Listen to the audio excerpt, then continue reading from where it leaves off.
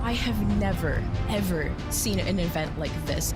This is the confidence we were waiting for. A victory royale on a stage as big as this is a statement. It all comes down to these final moments. This is the Milk Cup Championships.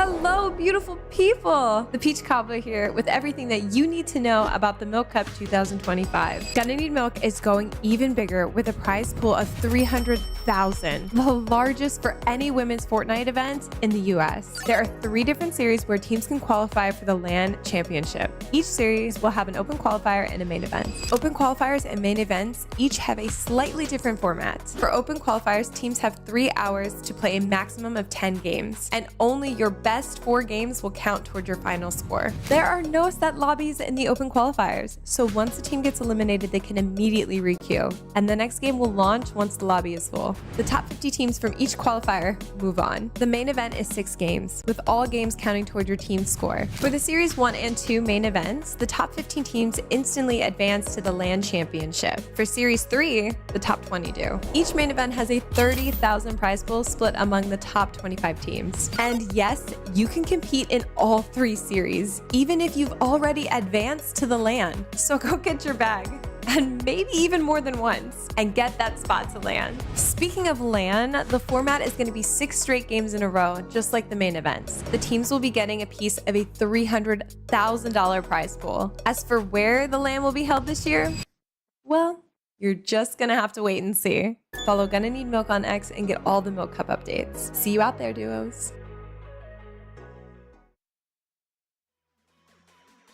Well, folks, we know you have been waiting for a very long time. Welcome to the first main event of the Milk Cup. I'm your host, Elizabeth. So thankful and honored to be here. Welcome you guys to the very first main event. Like I said, if you don't know what the Milk Cup is, well, welcome. First of all, pull up a chair, grab some milk, and let's chat a little bit. Milk Cup is for women, by women, making sure that there are safe and accessible spaces in esports and gaming for women to compete, specifically in Fortnite. It is absolutely incredible. If you are here supporting the right thing for the right reasons, and we are so happy to have you here. But I am not the best person to talk about it. I do believe we have someone on the line, the co-founder of the Milk Cup, the Peach Cobbler. Is she? Oh, looking beautiful. Dare I say, like a peach. Stunning, brave. How are you doing, Peach?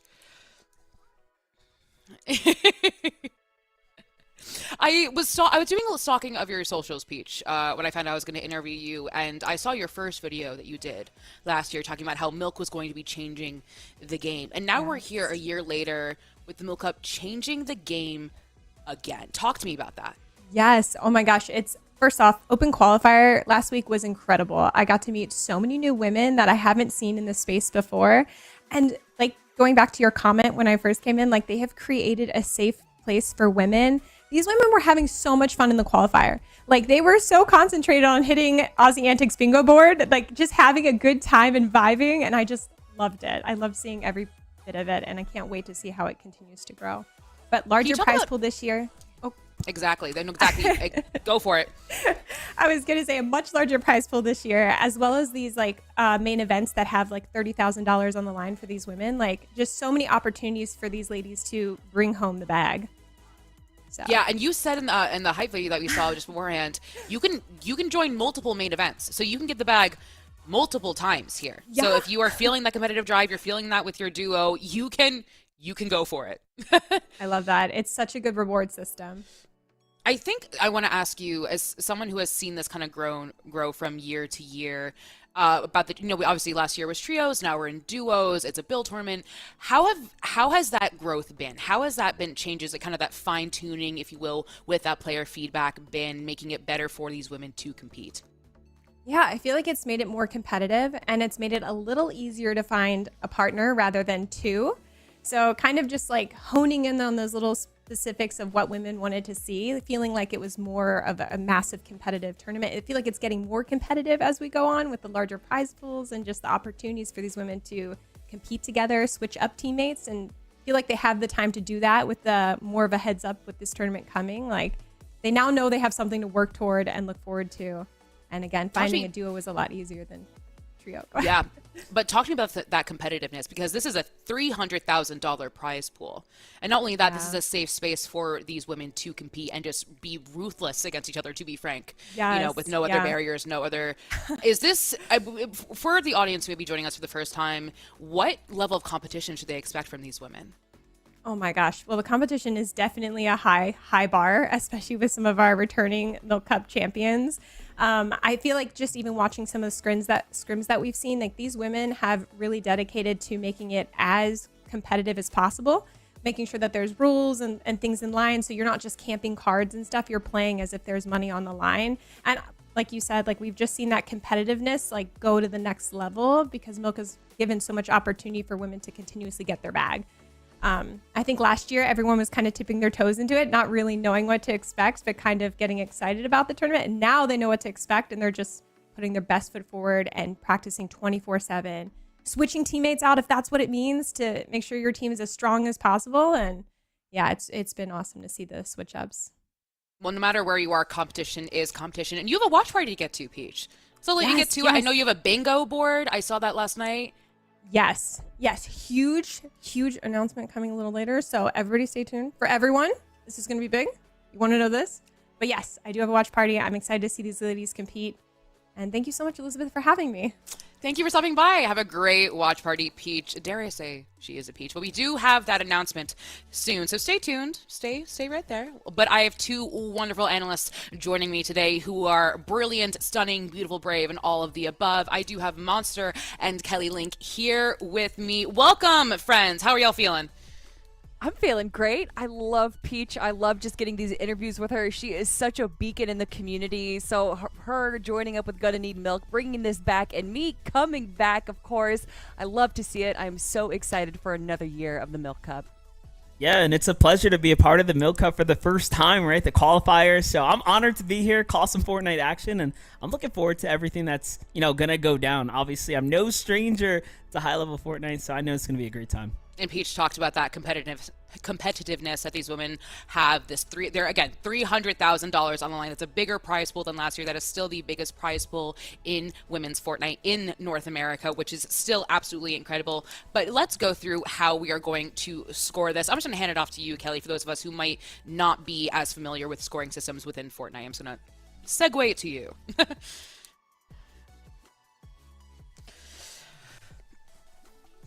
Tournament with the Victory Royale being 65 points, going all the way down to top 25 is where these players are going to want to look to get just a few points on the board.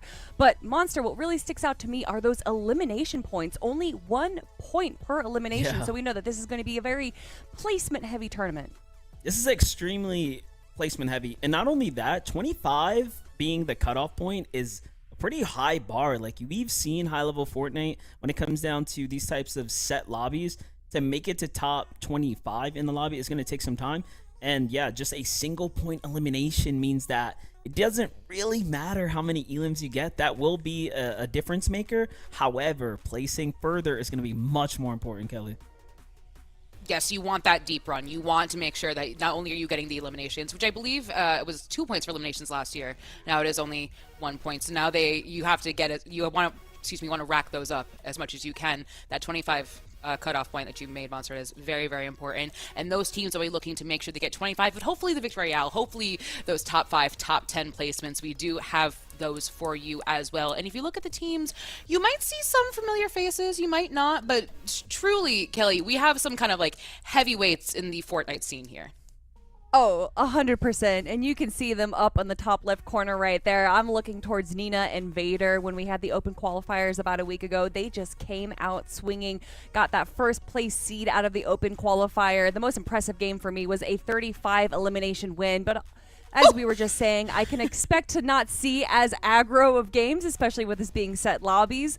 But of course, I mean, it's not just Nina and Vader. There are so many names here, Monster, that you could pick out that are kind of these just like all-stars when it comes to Women of the Arena and Gonna Need Milk. Yeah, names that stand out to me immediately. I mean, Moxie and Regs, right? These are two competitors that have definitely made their stamp on the Fortnite community, especially within this space here. And you know what? When we see the way that they play, this is a team that's not afraid to go for high ground, not afraid to really take a fight, right, and play for Victory Royale. So this is kind of a catch-all squad. And then we have another duo on here that I'm super familiar with. I saw Vanessa on this this leaderboard here as well, this standing page. And Vanessa's paired up with the old, who used to be female click. She's now going by Liz. So the full rebrand coming out here, taking one from, herself, saying, you know what, I just want to kind of embrace my own identity. So I'm really looking forward to Vanessa. And Vanessa has earned a lot of prizing too when it comes down to just like general kind of competition and tournaments, Kelly. And then Kelly, come on, we can't not mention, while we're on the topic of like X-Set appearance here, you got Frantic and Canary.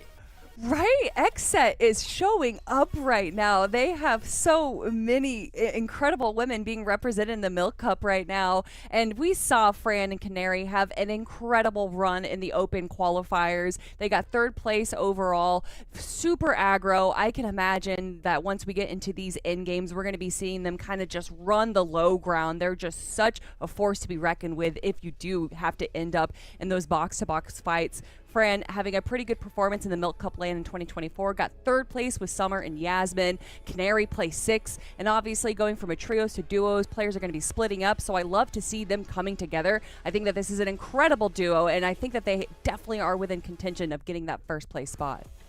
Yeah, and you know what? One thing that, Liz, not to jump in too heavy. No, do your thing. Fran's been popping off lately. Like, she's been showing up to the Cash Cups. She's been showing up to everything like Fortnite has to offer, and she's not afraid to like really put herself out there and take that risk to play high-level scrims, right? Peach kind of highlighted there at the top of the show there, Liz, that scrims are a big deal when it comes down to, preparing for the Milk Cup. And Fran's someone who I've seen personally really get active and try to show up and show out.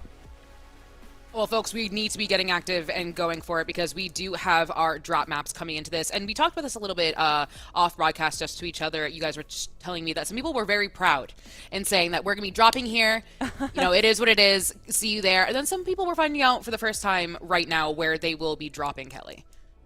Yeah, a drop maps letting people know where you're going to be landing is a pretty standard move as far as competitive Fortnite goes. And having it being switched back from trios to duos in this competition, obviously we're going to be having some contestation with there being 50 teams throughout this map, and we got some big names being contested. I'm looking over to Sophia and Rip Ra being contested by Michaela and Andrea. Of course, if you look over on Foxy Floodgates, you got K-Mors and K versus Lena and Panda. There's definitely going to be some big fights happening in the early game. Yeah, and I'm a big fan of, K-Mors and K, and then going against Lena and Panda. This is going to be a really fun fight. Now, one of the problems with this that we're going to have to keep a close eye on is Crime City is hosted by Moxie and Regs, who don't have any resistance right now, right? So the likelihood of them moving in, popping shots, very high, but also Nina and Vader on the other side of Seaport City. So unfortunately, this team in the middle of the map is sandwiched by some of the stronger duos in the competition that we have seen come out and obviously put up that performance. So the middle is going to be heavily again focused on, so I will be keeping an eye especially on that fight there. Kelly, I'm going to ask you, is there a part of that drop map that has now just gone away, but if there's a part of that drop map that you would love for maybe people to focus on of teams that we haven't highlighted, a certain section of the map? Oh, yeah, Maddie and F and Sophie going to be landing over in Magic Mosses. We got to have a lot of Magic Mosses fun over in the FNCS finals, so I'd like to see a little bit more coming back from there. But obviously, Maddie and F and Sophie, incredible competitors in the Fortnite scene, and Vanessa landing over in Pumped Power as well. So there's definitely a bit of a spread. There is a lot more congestion going on that western side, so obviously where these zones pull could be a little bit more chaotic depending on where we see them move. And Monster, I'm going to throw it to you as well. Talking about, we highlighted some of these teams. Is there anyone else you would like to highlight? Anyone else you say keep an eye on them, see where they're dropping? Yeah, I mean, listen, I'm gonna put a little spotlight on Vanessa. I know I kind of briefly hinted at this is someone who I've known for a long time, someone who's been a part of the Fortnite community, but she definitely has what it takes to come up at the top. I have seen moments of greatness come out of Vanessa, and now, again, paired up with Liz, like I could see how Liz is coming in, wanting to kind of embrace this whole new feel, this new, kind of name, right? Really taking on her own name and just saying, you know what, I'm here, I'm going to pop off, and she's going to put female clicks aside. She's going to show us why, she used to call herself the female click. So I'm really looking forward to that duo right there. I feel like she might have been inspired by one of Clix's teammates. Batman Booga has now changed to Higgs, so rebranding's very popular right now. Well, a rebrand we love, but if you have a duo you believe in, a duo that you are sure is going to win, here's a fun thing we have. Gonna Need Milk is giving away V-Bucks. Yes, V-Bucks, the prize V-Bucks to you folks. Once they win, if you type the winning duo's name into chat, that's how you get your chance to win. 5 codes for V-Bucks will be given away after each game concludes. Now, personally for me, I love free stuff. Especially if it's V-Bucks. I love a good chance for some free V-Bucks. We've shouted out the duo, so we've done what we could for you guys, but make sure to keep your eye and make sure to keep an eye and stay in typing those winning duos names in chat to make sure you get your free V-Bucks provided by Gonna Need Milk. But friends, that's enough yapping from us. We have a game to get to. The Milk Cup starts right now.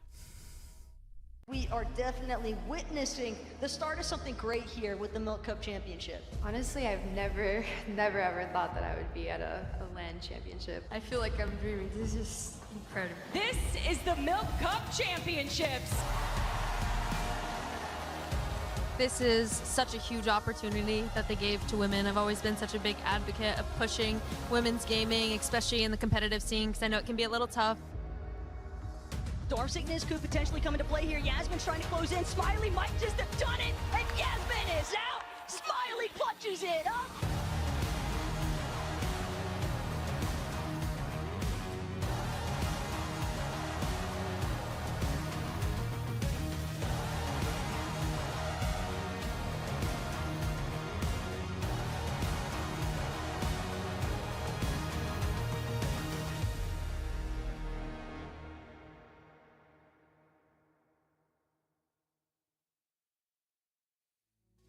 The Milk Cup 2025 is finally online. We are starting things off hot here today. And Jacob, it is so awesome to see not just Monster joining us on the analyst desk, but you right here with me on the call. So I got to know, man, how are you feeling?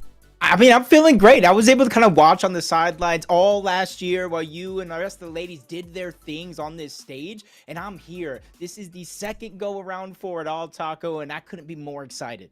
We all knew just what kind of love the fellas were showing all throughout last year, and so it's awesome that we'll get you jumping straight into the action here with us, because lobby number 1 of 6 heated up. Everybody's landing their way off the battle bus right now, Jacob, and the devs already called it out. There's going to be some action bumping pretty early on here. Yeah, unlike trios, duos, they're all spread out, but feels like there's a lot more contested drops right out of the gate. I know some players will be uncontested, getting their free reign, all the loot to their drop spot, all to themselves. This is one of those fights I was talking about. K-Moors and K versus Lena and Panda over at the Foxy Floodgates. And it's not over even if you win, because you got those two teams Monster was breaking down that land just outside.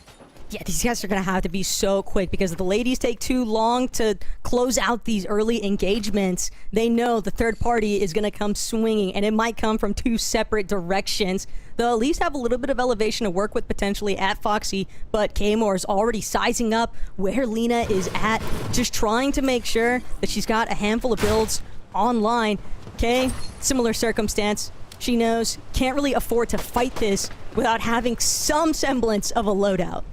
Yeah, I almost think Lena and Panda, they have that hole underneath of Foxy Floodgates. They knew they didn't get chased. It wasn't a 50-50. So they're probably taking this moment to kind of chill. It is game number 1. Don't need to get nervous. Don't need to make any big risky plays early on, especially once everybody's tied up here early on. So they're just going to loot up, get their medal, get as much of the resources that they can from underneath. And since there's multiple exit points from where they're at, they can choose to fight this if they want or disengage towards the north side of the map, depending on where the zone pulls. And I think K-Moors, I think K, they're getting the memo right now. It's not going to be aggressive early game over here towards Floxy, or at least not right now. So they also need to start grabbing their materials. It might just be a drop that they look to revisit in game 2, because right now it definitely leans a little bit more towards Lena and Panda's favor, having control of that bottom side. But some of the arrows starting to pool around Foxy, and not the only direction to keep eyes on. Shogun's Solitude tucked away in that southwest corner of the map, and Mia just so far with Kylie trying to find any kind of weapon aside from just the kneecapper, Jacob. Lucky for me, it's a little bit shambles, it's a little bit scuffed, but it's still got potential. Mia knows that as long as she's accurate, as long as it doesn't get up close and personal without a shotgun, she won't have too much to worry about just yet. Yeah, especially since you already see on the mini-map, it's just the edge of the zone right there. There's a lot of barrels, extra shields, it's just kind of the loadout that you're talking about. So that should be, if she gets in a fight, she could be able to pack a punch, but there's launch pads as well. So getting back into position on the map isn't going to be too hard for them, as long as they can divvy up this loot just a little bit. And did see that they were going to be contested out of the gates, or at least according to drop spot, but already another one of those instances early on in game 1 where you think players would start to engage or at least kind of fire shots for Storm Surge, where they're taking that slow approach, better safe than anything else, because Monster even talked about it. It is a very placement heavy game, 65 points per victory royale, but it's only 1 point for those eliminations. Exactly, and you just don't want to draw too much attention, which Kylie unfortunately has. The team's a little bit deeper into the actual heart of Shogun's Solitude. It's going to be Mystic and Shadow, kind of just taking what search tags they can onto their opponents, and Kylie and Mia a little bit trapped here now, Jacob. Yeah, they're just stuck in a position where they just either got to rotate into them, which I don't advise, or take one of those launch pads, or maybe just go down the side of the mountain, rotate out, maybe try to find a safer path. Just imagine getting beamed from the sky, though, and I feel like this is how it goes a lot of times in the early rounds, right? Where a lot of the ladies, it's kind of that slightly more passive pace. Everybody's trying to feel things out. Everybody's trying to get a good read on where the other teams landing near them are actually going to try and look for the direct 50-50, or if it's just going to be a focus on getting those loadouts online first. But Mia and Kylie, they seem to have opted for that lower position that you'd kind of referenced a moment ago, and didn't really have much other option because, again, that launch pad, while it can be nice for the rotation, I just feel like they get stuck in the air for sure. Yeah, you're definitely getting tagged up a little bit, especially the team who kind of looks like they just set up shop up above on that mountain, just looking down. Whether they exactly see where they're at now or not, you know, you kind of want to see them play a little bit more proactive, whether they're finding exactly where they're rotating to or maybe rotating themselves. And on the minimap, it seems like they're exactly doing that. They're hovering over them on the side, but there's still another team in the distance, and already they're looking down, beginning to put pressure. Kylie's shield gone just like that, but with the build set she has, she could be able to pop this chug jug, the splashes, but needs her teammate to get in the box and play a little defensive and alleviate some of that pressure somehow.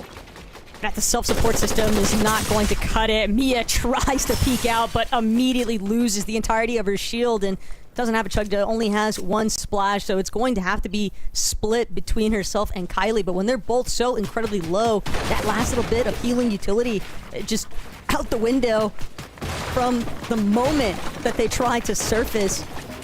And it's one more back around, trying to wrap this mountainside, but this is a very tough position to be in, and Mystic and Shadow Slayer, they are just going to stay hovering. They know that Mia and Kylie are definitely weakened here and would make for just keeping their strong positioning on the top of Shogun Solitude. They just don't want to allow another duo to threaten them. Yeah, especially since if they know right out of the gates, they did push them back and further towards the back of Shogun Solitude. You kind of know relatively that they're low on resources. Heal, staying in the zone, although it is a one tick, is going to put them on the clock. Some interesting strats, though, coming out of some of these ladies. You don't necessarily have to land on a POI or even a notable landmark. Sometimes you just drop mid-map and hope for the best.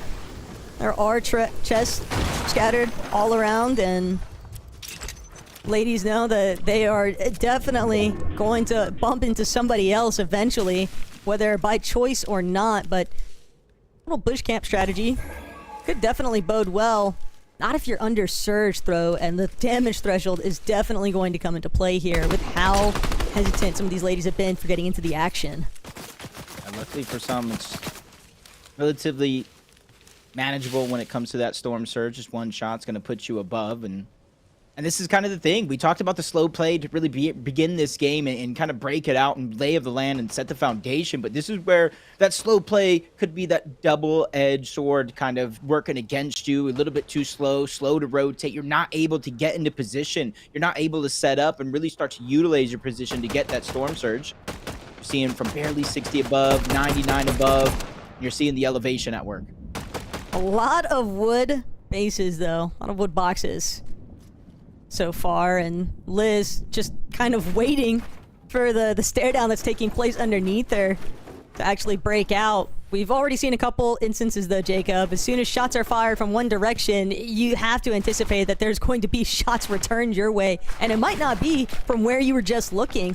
Botley and Jules are both just trying to make sure that they don't get fully taken advantage of from the team on height, and so that's going to force Botley to actually try to navigate her way around this natural terrain.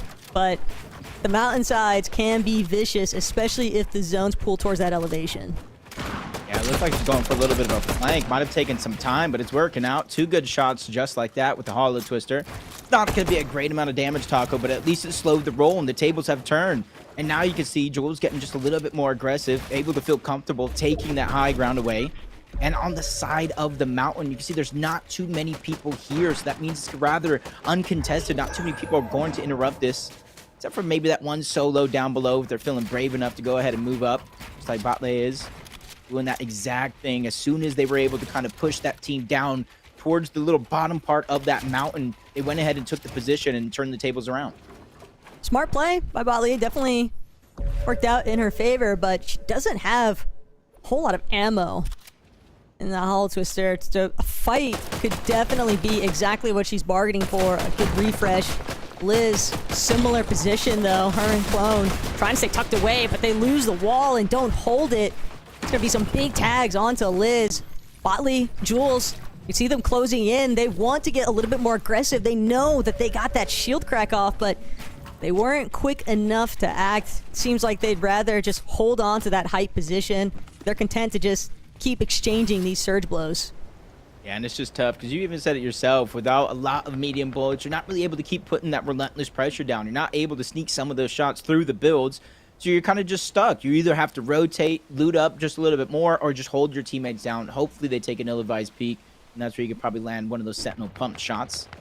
You keep looking around the lobby. It's kind of the same thing all around, from the north to the south to the middle of the map here. It's just people just trying to set up with their position first and then accumulate that storm surge, which will kind of unlock a little bit of flexibility as the game continues.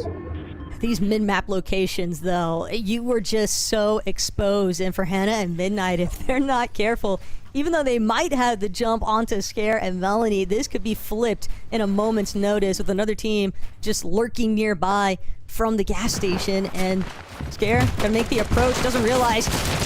Actually, no, she has an all-out brawl. This is absolute madness. Midnight trying to scramble around the bush. She's going to get some return damage, but it's not good enough. Hannah now trying to hold it down, but our first couple of casualties on screen have been claimed. Melanie and Scare got what they were after. It's a big fight to win, and it's positioning that they've essentially cleared out for themselves. Yeah, look at right there. Scare, Melanie is like, are they there? Is there somebody there? Hannah on the other side, like they don't see us. As soon as they got jumped on, the tables turned because they attacked from both sides, Tacos. They really were not able to really watch both sides at the same time. So great job for them to turn it around on the side of Scare and Melanie. And now we're seeing teams forced to kind of rotate from the north side of the map, just outside of Brutal Boxcars. You're seeing them peeking through the cone, gathering information, and unlike trios, there's 50 duos in this lobby, so there's almost 17 more teams that you really have to worry about, and that's why you see them kind of pull every trick underneath their sleeve, boxing up just out of zone, but the pressure is just too much. Tokyo taking a good amount of damage. Luckily, they do have the fire pit, so they can stagger themselves in zone. Granted, they're going to have to use a little bit of wood, which they don't have either. It is just brutal watching some of these ladies try to just scavenge whatever resources they can. Alana and Powell, they're attempting to hold V and Tokyo back. V and Tokyo, they don't seem to mind too much, but Jago, we all know that positioning can be everything, and if you're late on some of these rotates, especially when you have to double back because you've got to play it a little bit more safe, you never know where other teams are going to be looking to cut you off. Teams that are already boxed up inside of the zone, teams that are already taking advantage of those height positions, and just so many different little boxes. It's kind of scattered every which way that you look out. It's got to keep you paranoid. Yeah, it's definitely one of those things. Are they in there? Are they peeking through the cone? Are they watching us? Just as soon as you even find a spot where you're inside of the zone, knowing you have to rotate again, look how many teams are going to be around.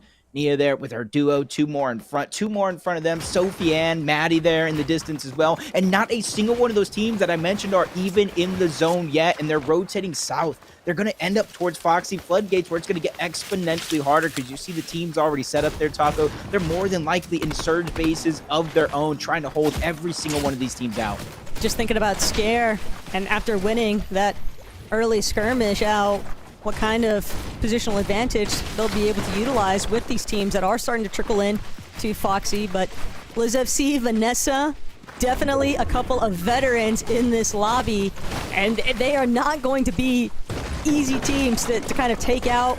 Love the fact that they are just continuously looking behind them, because these ladies are more than familiar with how things tend to go in scrim work. Somebody is always shooting at you from behind, even when there's some of the latest ones on these rotates. So Vanessa Liz FC, they are going to do everything they can to prevent themselves from being tagged up, but they're playing this edge of zone nicely, and they might even be able to control who rotates up this hill now. Yeah, they're not getting greedy here in this situation. They may not necessarily see how many teams are stacked up once they get the rest of the way up that hill, but it's in their best case scenario here to continue doing what they're doing. And they land over towards Pump Power. They get the deal blitz. They get the gold, and already judging by their loadout, they already went towards the Magic Moss's Black Market, which is how they're able to get that mythic collateral AR. So being proactive throughout the course of the game. Let's jump on board. Lavish Lily. Duo 241 damage above the threshold. Taco, they're the team that is right above Vanessa and Liz down below. They're the ones that have a much better viewpoint of every team rotating in from the north and the east. But they seem to be a little bit more preoccupied for right now, just kind of keeping tabs on some of the congestion that's pulling more towards that river on the east side. Bliss and Mel's, this is not the welcome mat that they were hoping for. Lily just refusing to let anybody have an easy rotate into this next edge of zone.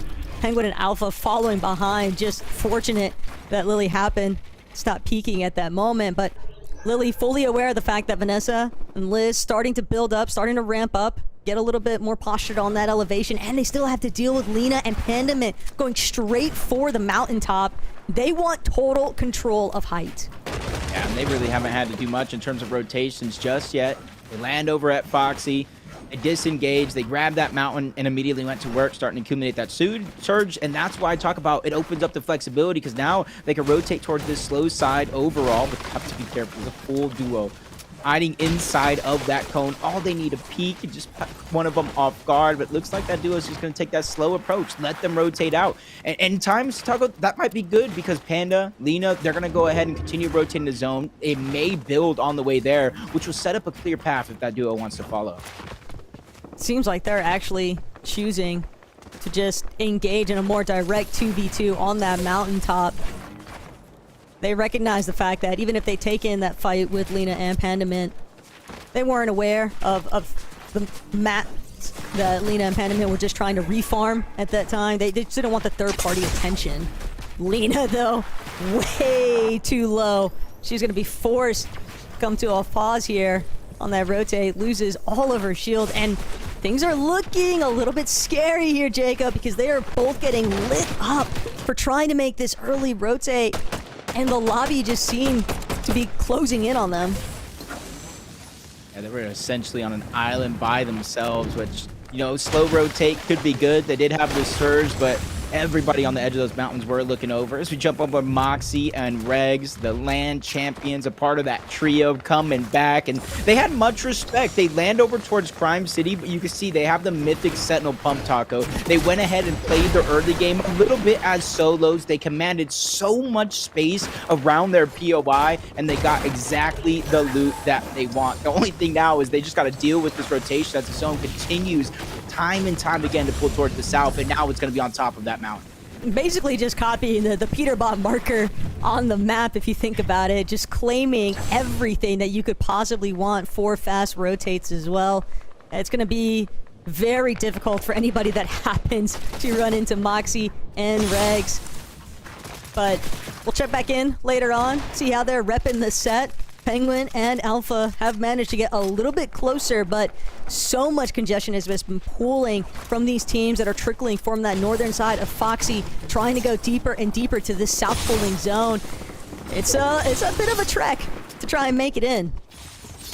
Yeah, you got to go over open water. Depending on how you make this rotation, you have to do it twice, and that's why Penguins trying to stay on the coast, follow up that duo, reuse their builds if they have to, and then start to slide across the water when they feel it is going to be necessary. But you're seeing how many teams are stacked up on this edge of the zone. Even when you find yourself safe there on the other side, it's still going to be a risk. They are 357 damage above the threshold, so while some teams may have to stagger back, get some surge, they could just focus on moving forward. Oh, this is dangerous stuff, though, for Emperor. They've been caught a little bit off guard here. Alpha Penguin getting some nice tags in, but Andrea, she seems like she wants a little bit more to do with Emperor's team, but Psycho just completely on the run. Kay and Dea, another team that could really be a bit of a dark horse contender throughout this first series. But first, you got to make it up the elevation, and teams are holding them at bay. Rin, though, entirely too low to actually take up this fight. So Kay will find a very nice refresh. That's going to actually take care. And Jordan just being dropped directly in front like a loot llama here. Kay wastes no time getting just another body. You're just praying to the Fortnite gods, like, please, I need something. I'm below surge. And down comes a knocked body. That gets them above the damage threshold, but it's going to be a 5-tick, but they have to get over the top of the mountain. They do have the kneecapper, but they're quickly running out of sprint. Time is of the essence as they try to make their way in, and it's not going to get easier anytime soon. You're seeing the minefield on the other side of that mountain. How many players are stacked up there? And that's why it's so important to start to make your rotation fast, because you know how many teams are shooting each other on this rotation and making it tougher and tougher for anybody to find a clear path. And at this point, for some of those ladies that are just getting caught in fights that they don't even necessarily want to take, they don't have any other options but to try and close it out, because you're more than likely going to be eliminated regardless by the Storm. Mystic might have just paid the ultimate price though. Regs, she sees white, she's going all the way in here, just completely keying down their wall, and absolutely empowered, standing next to Moxie. Mystic doing what she can to try and hold these two at bay, but they are just so aggressive, and even though they could have kept pressuring that spot, Moxie thinks better of it. She wants to opt for a better positional advantage. Still being held slightly by a team on the hillside, and Kay getting some good tags into Moxie shields. Yeah, I like that decision to disengage off that fight. It was a good kind of start. You know you had them weak. You got to push on over. But as every other team looking like they're beating them, it's all it takes is just that little bit of focus to look down. Both teams could have been eliminated. And they're quickly realizing the position that they're in, having to go up the side of that hill. It's not a massive height differential by any means, but you know as well as I do, when teams are positioned at the top of these mountains, it will be relentless pressure for anybody to try to overcome, especially since it's duos. It's not trios anymore. Less materials, one less person to start to alleviate that pressure by building outward and creating space. So time is of the essence, and all it takes is just 1 second, one little mistake like that to really cost you the game. And that's exactly what Vader and Nina are trying to avoid. They're getting a good scope, a good read on where everybody else is currently boxed up at. They don't want to do anything that's going to compromise their current position. But with 2 eliminations already, and definitely one of our more aggressive duos in this lobby, Jacob. But as long as his elimination points are only worth 1, don't expect them to really prioritize anything aside from placement. That's exactly why Vader, Nina, they pop the splash. They immediately try to take control of frontside low, and they've got it just like that. The Sub-Zero kit movement is relatively flawless, but now Vader has got to create even more space. Just going to continue trying to build out, break down any builds that she doesn't recognize as her own. She's got so much of the low ground. K-Moore's caught off guard, looking a completely different direction, but she should have been looking right behind her because that's where those shots are being applied. Vader immediately running to grab that mat refresh. Good chunk of Sypha materials and so much space being claimed on this low ground. Now you can see why they got first place from the qualifier coming into this. 118 eliminations, the second highest of any duo in this competition today. 350 points. Continue to look around the lobby. Vanessa, Liz, they have their 2 eliminations, but you saw the struggle that they had to get here. One of the farthest pulls of the lobby so far. They're trying to figure out how to continue making space. They are very, very low on materials as well. If they're looking to stay alive, they are going to need an elimination here, and this would be the time. The zone pulls in their favor in comparison to more than half of the lobby. With only 3 builds, it feels like they are running on fumes currently, but they have to spend so much time healing, Jacob. They weren't able to take advantage of the teams rotating. A couple nice shots into Charlotte, but not enough for them to feel confident to actually cross. It's just so much open space and not enough mats to defend themselves on the rotate out. Casey Nicole, though, she doesn't get a chance to look back, so Vanessa, Liz, they immediately try to capitalize on it. Everybody is taking notice of where Nicole and her duo are at, but now Vanessa team's right in front of her, stacking up. The lobby is just too congested and she can't escape it. Yeah, but Liz was able to get an elimination before eventually going down shortly after. It was a must, the only option that they had to figure out a way to make it work. Nina, Vader doing the same thing, have not took high ground just yet, but now they're beginning to elevate themselves over everybody else to the front side of the zone and taking space any chance they get. They still have the Chug Jug, they have the Water Sprite. That is a backup win condition if it does come down to it. And they're mostly just making sure to continue tarping ahead. So much tunnel way leading from behind. Zone going to keep pulling. And Vader waiting. Big chunk.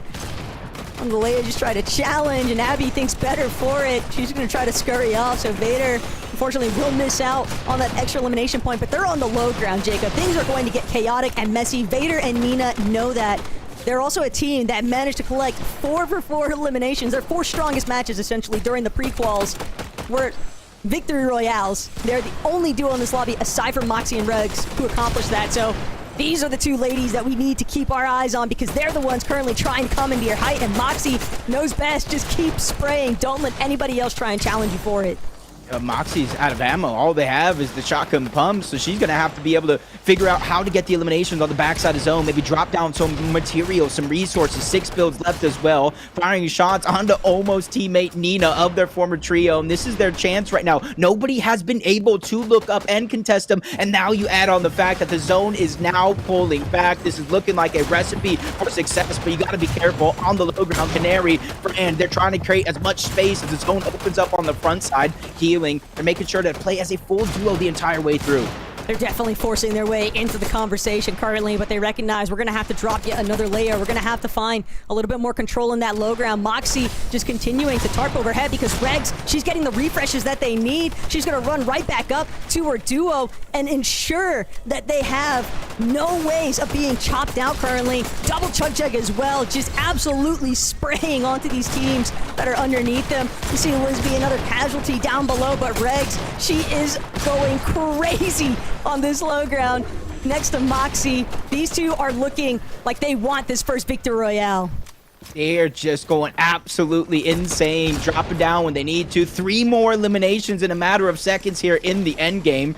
Final 5 teams, most of them are in shambles down below. One of the strong ones is going to be Vader and Nina, but Vader taking a couple of quick shots, but luckily Nina's there, getting the elimination onto Danzy. Meanwhile, all of this is still going down. They're really not wanting to let them breathe, but Vader and Nina, they're taking the front side of that zone on the low ground, and teammates stuck towards the back side, getting targeted all around. Toe tags aren't going to be possible, and Vader and Nina land another elimination here when they need it most, because that's the siphon kicking in, and with the double chugs and a secondary medkit down below, it's going to be all in Vader's hands. But they're not the only ones running double chugs. Nina's going to get challenged now. 1 for 2 special here. Regs, Moxie, they see Vader's coming for the rescue, but Regs, she's doing what she can to fend off. Got no more builds remaining, though. It's only Vader up above, but Regs, Moxie having that elimination onto Nina now means that Vader's got to try and clutch this one up. Has 20 Chug Jug and a medkit still to work with here, Jacob, but will it be enough? She has to find the perfect back-to-back pump shots. Moxie gonna be the one to close this one out, and Vader, try as she might, she could not turn back. Regs and Moxie with the first victory royale. This feels like a continuation of the prequels.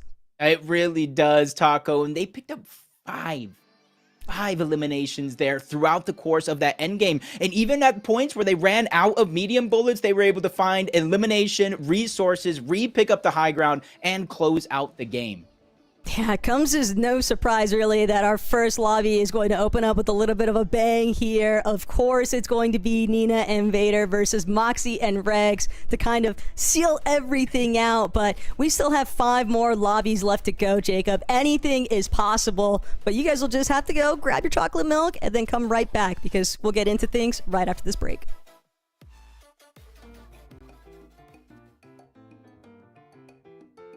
Hi, my name is Inspire. I've been playing Fortnite for about 6 to 7 years. My favorite milk is chocolate milk, and I am a mom to a 1-year-old boy, and I love him so much.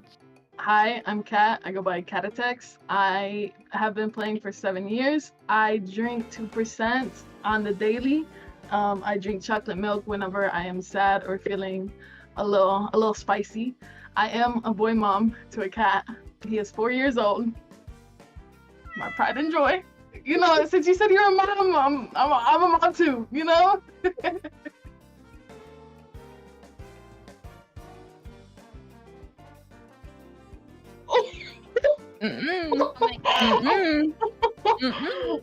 Fortnite? Don't you ever do that? Well, I have been playing a long time, and personally, I love zero builds. I love relaxing. I love like going into zero builds and just like chilling and placing bunkers. Yeah, I relax when I play zero.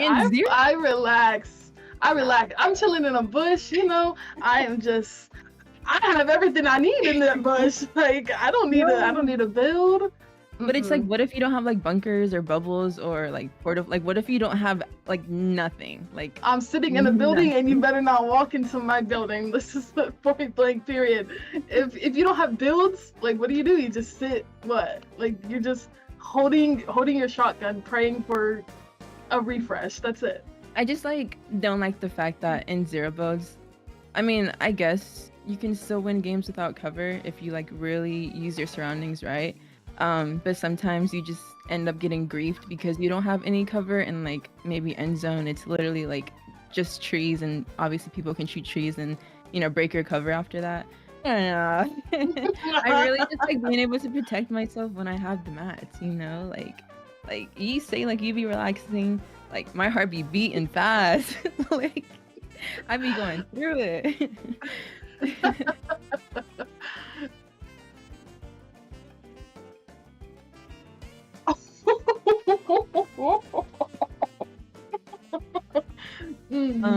Let me take a little sip of my milk. You know what? Milk break. Okay, I think that dancing after a kill is completely toxic, and I personally love it because if someone's conning you and you kill them, you know, you gotta dance it out. You're just like, yeah, I'm the top dog. I'm the top dog around here. You're not landing at my spot. So, and you gotta prove a point. You know, you gotta prove a point that don't land in my spot. I'm gonna dance on you. Or even if you knock someone and dance on like their teammate, you know, they just gotta know that not to land on your spot. Guys, she's spicy. You better watch out with her. I don't think it's toxic. I mean, it's a game. It's kind of like a GG's, like a friendly little gesture. I mean, normally when I like emo, I'll throw up like little GG's and then like a heart or like a kiss emo. You know, like all fun and games. GG's. Like you guys go next. You know, back to the lobby. Go to the next game. Like you gotta annihilate them. Sometimes it's you. You know, like it's okay. It's okay. You gotta prove a point. I think you have to prove a point, and that's the only way you can prove a point when they're dead and looking at you and spectating you. I get mad. Me personally, I get mad whenever someone dances on me. I like in reload. If someone dances on me, I'm like, oh no, I'm going to the ends of the earth to find you, and I'm getting my get back. Y'all watch out! I'm telling you.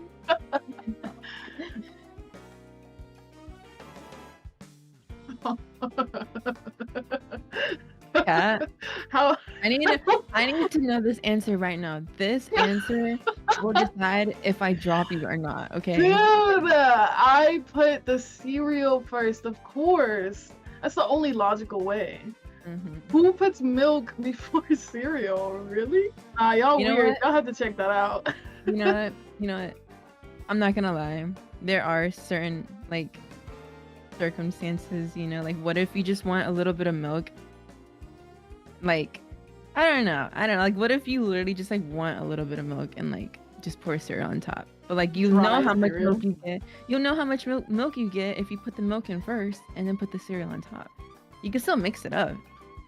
You know? Oh, see, yeah, you're dropped. Honestly, I need a new teammate. No. Yeah, I need a new teammate. There's no way. Alright guys, Catatex signing out. Thank you all so much for the support. I wouldn't be here without you guys. I will see you guys at Milkland. Thank you guys so much for watching. Thank you for supporting this far, and also do not forget to drink your milk.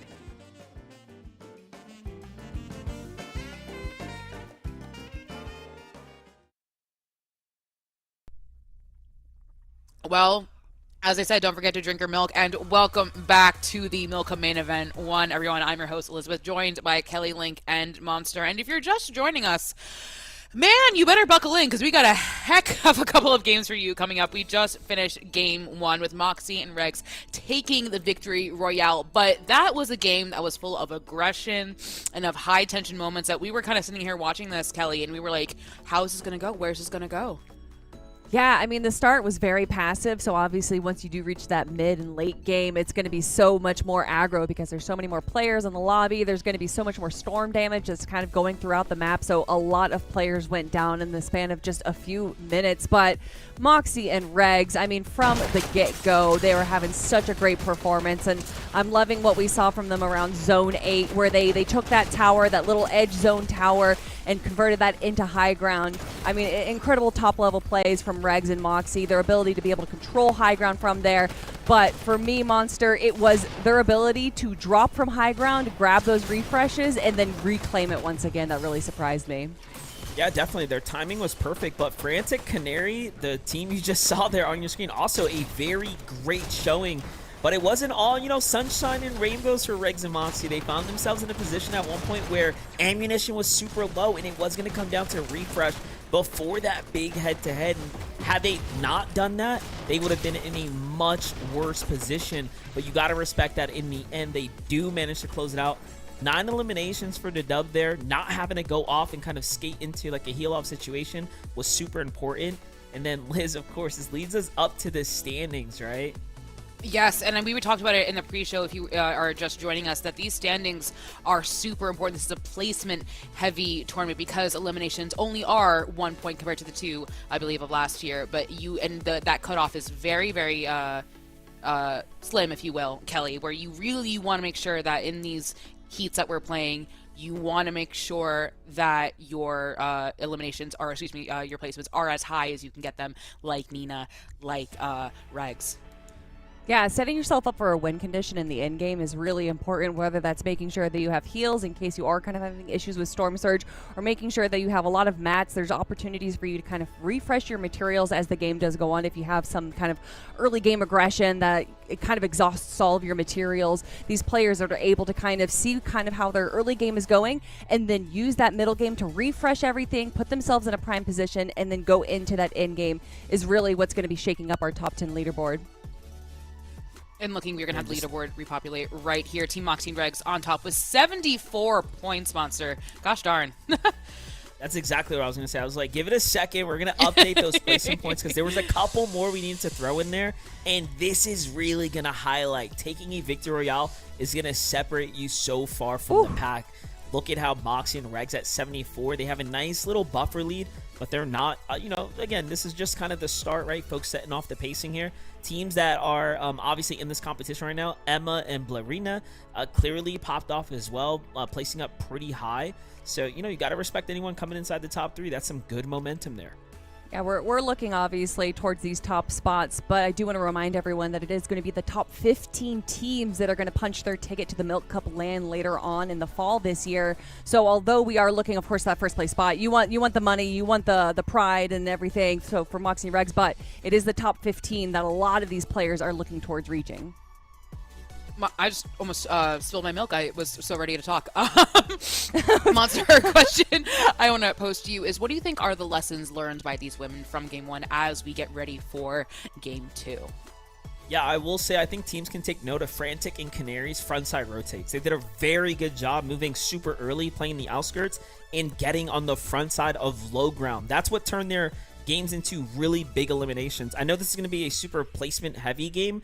So you saw that 93 players alive in the early game forced a Zone 1 Storm Surge, Zone 2, Zone 1.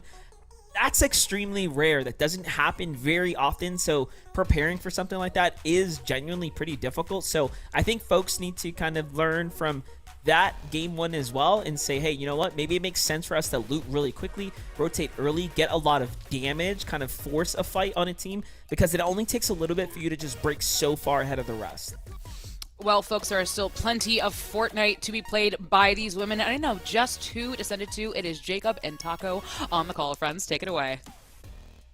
Thanks so much. But Jacob, we definitely had a showdown at the end of lobby number 1. So for game 2, definitely expecting some sparks to fly, because Frantic and Canary, they definitely want to be a part of that conversation. And they're not the only ones. So many of these ladies looking to get involved.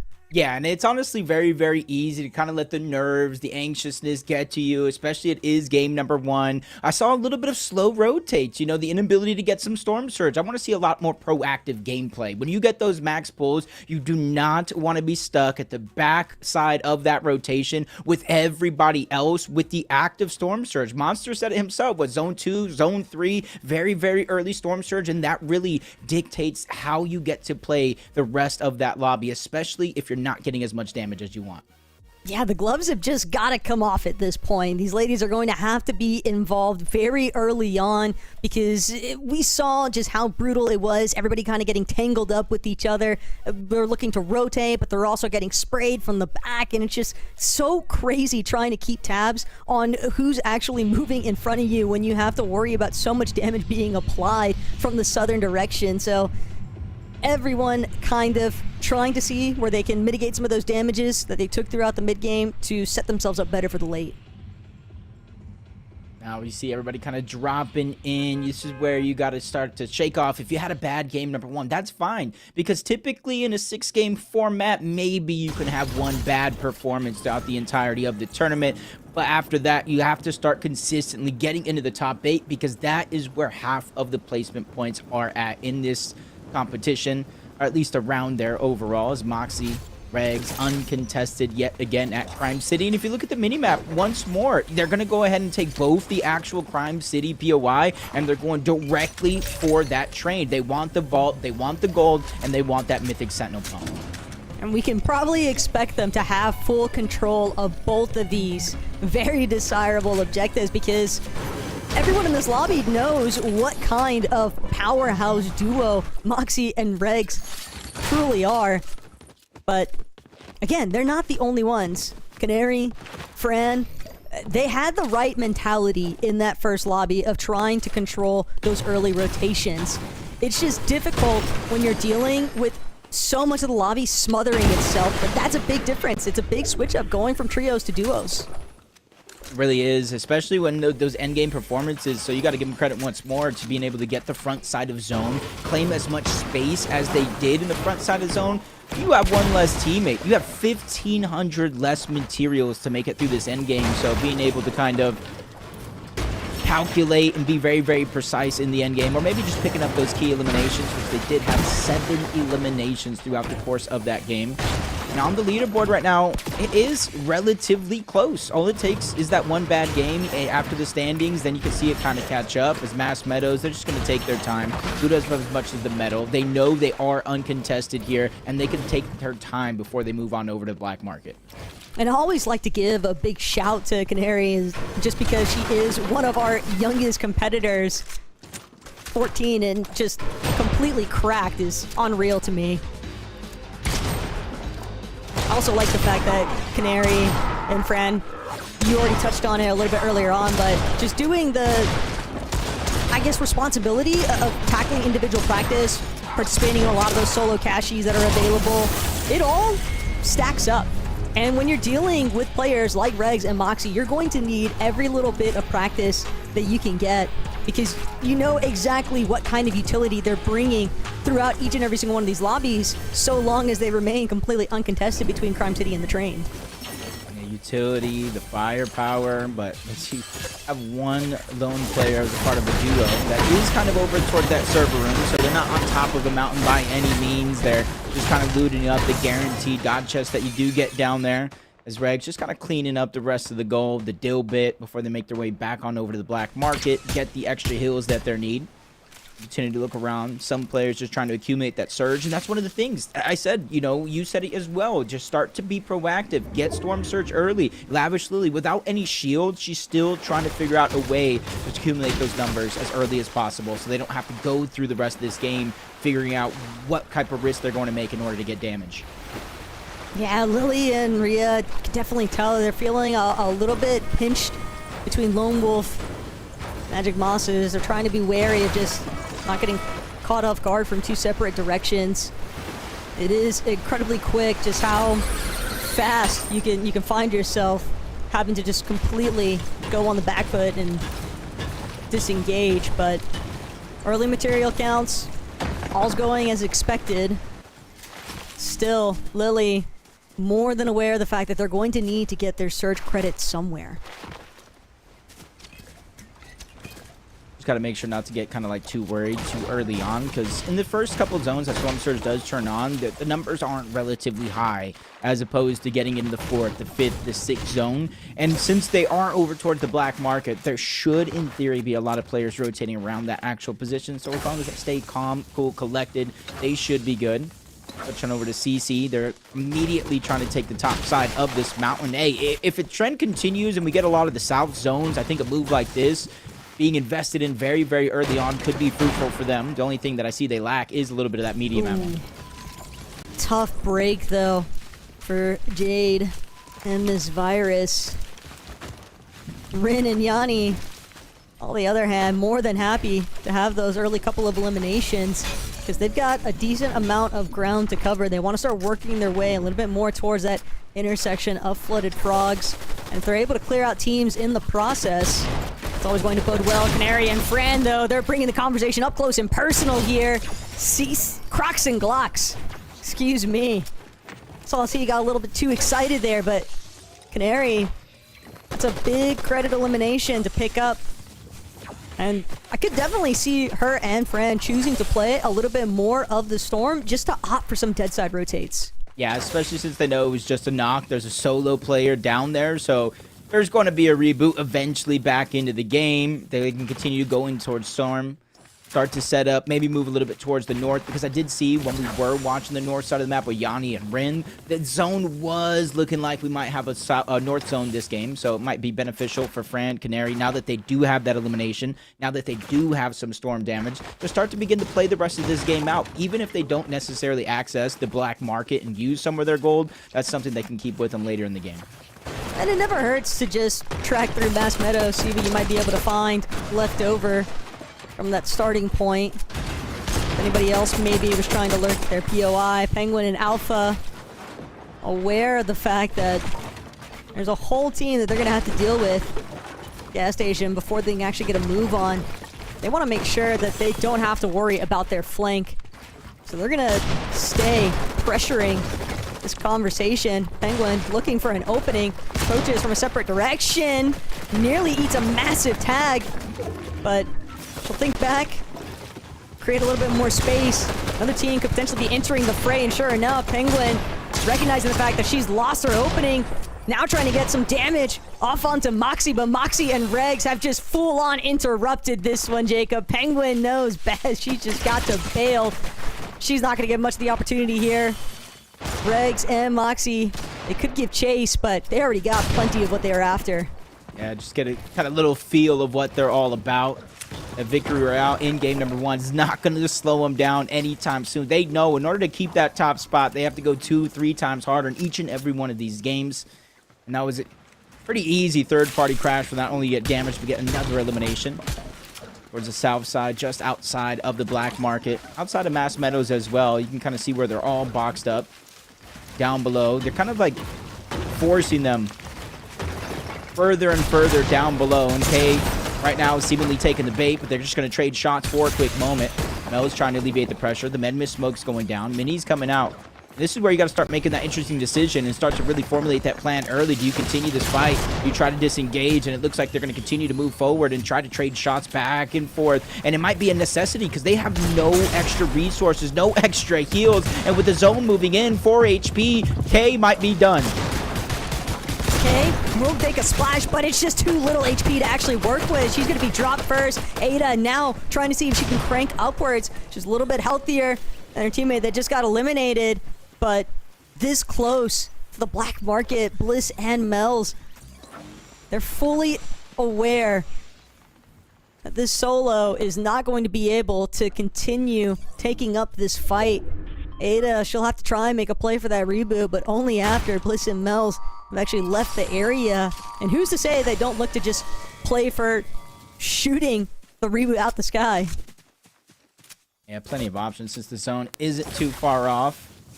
Nessa, Liz landing over touch pump power. It's almost like clockwork for them in their spawn. They're uncontested. They quickly loot up as fast as possible, get as much metal and materials, and then they move over towards the black market. They access that. They get all those extra splashes. They have the mythic collateral AR again. And this is why, you know, preparing for this Milk Cup, I was kind of doing my research. How has practice been going for them? When it comes to Vanessa and Liz, they've been getting top 3 in a lot of these scrims leading up to this. So I'm going to be looking at them as the day goes on to continue that trend. And it's not surprising either, just because of how prominent both of those ladies have been throughout the course of competitive events, whether it's spanning from Women of the E Arena or even last year's Gonna Milk Cup series. Both of them are definitely huge contenders here today, and teaming up just kind of brings together the best of both worlds. Canary and Fran, though, they've moved out from Mass Meadows. They've scouted out Blarina's team, but they don't seem willing to try and actually pry open the door just yet. Rin and Yanni, though, they might be forced into an engagement here with Dea.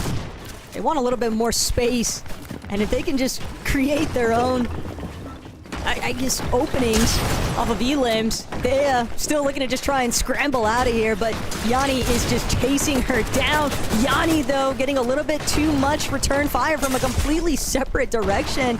Teams on the outskirts here, Flooded Frogs, just punishing her for trying to barrel up against Dea. Yeah, they already got the elimination on Dea's teammate.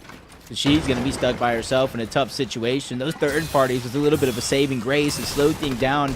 They allow her to rethink the situation, but the gold splash are down. Yanni is just speeding her way through the builds, trying to create a chaotic fight here. But the other on the flank, it is going to be a 2v1. Runs out of ammo in both of the guns. Dea is going to be able to escape and slither out yet again. Every nook and cranny is going to be used to try to find some way to survive. Maybe hope for the zone to move in, but cannot build the cone. There is no floor going to be possible there as they continue to trade shots. As the bait and switch comes in, Rian is now going to take charge and continue to chase this solo. Dea is just non-stop wrapping around Rin and Yanni. Just ring around the rosy lifestyle for these two teams. And Dea, she knows what's at risk here. She's the only lifeline between herself and her duo to try and keep things rolling.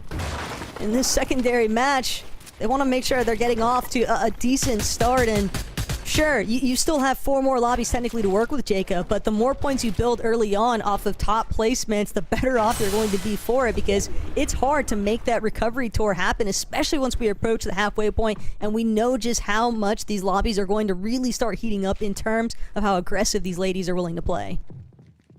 And just kind of moments ago, you saw where the zone kind of circled up, moving away from Flooded Frogs on the north side of the map. It may not be a large pool, so they don't have to rotate out very quick, but Dea, that's what she's going to be looking for them to rotate away from Flooded Frogs, maybe get the reboot.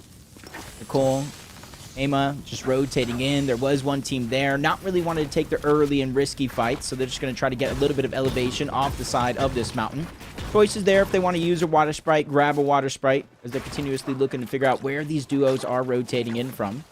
There's one just right in front in the bush. You got to be careful. I know it's pretty easy here in a situation like this to kind of get lost chasing the water sprite. He just does not want to be caught right now.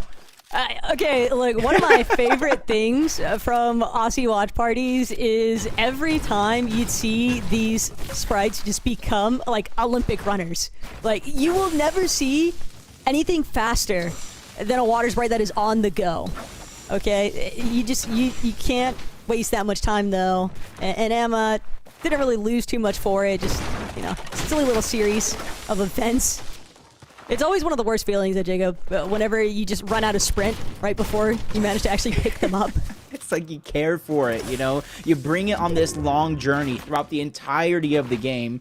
The one moment you use it, you put them down. It's like a child. It just goes running off through the store just trying to figure out where the candy's at. But Emma and Nicole, 281 damage above the threshold, and they've already made it up and over that mountain to where it is kind of relatively even ground on this side of the zone, or at least for now, depending on where the next zone pulls. But I say Fran and Canary, 5 eliminations, 1,000 damage above the threshold. And when I mention Moxie and Regs having 118 eliminations through the qualifiers to get here. It was this team here, Frantic and Canary, 138 eliminations. That is 20 more than our current first place team.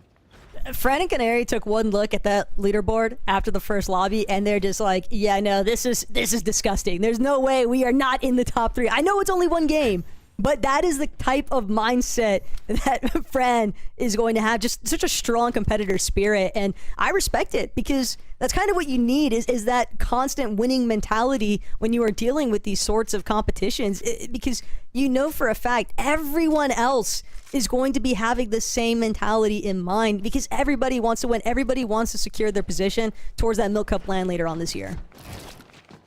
It's very, very important. It's only the top 15 here today. And if you're able to kind of start off the first 4 games playing out of this world, it kind of starts to build that confidence and give you a little bit of cushion for that top 15 as Canary and Fran find another elimination. The mythic drum gun just mows her down.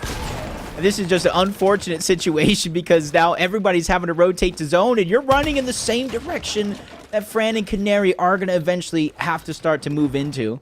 But they're just going to slow it down for now. 1300 damage above the threshold. 6 eliminations. That's 6 points right there by itself. Ooh, Andrea. Unfortunate stuff. Kayla might be able to clutch this one, but when a team is under surge, you only have so many options left at your disposal. Michaela, fortunately for her, she'll be able to sit tight, and maybe some third-party interest from Scare and Melanie after hearing all those shots being fired could actually help to dissipate that fight that was just taking place. Sure enough, Penguin and Alpha, they're going to opt to just start rotating out. They don't want to get caught in the same congestion that we saw so many ladies falling victim towards once we started to approach those 7th and 8th zones, especially, Jacob. Just half the lobby, it seemed like, was just dropping like flies. Yeah, and Storm Surge was really no help either.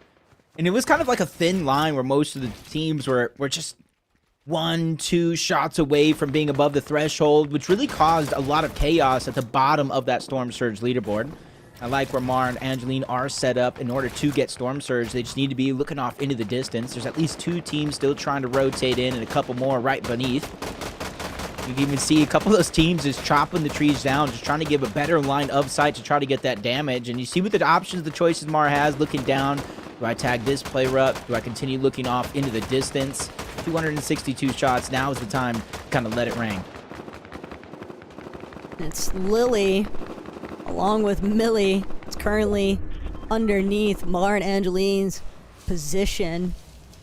Both of those duos probably prepared for the battle that's basically been set up in front of them. All of these teams, they're hiding. They're doing a decent job, and yeah, definitely a big plays for Dea. But you have to remember, Dea also qualified for the Milk Cup land last year. She just wasn't able to attend, and she is swinging for the fences right now. And it nets her a home run onto Pi. That's one way to get the job done, but hopefully that kneecapper not too damaged, because they've got a pretty steep rotate to make. Blarina, Emma also feeling a little bit pressured here, but at least they have Surge to work with Jacob, so they can prioritize just focusing on the rotation. Yeah, well, other teams are going to have to find that right balance, honestly, of rotating in, getting damage. They could just need to literally just beeline it. Really manage a lot of that stamina, but Emma just gets tagged up. Going to be the first one there, the first focus, trying to get underneath the bridge, but at least they gave themselves a spot relatively in zone already. They got some extra heals underneath just in case that they do need it. Vader and Nina just outside alone with their 600 damage above the threshold. You see all them quickly drop down below. That's just the new zone really kicking in. And even though they're above the damage threshold, you got to imagine those teams that are falling further and further below, and they're still not in the zone yet. But even when we think about that first lobby, Vader and Nina, they mostly opted to try and control that low ground front side section. We saw the same mentality coming out of Frantic and Canary. So after the last game, and Vader and Nina resulting in that second place finish, they could be trying to take more notice towards height earlier on, or at least make sure that they don't allow for Moxie and Regs to have it uncontested. Yeah, right now, even though they are going to be in first place, Moxie and Regs, they're not too far ahead of the rest of the pack. Just one misstep, going down a little bit early outside of placement, even inside of the placement once we start to get to that top 25, but they still look as strong as ever. Right before it turned off, almost 800 plus damage above the threshold, and they're still figuring out a way to pressure teams that aren't in zone yet. Melanie's going to be the main target there, but I don't even know if they know exactly where she's positioned at. And since the zone has pulled far away, that's a blessing on its own because Moxie and Regs are now going to be forced to rotate in. And Moxie and Regs already did what they wanted to do. They sprayed all those teams behind them, so now they'll be able to openly rotate and still have the luxury of possibly beaming Sofiane if she's not careful. But Maddie, Sofiane, they'll manage to work their way in to their next spot. They're going to have to pause, though, because Lily and Millie could be the cutoff range. And with Regs and Moxie right behind them, they can't afford to take shots. They need to get into this next situated box because the moment that they stop, they'll just be ran over by the rest of the pack. Seeing how stacked this zone actually is right now. Speaking of getting run down, Vader and Nina are trying to dodge it all, but they quickly get flanked. Luckily for her, Nina has her back, able to get the elimination and really alleviate the pressure from Vader. 700 damage almost up. They have the Chug Jug, they have the splashes and even the Water Sprite, and they have more than enough time to finish their rotation in towards the zone. Kind of let everybody else do a lot of that work, and I did see in the feed that Moxie has gone down. Regs is now by herself, and the first place is on the line early. This is a huge blow to Moxie and Regs, potentially, but Regs could definitely be capable of coming out with a strong placement finish. But right now, though, Jacob, she's going to be forced to try and play things a little bit more passively, maybe even try to hover the backside of zone, hope that she goes unnoticed and finds refreshes elsewhere. Rin and Yanni on that low ground currently. And there's a lot of congestion really starting to build towards that south side. These ladies trying to see if they can work their way a little bit more towards the inner zone, but Vader and Nina, the doorway is wide open. I'm sure they kept tabs on the fact that Moxie has been eliminated. So they're not trying to rush anything. They know that they've got time to work with, but they still want to make sure that if somebody's going to be after height, and if Moxie and Regs can't do it, why not us? Quickly spotted out. Danzy just rotating towards the behind. Boxes up and just waits for her to pass her on the rotation. Immediately gets the elimination. That's one more point. Top 25 placement are starting to tick in, and Jules goes down. And not only that, that's combined with a placement point as well because teammate was nowhere in sight.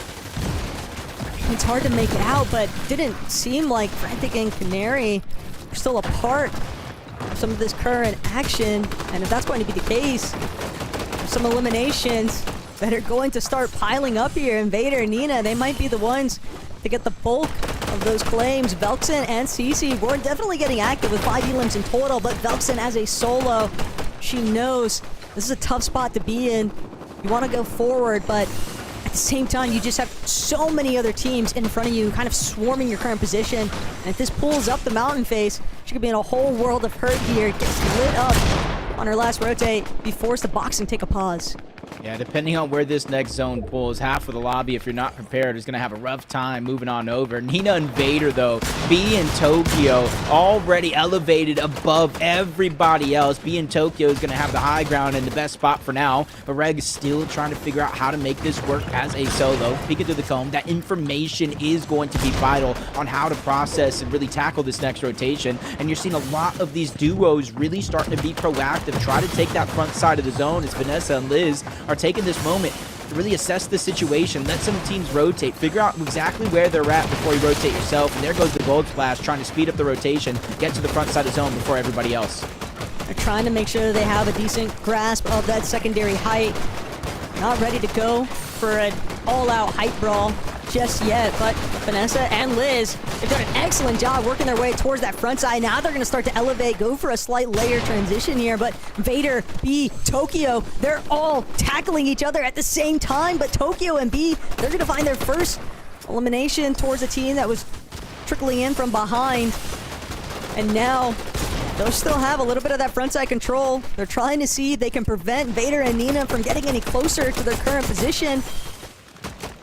but there's also other teams kind of lurking on the horizon. Canary and Fran are still kicking here, Jacob, and we saw how many eliminations they had when we last checked in. Yeah, if you look at everybody that's elevated right now, too, they're the ones that you really got to watch out for. They're the ones that are performing well ever since the Milk Cup has become a thing. But Tokyo and B, the zone came over to them. They have not looked back and lost that chance to hold on to it. Time and time again, they're just jumping to the front side of the zone, reclaiming that high ground and really giving no team the chance to look up. Fran, Canary, they're trying to fight down below. Nina finds another elimination, and again, it's going to be Nina trying to get the front side of the zone and hold on to it because they know it's going to drop off of this cliff, Taco.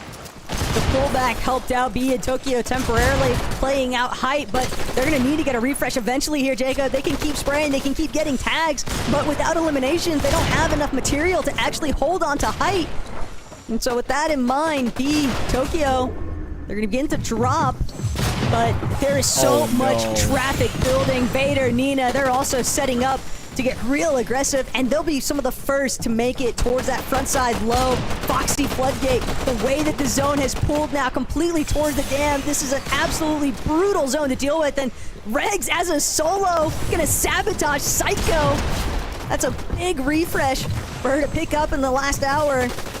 Now, Regs, but she failed. No! She didn't get the sprint off of height. A tragic ending after such a crucial elimination. But there's no time to stop and think because Pau, Alana, they're also getting just so trapped in these lower layers. And this is the time right now with a 200 Chug Jug. That is the moment to try to stagger yourself back, but it's just going to get hard to make your way up there. We're going the side of Foxy Floodgates, but luckily I do think there is going to be a kickback. But for Fran Canary, this is just a moment for them to try to breathe, pop the Chug Jugs, get in a much healthier position. One team's going to be right above, and it does look like they're going to move to the backside of the zone. This is their moment to try to take it. Nina is up above. Vader is there as well. Fran's ready for the challenge. The battle for high ground is going to begin, but Fran is just getting closed out, ticked off by zone before she eventually goes down, leaving Canary by herself. Vader is not giving up just yet. They know the solo is back there, but she loses her teammate. Even Nina has gone down. Canary and Fran, they were able to do the damage that they needed, but Canary, she doesn't get a chance to actually look up. Vader's gonna get a massive siphon for it, and already Vader fighting for her life, fighting for the placement. She wants the win so badly. It's this 1 versus 1 now up against Millie, but Vader, she just needs one more shot to do it. Gonna play the tree now, but she can't make her way back, and Millie, with the fadeaway, finds her victory royale come up. A crazy way to close things out in game 2. I don't know what we were watching, but I think some ankles just got broken in that endgame. I thought it was over, Taco, but it just plays like that. It's that any given Sunday type vibe. Doesn't matter how much of a favorite somebody is. You got to play it out, and moments like that are what I live for in Fortnite. That is some tragic stuff, though, for Vader, because it really just looked so promising when she found that elimination on the Canary. But sometimes that's just the way the cookie crumbles. You look left, and your teammate that is trying to do everything they can to communicate, but you can't know that Millie was approaching from the right. Everything just gets so panicked in some of those final moments. Huge respect, though, for Vader and Nina yet again with that second place finish. So the placement bound to shake things up a little bit with the leaderboard. Maybe Moxie and Regs have to be a little bit concerned here, Jacob. But all in all, 2 really solid games to open things up. Now, it definitely has been a solid performance so far, and you got to give Regs a little bit of credit. Moxie going down, playing it out as a solo, and still keeping it relatively close. So at the end of Game 6, when we look at the leaderboard, we're seeing how few points might separate it. It's those moments that we really are going to be looking back, those clutch moments when you're by yourself, back up against the wall. Especially, these zones were absolutely ludicrous, going up and over Foxy Floodgates, back down in the middle, so be able to perform and get a top 8 by yourself, impressive. Yeah, definitely have to respect the willpower that's involved whenever some of these ladies are kind of just scrambling in those final circumstances. But all in all, I'm definitely excited to see what else is in store for us with those 4 other lobbies. For right now, though, Jacob, we're going to go ahead and head to a quick break. But when we come back, even more Fortnite action.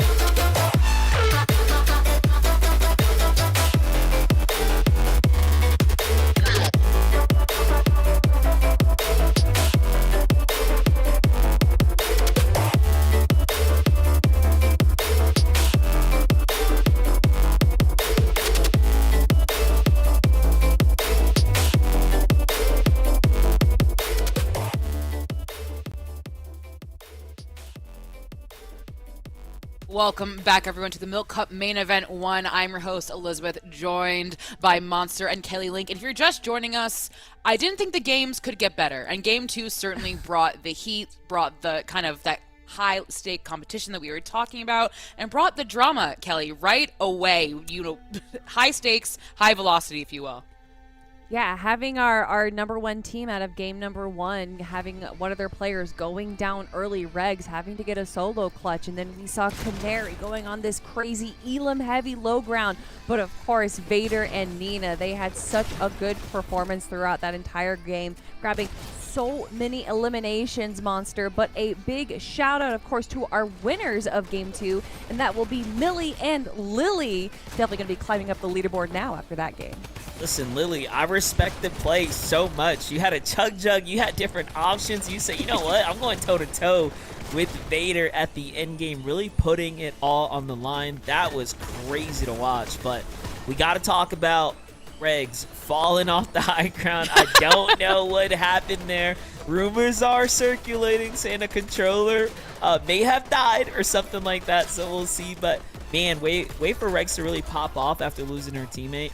And then Vader, dude, like Vader holding the high ground, playing it almost perfectly, finding that positioning. Kelly, you noticed early on that she had the other side of that high ground, and they just maintained just super strong position that whole game. Similar to what we saw in game 1, they kind of go for this low ground aggression, and then they do this really early rotate around zone 8 or 9. But what I loved from Vader in this game that they changed up was that they kind of did like a half rotate and then just built a quick tower and just waited for everyone else to rotate next to them, pushing their way into zone. And Vader was just getting free shot onto free shot on players, and definitely have to look at the leaderboard now after that game. And it is, in fact, Nina and Vader after getting such a good game 1 and then a second place in game 2. It's not too much of a surprise to see them in first place right now. And it makes sense, right? We're talking about a very placement heavy type of format. You saw this whole entire leaderboard updating throughout the break. Now that the numbers are punched in, 134, extremely respectable. We're talking about a competition atmosphere that top 15 is right around where you want to be. I expect 134 to be probably close to that cutoff line. So Nina and Vader are very much on track right now to be going to, of course, that land. But Lily and Millie put themselves easily in that conversation now, right? 65 points for a victory royale there, Liz, is a huge win. And something you guys have talked about it time and time again is that placement. Look how much when doing that victory royale helped Lily and Millie, but also looked how a great game Nina and Vader had. While they didn't get the victory royale, they still got an incredible placement last game and are still finding themselves in first place after that second game. But we do have to point out Moxie and Regs, despite kind of the iffy moments that we had there, you know, with 109 sitting at 4th, still sitting in a very nice place. But then I want to talk about that difference we see between 4th and 5th, Kelly. That is about a difference of I'm doing math, 30 points. Yeah, 30? Yeah, I think 40 or no, 30. You're right. I was wrong. I'm bad at math, everyone. Thank you, Liz. But yeah, if you look at the names that are in the top 4 right there, you kind of understand, oh, these are kind of the big hitters that we've seen in the Milk Cup time and time again. So it's not too much of a surprise to see them kind of pushing past the rest of the lobby. And Moxie and Regs, although we did have it kind of come down to a solo situation for Regs there, we have to talk about their early game. Moxie and Regs, super split, pulling out of Peterbot. We have Moxie going Crime City, Regs getting the train. They had great early elimination. So they're definitely setting themselves up for victory. But obviously, once you reach that mid and late game, it's just just going to be so hard to rotate when there's so many players still left in the lobby that even big teams like Moxie and Regs might have a player go down, and getting those reboots is going to be very difficult at that point in the game. You know what? One team that really showcased here too, Tokyo and B. Let's not count out the fact that they were playing for that high ground pretty aggressively come that end game. Game 1, a little bit of a dud for them. Game 2, they come out swinging, and now they put themselves back in the conversation. And that's really, like, I think the story here, showing you that you can really put yourself right back in the tournament, and you can't cut yourself out early. I loved also the awareness that Tokyo had. When they went for high ground, they actually looked to the right of them, and they saw that Nina and Vader were kind of basing up a little bit too. Looked like they were going for second high ground, and they were taking really good shots onto them, trying to, like, you know, stop them from stealing high ground from them. But because of that, they did run out of ammo. They were kind of having a little bit of a shambles situation on high ground. So inevitably, when you do kind of have this ultra aggressive height take, eventually you run out of mats, you run out of resources. So unfortunately, not able to convert that into a victory royale, but still 2 second places now out of Vader and Nina. That is what we kind of expected out of our #1 seeded team. And also the winners, if I'm not mistaken, from the first duo Milk Cup land back in winter of last year as well. So consistency is key, and we're definitely seeing some consistency out of Vader and Nina. Kelly, something I want to pose to you is that we kind of see, like, as I said, we have that little, if you look at the leaderboard, there was kind of this jump of 40 points, but then everyone after kind of the 4th and 5th tend to be kind of staying in this center of the pack mentality. Their points are very, very similar.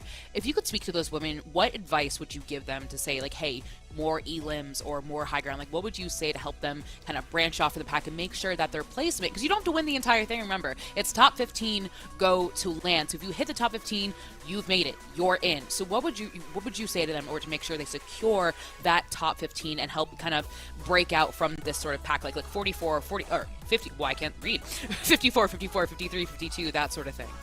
You can't read, I can't do math. We got a great combination Brilliant. going on right now. You know, honestly, making sure that you have kind of this mid and late game situation set up for you, whether that's having heals or mats, being able that once you do enter these early game engagements, making sure that you're going for those refreshes, because elims are great, but that's not kind of how this format is really prioritizing points right now. It's all about the placements. You could go, you know, make it all the way to the end game with just 1 elimination. We've seen Victory Royale, just 2 eliminations. Those 65 points are going to be so much more valuable than those 1-point eliminations are going to be. Yes, you're going to have some aggression because of Storm Surge, but I think knowing kind of when to engage and then back off and then saving up those resources is going to be really valuable for these girls in the next few games. And I've seen it. I've seen this firsthand as well, where, you know, taking a fight can be tempting. Sometimes you feel like, wait, I see some loot out there. Maybe it makes sense for me to jump out and kind of go for it. You saw at one point there on the rotate, Vanessa second guessed herself. She was like, wait, should I box up? Do I need to go for this, like, kind of this refresh right here? And then all of a sudden you can find yourself in a bad situation on the backside of zone. So positioning is going to be key here. I think one team that's doing that probably, again, arguably the best right now, low key, is Frantic and Canary. They are finding themselves like with really clean rotates. They're not hesitating. They're going low ground, front side, very reminiscent of what we saw from like Clicks and his trio just recently during the FNCS. So very smart playstyle. I think that's going to go a very long way in this tournament format. And also the pacing. The pacing's going to keep picking up. You see that the surge is not going to be like game 1. Game 1's always the one that has all the nerves. So now that things are kind of like getting into a little bit more of a groove, it is going to be about key positioning. I want to pick up on something you just said. You said the pacing's going to pick up. You know, the nerves are gone. When we get into these later games, we get into game 3, game 4, game 5, it's coming down to the wire. While we will probably see separation from the pack, is there not a tendency, Monster, to want to play safer, want to keep your points safer, or if you're at the bottom of the leaderboard, on the other hand, go for those kills like you're talking about? Yeah, going for eliminations is definitely going to be important. However, you kind of got to stay the course, right? Now, one thing I do talk about pretty heavily, and we emphasize in Fortnite, is you don't want to ego drop. If you are having a tough time at your drop spot, it is okay to be flexible, to mix it up. In Fortnite, teams do find themselves ego dropping all the time, where it's like, you know what, I'm just gonna stick it out. I'm gonna ride this all the way through to the very end. I don't care how many points I get, you know what I mean? I'm gonna be that team that when I claim a drop, I'm gonna ride it out. I think it makes more sense sometimes to be a little bit more dynamic. However, the players know best, right? This is what they prepare for. But ultimately, you want to game the system. You want to game this game. And the format right now says stay alive. Top 25 is hard to break through, Liz. You see that you got to make it all the way to Zone 8. That's like 20 minutes worth of Fortnite game before you actually start earning the real points, right? So it's really not, it's not easy. Whether it is elims or it is your placement, we have game 3 to get to, the halfway point of all of our games today. So I'm going to hand it over to Taco and Jacob, our casters. Friends, the game is in your hands. Please take it away. Finding your rhythm can be incredibly difficult, especially when you've had 2 lobbies now to kind of feel things out, look to maybe settle in, but that definitely hasn't been the storyline for all of our ladies involved here today, Jacob. Yeah, and it's really, really easy with 2 games already, if they did not go your way, to start to let those doubts start to sink in. But they need to realize it's not necessarily win and you're into the Milk Cup land. It's top 15. And the way the leaderboard is right now, Taco, it's just one good game to put you in contention to get in that qualifier spot. And obviously, all of these ladies are going to be looking to have more than just that one solid matchup. If you can have a little bit of repeat recipes for success, that's going to take you the distance in these kinds of formats. Placement heavy is not very easy to replicate, and we are already witnessing some of our top teams even encounter a little bit of struggle throughout that mid and late game motion. So with that in mind, I do think one thing that I love Monster bringing up is seeing who's actually going to commit to a drop, whether it's an ego chow or if it's just some of these ladies recognizing, hey, maybe I need to go elsewhere. Yeah, and especially with some of these zones that we've had throughout the course of the last couple weeks when it comes to Fortnite competition, sometimes you might just want to switch up your drop spot because you feel like it's going to one side of the map than the other. This is duos, so there is, you know, a much better chance to be able to win those fights off of spawn versus trios, especially if one of them goes down. But we jump on board Vanessa and Liz, pump power, and this is one of those POIs that got a recent buff. There is now more gold over here. There's those deal bets, and typically, if you get this uncontested, like Vanessa and Liz do, you're able to then make your way on over to that black market. 2 of 2 games so far. Vanessa was able to get that mythic collateral AR, and so far it doesn't look like anybody's contesting them on route. But I'm almost waiting for Maddie and Sophie-Ann to become a part of that backwoods black market conversation, because being unconned at Magic Mosses, you would think, hey, maybe I actually want to try and take some of that stuff for myself. Granted, it's not going to be easy to deal with the likes of Vanessa and Liz, and I do think one big advantage that Vanessa and Liz present is that they are 2 very notorious strong fighters in this region, and at the same time, though, Maddie has been really impressive. She has just seemingly gone constant development with her fighting capabilities, Jacob, and a large part of it is just credited to she's been outright grinding. And it's not just her, Sophie-Ann as well. They've both been getting very involved, and that's kind of what you're going to need when you're dealing with some of these fighting heavy teams. I mean, you said this team right here in particular, you said I wanted them to get involved with the black market shenanigans, and right now they land there uncontested. You get an instant deal bit from underneath, but so far every game it seems like Maddie and Sophie is choosing to take that exotic chug jug, which is doubled up more than a regular chug jug. So they're trying to prioritize heals because they know how dangerous a lobby like this can get, especially when you get caught on rotation. They're just kind of looting up. Them 2 are going to be uncontested. There is a lot of space around here. My only real worry for them in terms of all the resources that they can collect is where they're going to get their medal, the most valuable of all the resources. And it's not exactly going to be easy to try and circle back around over to pump power, or even pushing a little bit south towards Brutal. It's just a lot of other teams to kind of deal with along the way. But Maddie and Sophie-Ann, relatively undisturbed on their initial loot paths at Magic Mosses. Can maybe expect that to sort of pick up later on from some of the other ladies just looking to potentially be a little bit more hyper-aggressive at the start of these games. So many of our teams, Jacob, we saw sitting outside of that top 15 section of the leaderboard, and obviously everyone has the same intention here. They all want to secure their qual to the Milk Cup land later on this year, because you could still participate in the other quals. It's just a nice feeling knowing that your seat on the battle bus is secured. Yeah, you want to make sure you kind of qualify here, because once you start to separate yourself, you get the practice. There might be some roster changes going into events 2, going into events 3. So now would be the time to really strike while you can. Even though the last qualifier going to have 20 spots open, which would be the biggest one and the best chances to get in overall. As you see this contested fight just outside Shogun Solitude, continuing through game 1 into game 2, and now here in game number 3.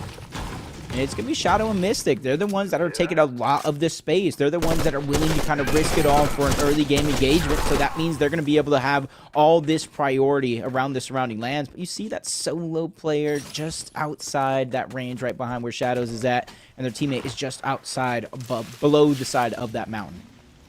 Some of these ladies that are playing those kinds of fringe positions, even if they deal with the first team that they encounter, there's still a third-party factor that's been pretty reoccurring theme for problems. But Midnight, Hannah, hanging out inside the bushes, middle of the forest, lurking. Gas station not too far from where they're currently sat at, and Hannah knows someone is bound to become a traveler on this road eventually. Okay, there's no way that a team doesn't decide to rotate by these two ladies, but they're gonna opt to just look for more material first. Big trouble though for Simply Anna and Allie. Didn't get to see how it started, but how it's being finished. Allie completely on the ropes right now. She will have a little bit of time to build up some shield back, but as a solo, things are looking pretty grim right now at Shining Span. Yeah, I feel like now would be the time to try to figure out what you're going to do, whether disengage, go back for the card. A second duo, third party of Nicole and Emma just kind of rocked the world up above, just caught him off guard, able to kind of start it off with good and early shots. And Allie's just kind of peeking, listening, looking at the feed, seeing if a knock goes down. When would be the perfect time to start to rotate on over? And timing has to be perfect. Only 24 builds to make their way not only on over to try to get the reboot card, but out as well. And it looks like Nicole, it looks like Emma won that fight against Ms. Doc and her duo, so they're going to be able to kind of take their time, so to say, on that side of the map now.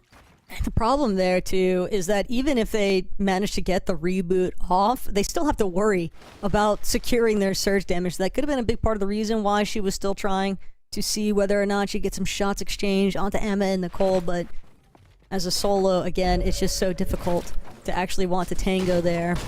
Melanie and Scare, all the while, Lone Wolf Lair could be their focal point. Start moving their way in, moseying on over, gathering whatever they can along the way.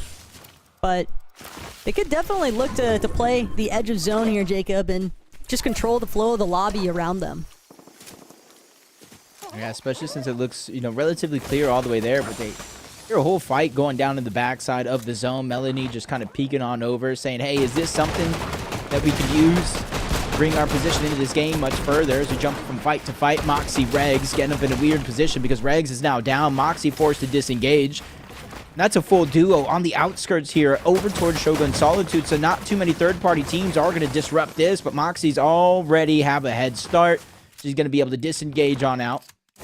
She can't go too far because she does not have Regs' reboot card just yet, so she's maybe just trying to go around the side of that Shoguns, go into the storm, and maybe come up through the south. That is a crazy punish, though, onto Moxie and Regs. They were trying to key early on, not just for the surge, but even if it's only 1 point per elimination, after what happened in that secondary lobby, after the way that Nina and Vader were able to secure so many more placement points, they wanted to try and make up for that gap.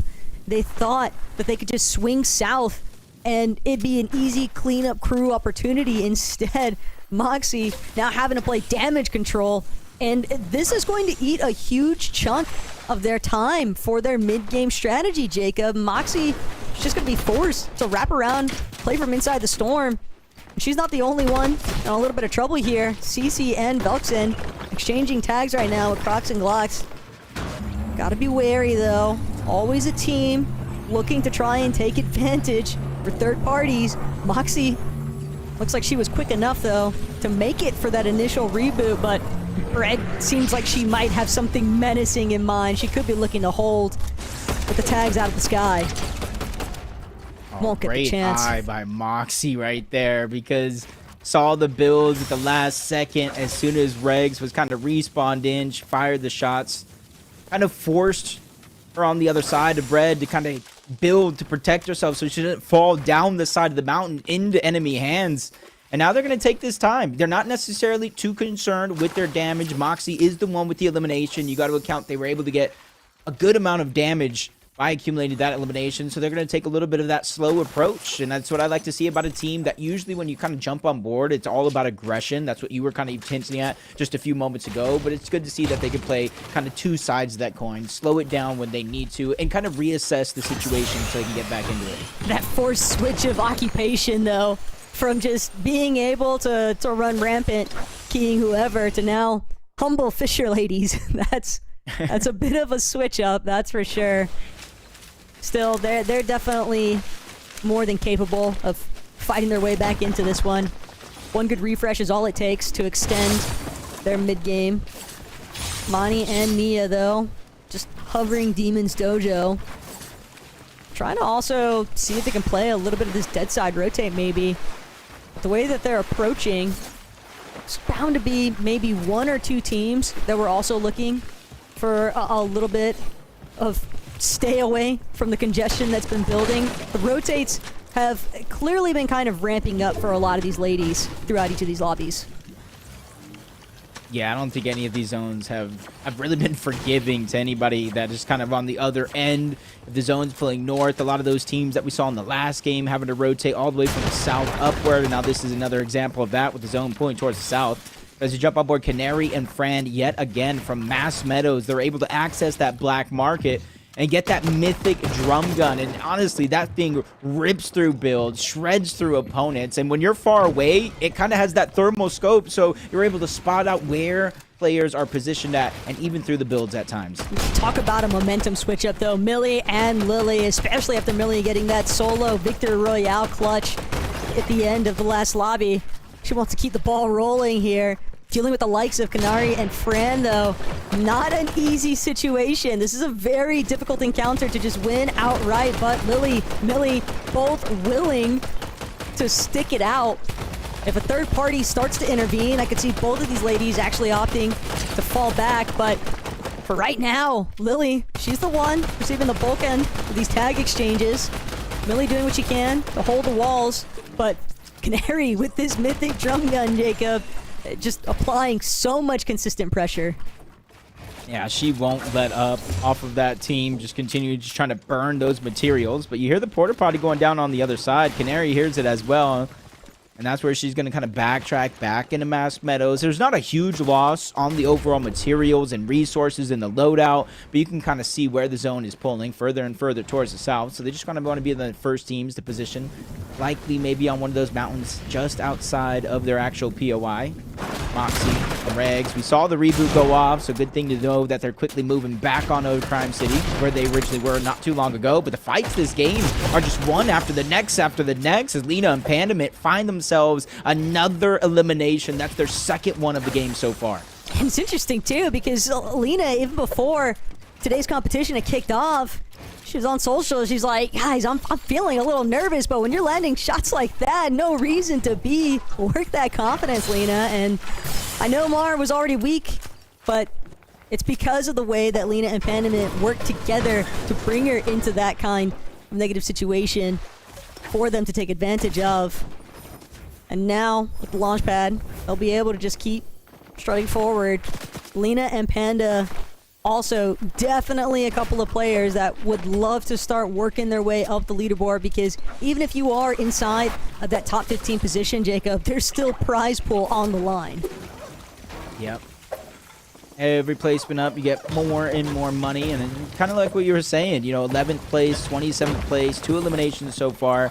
They're not exactly playing to their full potential, but I know Panda, a grinder in her own mind, along with Lena. They've been in this situation before. They just need to start to build up that confidence, and this is the game, the third game of the day. It's not necessarily the halfway point through 6 games, but this is where you start to build that sort of confidence, that foundation to bring you in from one game to the next. But another zone looking like it's going over towards Foxy, Floodgates.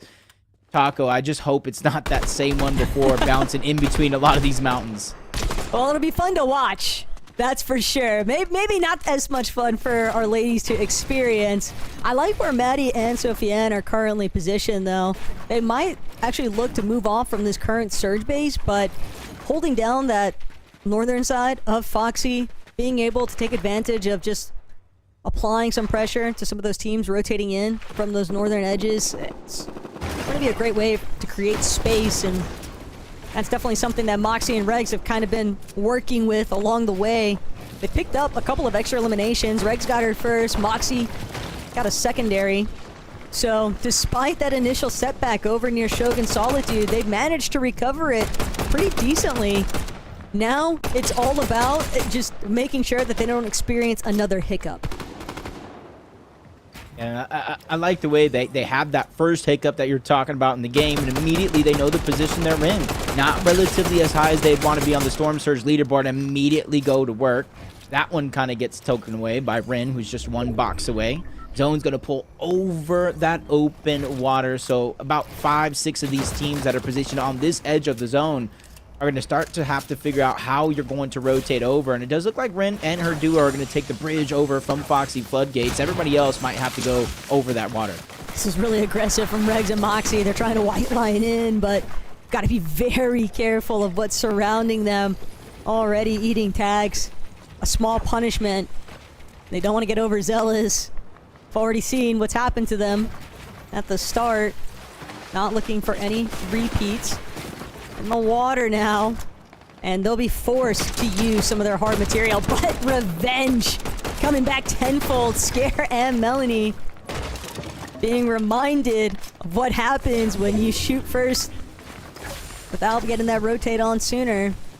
Moxie and Regs have managed to make it across the river, and it seems like a out of the pan into the fire sort of moment, because immediately Lavish, Lily, and Rhea start applying pressure now onto Moxie and Regs' position, and at the base of this hillside, they're probably going to have to just sit tight for a moment. They do have enough heals to work with, though, Jacob. They'll be able to replenish their shield. Yeah, and since they're 1,300 damage above the Storm Surge, they don't need to peek. They want to peek, obviously. They know some damage is being landed on a player up there, and it's enough for them to start to feel confident. The green light says go, and Moxie is immediately running right on over. Box to box, they're going to start to play for a little bit of that piece control, but the third-party shot starting to come in. That's going to force him to slow down, and when that happens, Lily and her duo are able to disengage off the side of that box. Even before the next rotation comes in, that's how much respect that Moxie and Regs command throughout this entire lobby. And for Lily, she didn't really have anywhere left to run either. Just too weak to try and fight up against the likes of Moxie and Regs directly. But now Rhea won't even get the chance to go for the revive. She's going to be forced to try and close this one out as a solo. Moxie nearly eats another tag, though. A separate party altogether, trying to challenge. But it's Moxie and Regs who get to claim the body loot off of Lavish Lily. They'll be more than content to just wait things out, see how this next zone actually gets pulled, because with that little bit of elevation, can take them the distance. Sofiane and Maddie, though, relatively quiet game so far, but they've been applying the damage when they need to. 924 above this surge damage threshold, and probably recognizing the fact when you see those med-miss grenades pop off in the distance, you know that's a team that's weak. That's a huge sign of weakness, or it's a sign that you're probably going to get pushed on high ground if they're staggering outside of the zone, but since nobody's doing that, Dea and Kay on the other side, active Storm Surge. You're seeing the tick of damage every 7 seconds, 25 damage, whether it's shield or HP. And the big kicker, if Dea just takes one more tag, there is no knock. That's just going to be a straight elimination. Whatever heals that they have is quickly running out, and you see Sophie, Maddie, just looking on in the distance saying, thankfully, that's not me. I'm not the focus. And I do think she has just went down Daya is out. It's Liz who also gets that credit for the elimination. AFK and Daya. It's a tough break. It's definitely a hard pill to swallow sometimes, but it is what it is. And for Kay, she can't afford to get distracted. She still got to try and make some magic happen. But it seems like everywhere she tries to pace up, apply some damage, maybe get additional tags just so she can barely get herself over that surge damage threshold. There are just so many other teams surrounding her, but Leafa not healthy enough, not feeling confident. Oh, take that back. The moment that Kay starts to try and pickaxe the wall, Leah literally ate her up. Just kind of really no options in that situation. You saw her try to box up next to the full duo, shoot at some players and teams in the distance, but everybody's boxed up in brick and metal. None of those shots can be able to flip through, especially as a solo. Tries to go in for the team, gets taken down. Nina and Vader, though, our first place team. The one that's really setting themselves apart. About a 20-point gap between them and second place. It's for key eliminations and placement, where they're boxing up and positioning themselves as Moxie and Regs find their 4th elimination of this game. But if you look at their material, it's rather light for the amount of eliminations they have. Yeah, for Nina and Vader, it could be a possible 3rd time's the charm circumstance when it comes to looking for that first victory royale. They've had a lot of success, even if it means just 2nd place placements so far today. That's still enough to put them into that top position on the leaderboard. So for Regs and Moxie, they can't really afford any more stopgaps here. They've got to make sure that they are keeping a firm grasp on that top 3 section. But so many other ladies just encountering their fair share of struggles here. Tokyo and B, one of the few teams that we saw actually challenging to overtake the high ground. And currently in a little bit of trouble here, but it's a spot that they might be able to work their way out of. Yeah, and this is a big game for them right here. They had a 15th, they had a 13th, 2 games leading up into this one. If they can maybe pull out a top 10, a top 8, that starts to build their confidence, you ought to think with 3 games left, they would all have their spot but secured. As they start to rotate on over, they're not in just yet. They want to make sure that they're healthy, shielded up with HP before they start to move on over. Only 44 damage above the threshold, but it feels like they're confident enough to know that at any turn that can change. They can get some damage, especially since they know one team is just so close by. But it's just a nightmare as the zone pulls. This is a max pull for this team here and the few that are under them. Definitely going to be a bit of an uphill battle. Emperor a little bit smothered. Liz and Vanessa trying to see if they can fight their way through where all this congestion is really starting to build. Vanessa just be able to recognize the fact there is a team currently controlling the high ground, so she'll try to play it safe, but dropping to the low ground and then looking to take over that front side position might be their best bet. They definitely wouldn't mind a refresh, as much material as possible if you're going to get into those chaotic lower layers. And Emperor, trying to see if maybe Liz and Vanessa want to take the bait, but won't be able to net herself a knock on elimination just yet.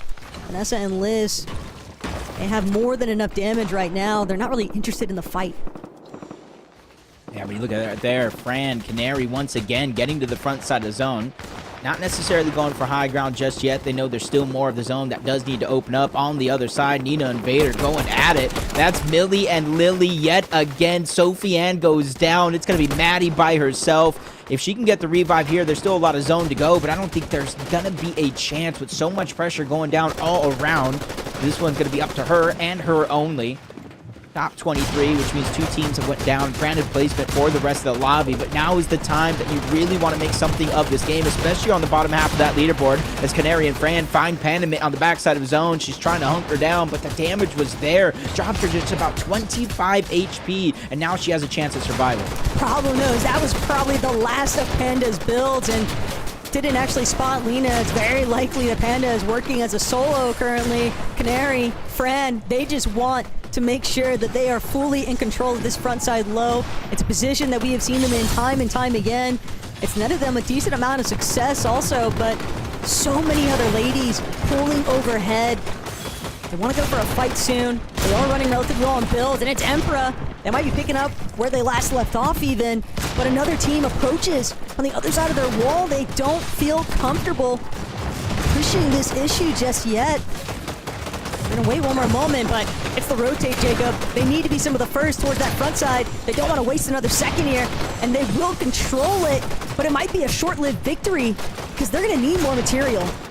Fran is just doing a great job IGLing, leading them to the front of the zone time and time again, but Canary goes down. I think that was Alana that got the elimination. Now it's going to be all up to her for real this time. Regs, Moxie getting targeted, but they're breaking out, making space, but only for so long. Regs goes down. A lot of the teams at the top of our leaderboard are losing their better half and really having to take it by themselves. 2 builds left. Moxie down to 8 HP. She has a dream that she's trying to survive. 140 on that Chug Jug Taco. This is her only hope. And Vader did not even manage to scout her out. Moxie just barely managing to stay tucked away long enough, but it doesn't matter because Fran has finished things off. Fran running directly into Moxie. That is another cleared out top team yet again for Moxie and Regs. But Vader, Nina from the high ground. This could be it. This could be the victory royale they've been after all day long. Granted, Vader running a little bit thin on her material count, but she is applying so much pressure from above. Yeah, they're looking to extend their lead. It was 20 points going into this game, and it's even more now, but it's good to see Canary back up and running. Oh, and a nice elimination on top of that. The Siphon keeping her alive. The Siphon Matt's doing work as well. Another flank opportunity, but that one's going to be missed along with Fran as she goes down. Canary still finding a wonderful time trying to make it to the front side of zone, but pressure coming in. All these duos still left alive. Canary has one choice and one choice only. Heal up because she knows the rest of this road is going to be a rocky one. Layla and Sarlet, but most importantly, we just caught a glimpse of Millie and Lily. They're going to be the ones truly in control of this front side low for the time being, and Canary lurking, hoping that she can maybe find a straggler. She just needs one tag. She just needs a little bit more Siphon. Liz could be the victim along the way here, and Canary finds it. That's going to buy her so much time. A little bit more material, too, so she'll make sure to waste none of it. Another circumstance where Canary could possibly look for one more elimination. Even if it's 1 point, it's the placement difference that could make the separation start to really take place here in the leaderboard. But Vader and Nina up above, they are relentless. Millie and Lily might be the ones in control, though. If they can change the narrative, they could change the outcome. And this is their chance. It's not just a big win, but a back-to-back on top of it. But Millie gets tagged up, really running out of builds, relying on Lily, and half of that's going to be given up. 2 more solos to the backside of zone. One of them is going to be Canary, just trying to play heal off with that med kit. The placement point differential, and that's at least one grouping of those. Still going towards the outside, targeted by Nina and Vader before the elimination finally kicks in. And now it's a good old-fashioned 2v2. Taco, some would say it's a rematch. Only this time, Vader and Nina aren't looking to lose it out. They want to stay as tight-knit to each other as possible. They're going to finally look to drop. They know exactly how low Millie actually was. They just got some great tag pressure applied. Vader just looking for the opening. Vader finds a huge chunk out of Millie. She's going to be left to scramble underneath, and it's the high ground advantage. Vader finds the first knock. Lily's going to be the second, and that's the victory royale. 3rd time's the charm for sure. Circumstance. Second place. Game 3 rolls around. They finally etched their name in stone for that victory royale. And Taco, it gets worse for the rest of the lobby, for the rest of the leaderboard. That is their 3rd consecutive double-digit elimination game after those back-to-back second places. Look, I'm not going to sugarcoat it. Nina and Vader were very obvious favorites heading into today's competition, and for good reason. They've been going head-to-head clashing most often with Moxie and Regs, but with those two out of the lobby, it just seems like Millie put up a fight as they may. It was almost inevitable before Nina and Vader found their first victory royale. A big moment for sure, though, because the leaderboard implications, like you mentioned, Jacob, they can make a true difference. Yeah, and they're really starting to pull ahead. Before going into that last game, it was around something like 20 points, give or take, not necessarily exact. And I thought it was going to be close, especially with Fran and Canary making it in the game. Lily, Millie making it into the end game as well. That just keeps the top of the leaderboard stacked as can be for that $30,000 prize pool that we're playing for here today. And yeah, it's very clear that Nina and Vader, they were not looking to leave things up to chance by any means. That total control of the high ground was excellently played out. But Jacob, this was the halfway point. We still have 3 matches left to go on the day here. But for right now, we're going to head to a quick break.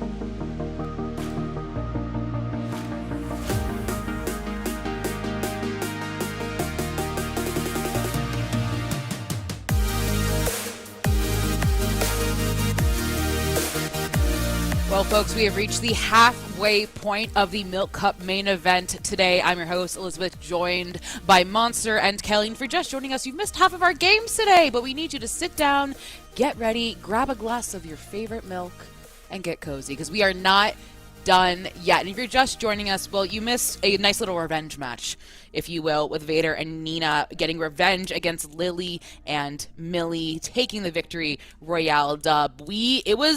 Kelly, it was spicy there. I keep feeling I keep saying that word. I keep saying that like noun to describe the games, but these are very spicy games.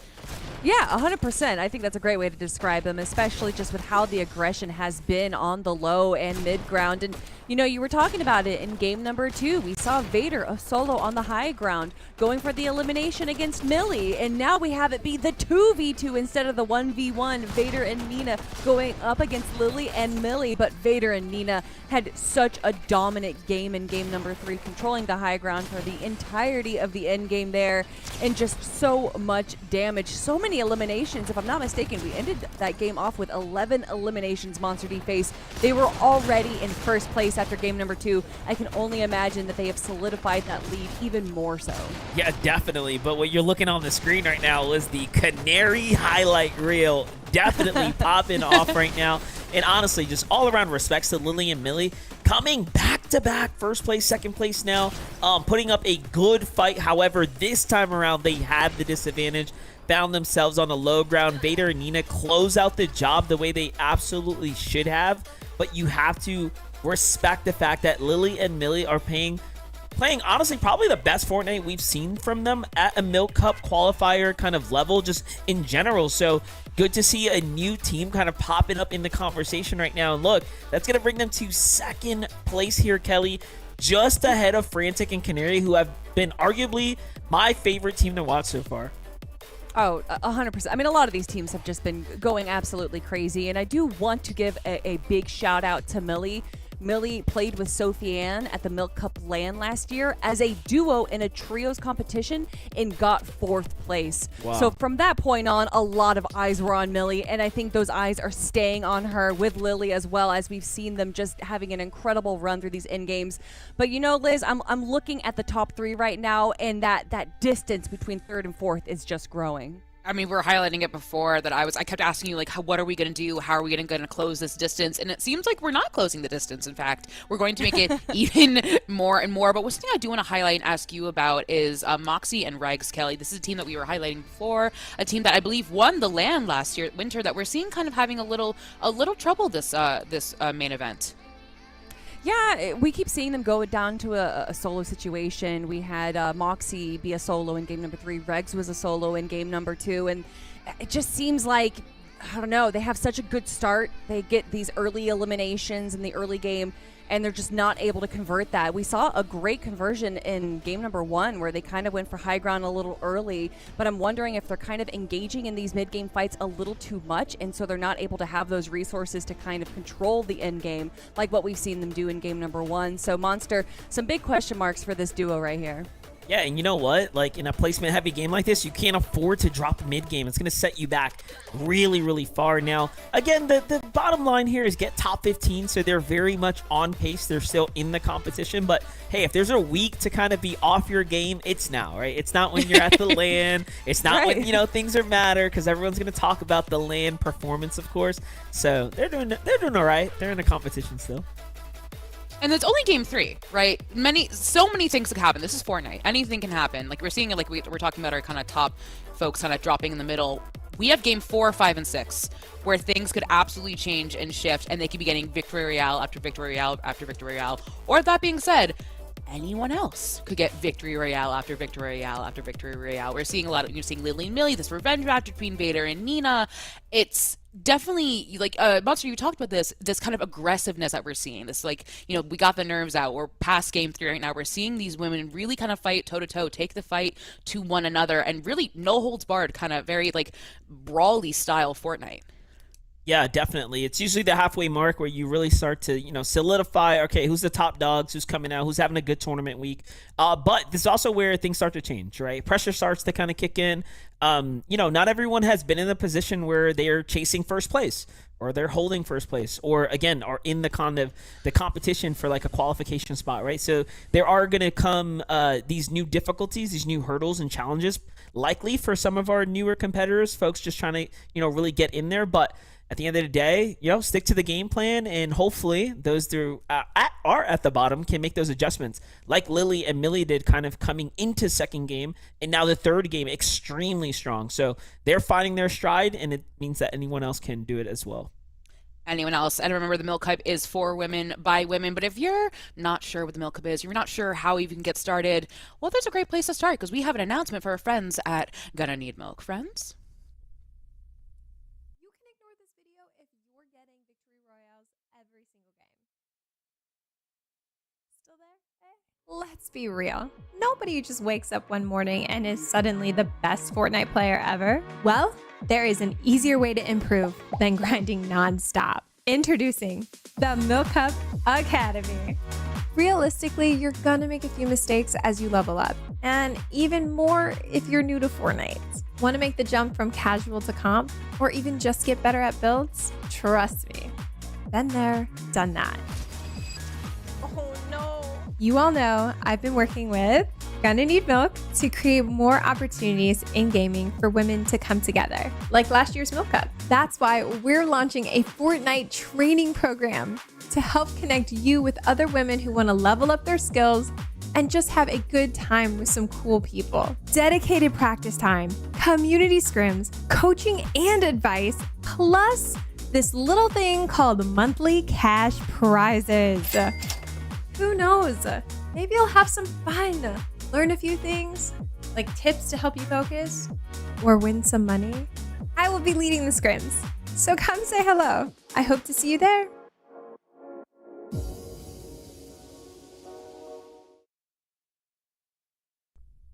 I mean, learning, a safe place to learn, money. What more could you? I mean, it's everything you ever want with milk. Oh my God, sign me up, Peach. I'll see you there. How about that? But Kelly, this is something that, and I think we see, or right now are seeing like the high level Fortnite of all of these women. But people like me or people watching this stream right now might not be at that level, but they want to compete, they want to learn, and what a better opportunity than this. I'm already signing up. I've been on Fortnite broadcast for about 5 years now, and I still don't know how to build. So I think this might be the opportunity for me to learn a little bit the Milk Cup Academy. Just having these opportunities, this kind of environment to facilitate learning and getting better. And that to me was the biggest part about the Milk Cup, is having these opportunities for all these women to kind of practice on the highest level possible. And then by having this academy as well, Monster, that just brings out more and more potential from these women. Yeah, everyone knows, I'm a huge advocate for practice, for scrims, for just getting the community come together and do cool stuff. This being led by Peach, honestly, is a part of the evolution, right, of this kind of Milk Cup qualifier in this entire competition. I think it was only a matter of time before she did more, and now she is doing more. So what a way for her to kind of lead by example and continue to be a role model, not only for her community, but for the entire Fortnite community as a whole. So yeah, get out there. I want to know where the links are at, right? Like, let's see who's going on in these scrims. Let's get it, right? So it should be really good fun. And hey, who's not gonna love monthly cash prizes, right? That's a W. So I love it. Absolutely a W. And also, I literally have chills from the announcement. I don't know if you guys can see it on my camera, but like that's so exciting. The enrichment of women of any and all ages, right? This is open to anyone.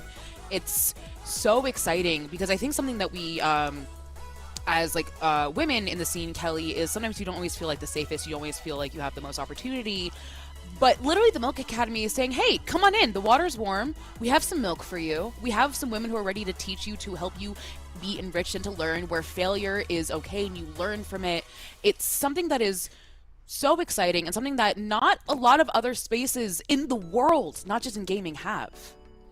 Yeah, it's not a surprise. I'm old. I've been around the block in gaming, and way back when, back in Smash Brothers Melee and Soul Calibur 2, when I would enter those local tournaments, I was typically the only woman in those competitions, and it definitely felt a bit intimidating. So by just having, again, this space, having these opportunities for women that normally wouldn't probably get the opportunities like the Milk Cup and Gonna Need Milk provides for them is just so valuable. I wish that I had these opportunities when I was younger, but I'm so glad that women nowadays do.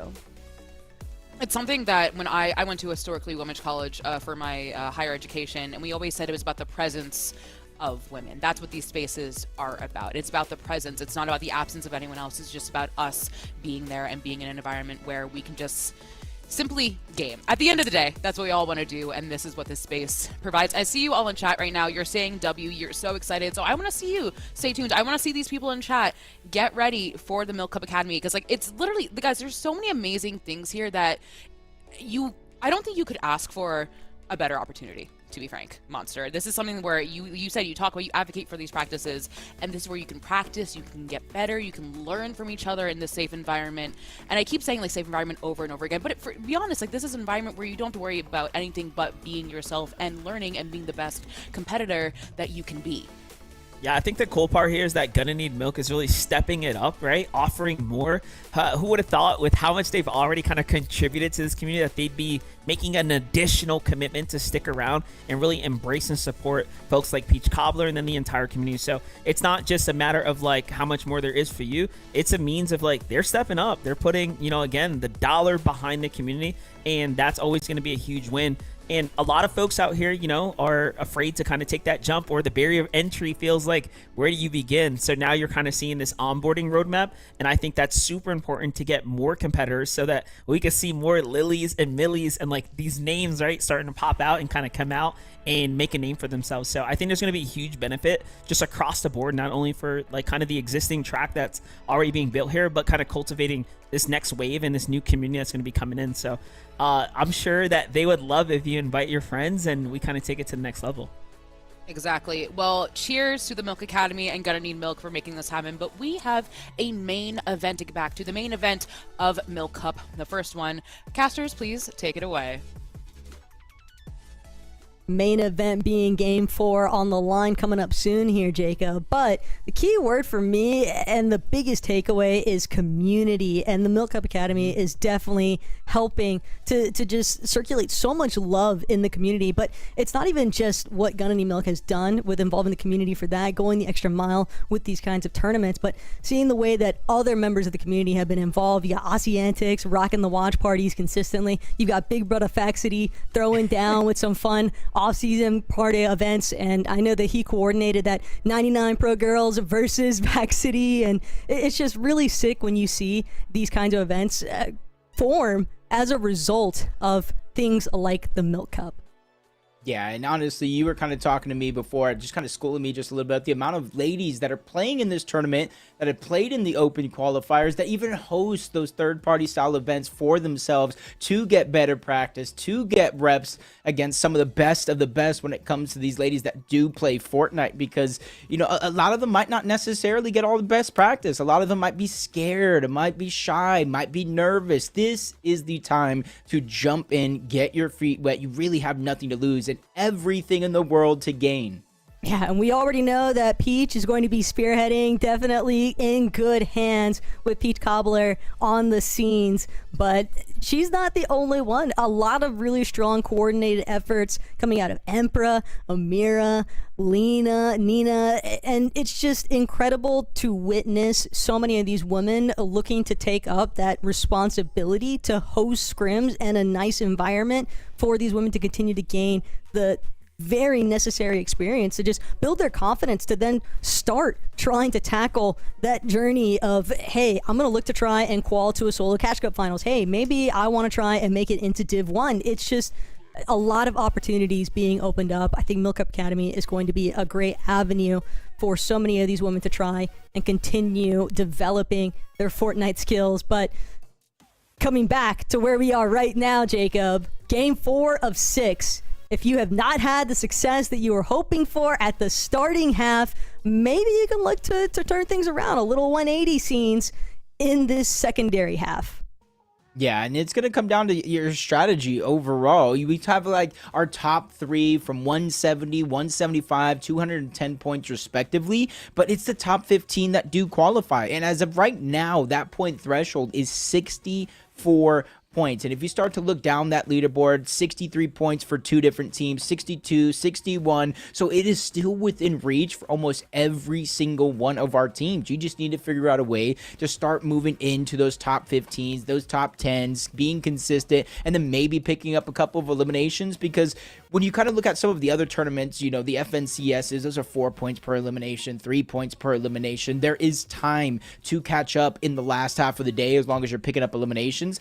That's not necessarily going to be the best case strategy for a lot of the ladies playing into today's tournament. It's going to come down to simply, can I make it deep into these end games just enough to at least get into the top 15? And we did see a handful of switch-ups taking place near that threshold cutoff around that 15th place position on our leaderboard. I know one team I caught a glimpse of. I was really excited to see, personally, Emperor and Psycho. They've had a little bit of a rocky start on the day, but the fact of the matter is they look like they'd worked their way up to that 12th place position on the leaderboard. Now it's about maintaining, staying inside of that cutoff range. The further up you go, obviously, from 15, the better you're going to feel about it. But a lot of that is going to begin with making sure that your off spawn, if it's contested, that you're able to close it out.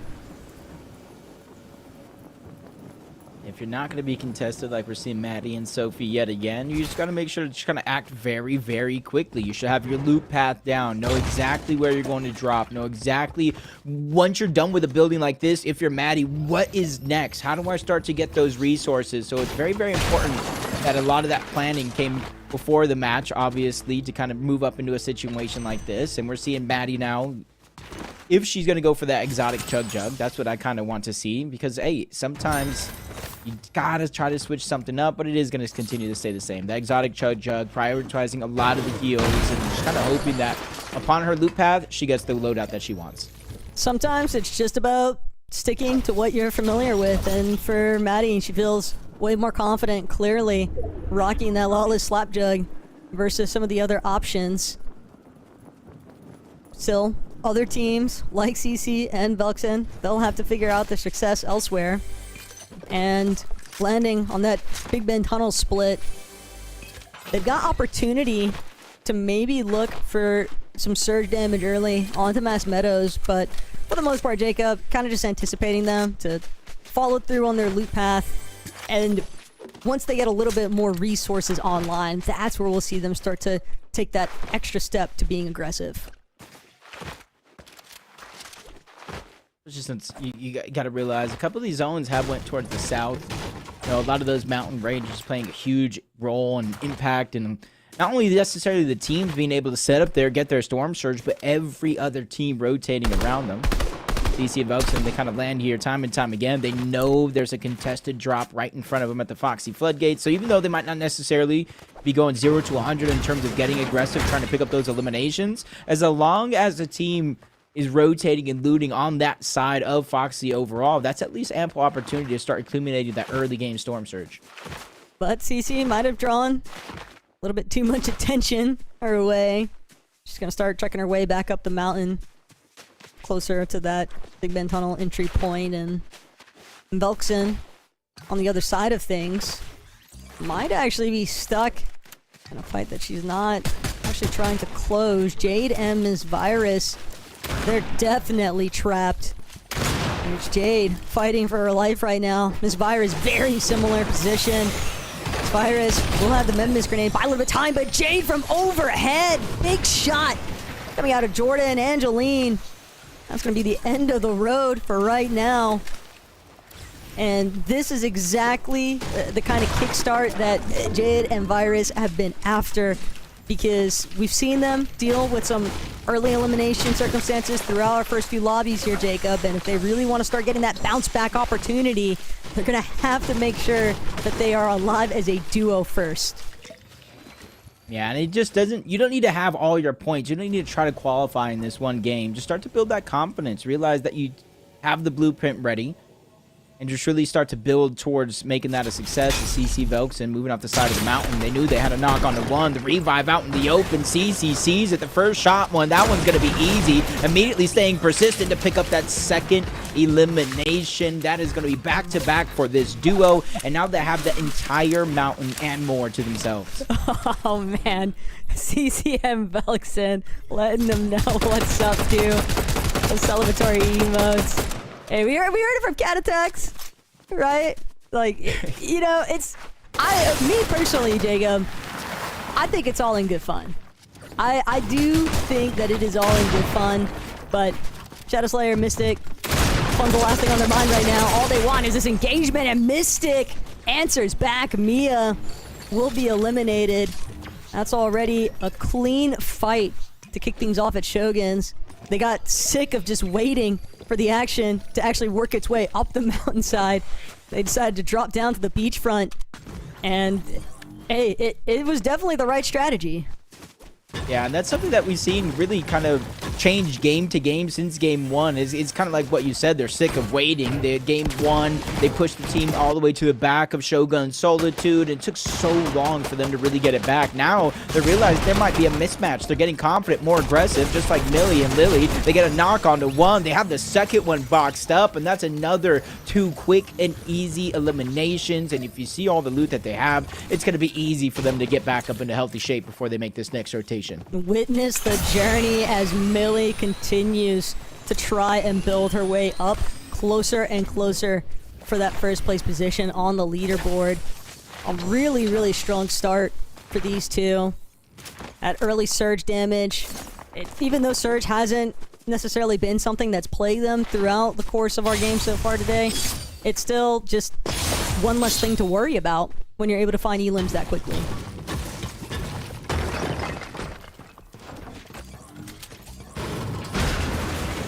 Like a crazy situation for K-Mors and K to be in, splitting Foxy Floodgates, and just don't really have a lot of shields already. And I saw it in game one. I don't know if it's just an overarching strategy for Pandamint and Lina, which is the opposition that is contesting them here. You see, K-Mors and K don't have any shields, right, Taco? There's a slurp truck that they do have access to on that bridge at Foxy Floodgates. I saw it in game one. I got to imagine it's continuing here for game four. Pandamint and Lina are actually shooting out that slurp truck before they can actually make use of it. So they're not able to get the shield. So if they do choose to push in a situation like this, you see there's a huge health mismatch. And now K-Mors is by herself against Lina, and she instantly goes down.